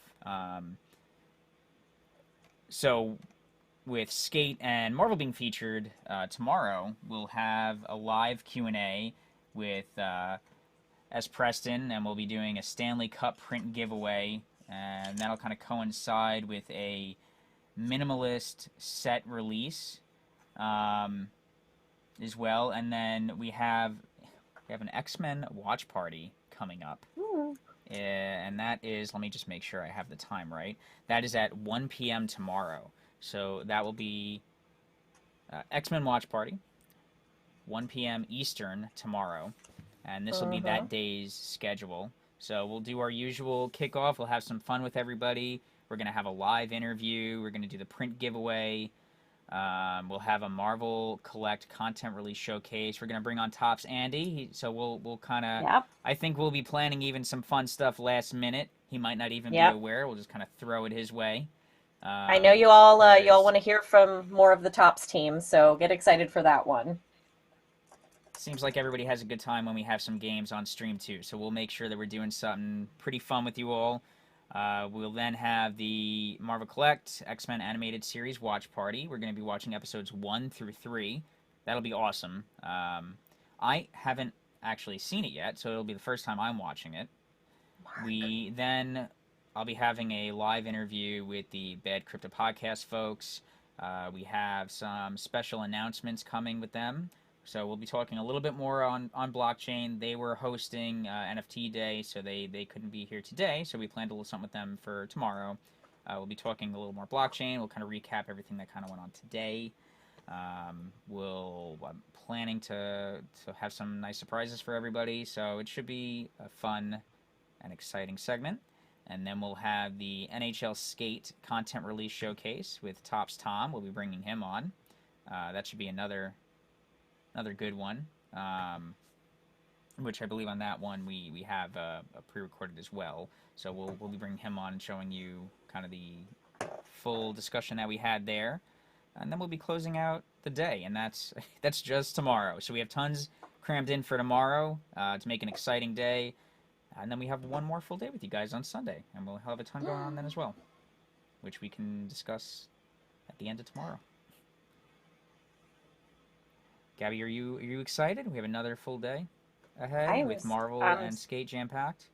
I am so excited. I was so nervous before this all started. I had no idea how it was going to go and how it was going to play out, but it has all come together perfectly. We're so lucky that we have a team of people helping us run the show and making sure, it goes smoothly and talking to us in our ears and, reminding us where we're supposed to be.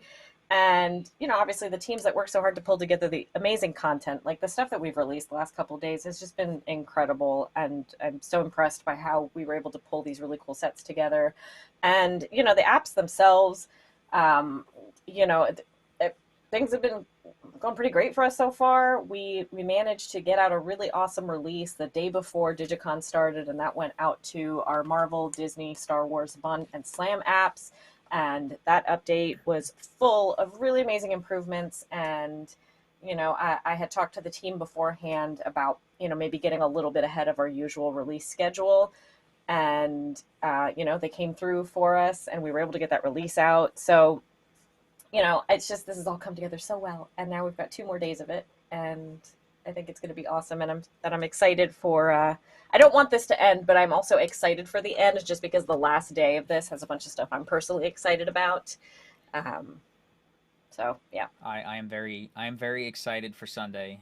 So I have mixed feelings also on that. I kind of wish although it won't be to this level maybe, but we will be. DigiCast isn't going anywhere. Gabby and I do intend to continue doing regular broadcasts, and we'll kind of discuss what that cadence is going to look like. I think before this all started, we weren't totally sure how frequently or what we should be doing with DigiCast, and the amazing response that we've had from everybody here. Especially, I'll remind you, Gabby, that we had 10,000 different people in yesterday. Stop. Haven't looked at today yet. But knowing the amount of people that we had in, just viewing and having a good time with us throughout the day, on and off, I think we'll be making sure that we continue to have a really good time. We have special guests on throughout the year and figure out really, really awesome ways to lead up and find out what we can maybe do for next year's DigiCon. But it's not over yet. We have a ton in store for you guys because we're only halfway through, with this being the end of the day. I think we're still waiting around for the Disney giveaway to finish up, so we got a few more minutes with you all. Also, make sure as you're getting chosen, make sure you stick around and are giving us your username. We can't give you your prize if you don't give us the username. So, if you win, don't just peace out of here. Stick around and give us your name. Very important. Aw, Gabby, Rogue today, Rogue Alexi. I hope I said that right. I'm sorry you're stuck in bed, but I'm glad you're here and I'm glad you're having fun. Anyone who's here with us hanging out, thank you. You know, I hope you're having fun. Yes, thank you. Checking out what else is happening in the comments. More winners. Can you hear, Gabby? Can you hear Zelda? Is that coming through? Sounds like a song. It sounds like a song. Yeah, it sounds like a Barbra Streisand song from one of my favorite movies. Anyway, I'm not going to sing. I'm not going to sing. No, it's you. Papa, can you hear me? Stop! I'm not doing this. This is not happening. Closing segment. We have a special musical guest on, Gabby Young. I don't think I'm pretty sure there's some kind of like copyright like DRM thing where like I probably can't and shouldn't do that. So I actually think covers are fine, but you know we'll check with legal just to make sure that you're safe to sing on stream, just for you.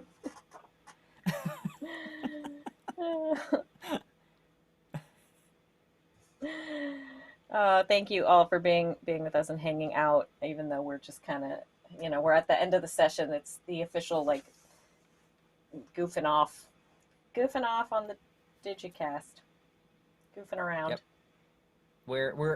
We're 7 minutes into DigiCast After Dark. That's what we're. Is that what we're calling?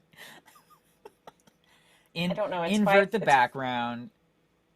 Invert the background, make it dark. That's what this is. DigiCon After Hours Party, where that is.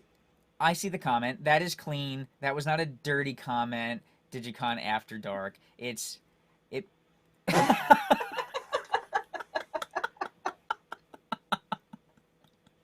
That's not a bad idea, actually, to use that. You know, we had that different background, and we were like, you know, we weren't sure which one we wanted to use for the show. That's it. That's there we go. You saw it here first. The official, official new backdrop for. I mean, look, Gabby, we have people asking about partner or like subscribing to us. We're not going to be able to do that and get that set up unless we get our stream hours up. So I think we might have to do more than our hour, 2 hours a week.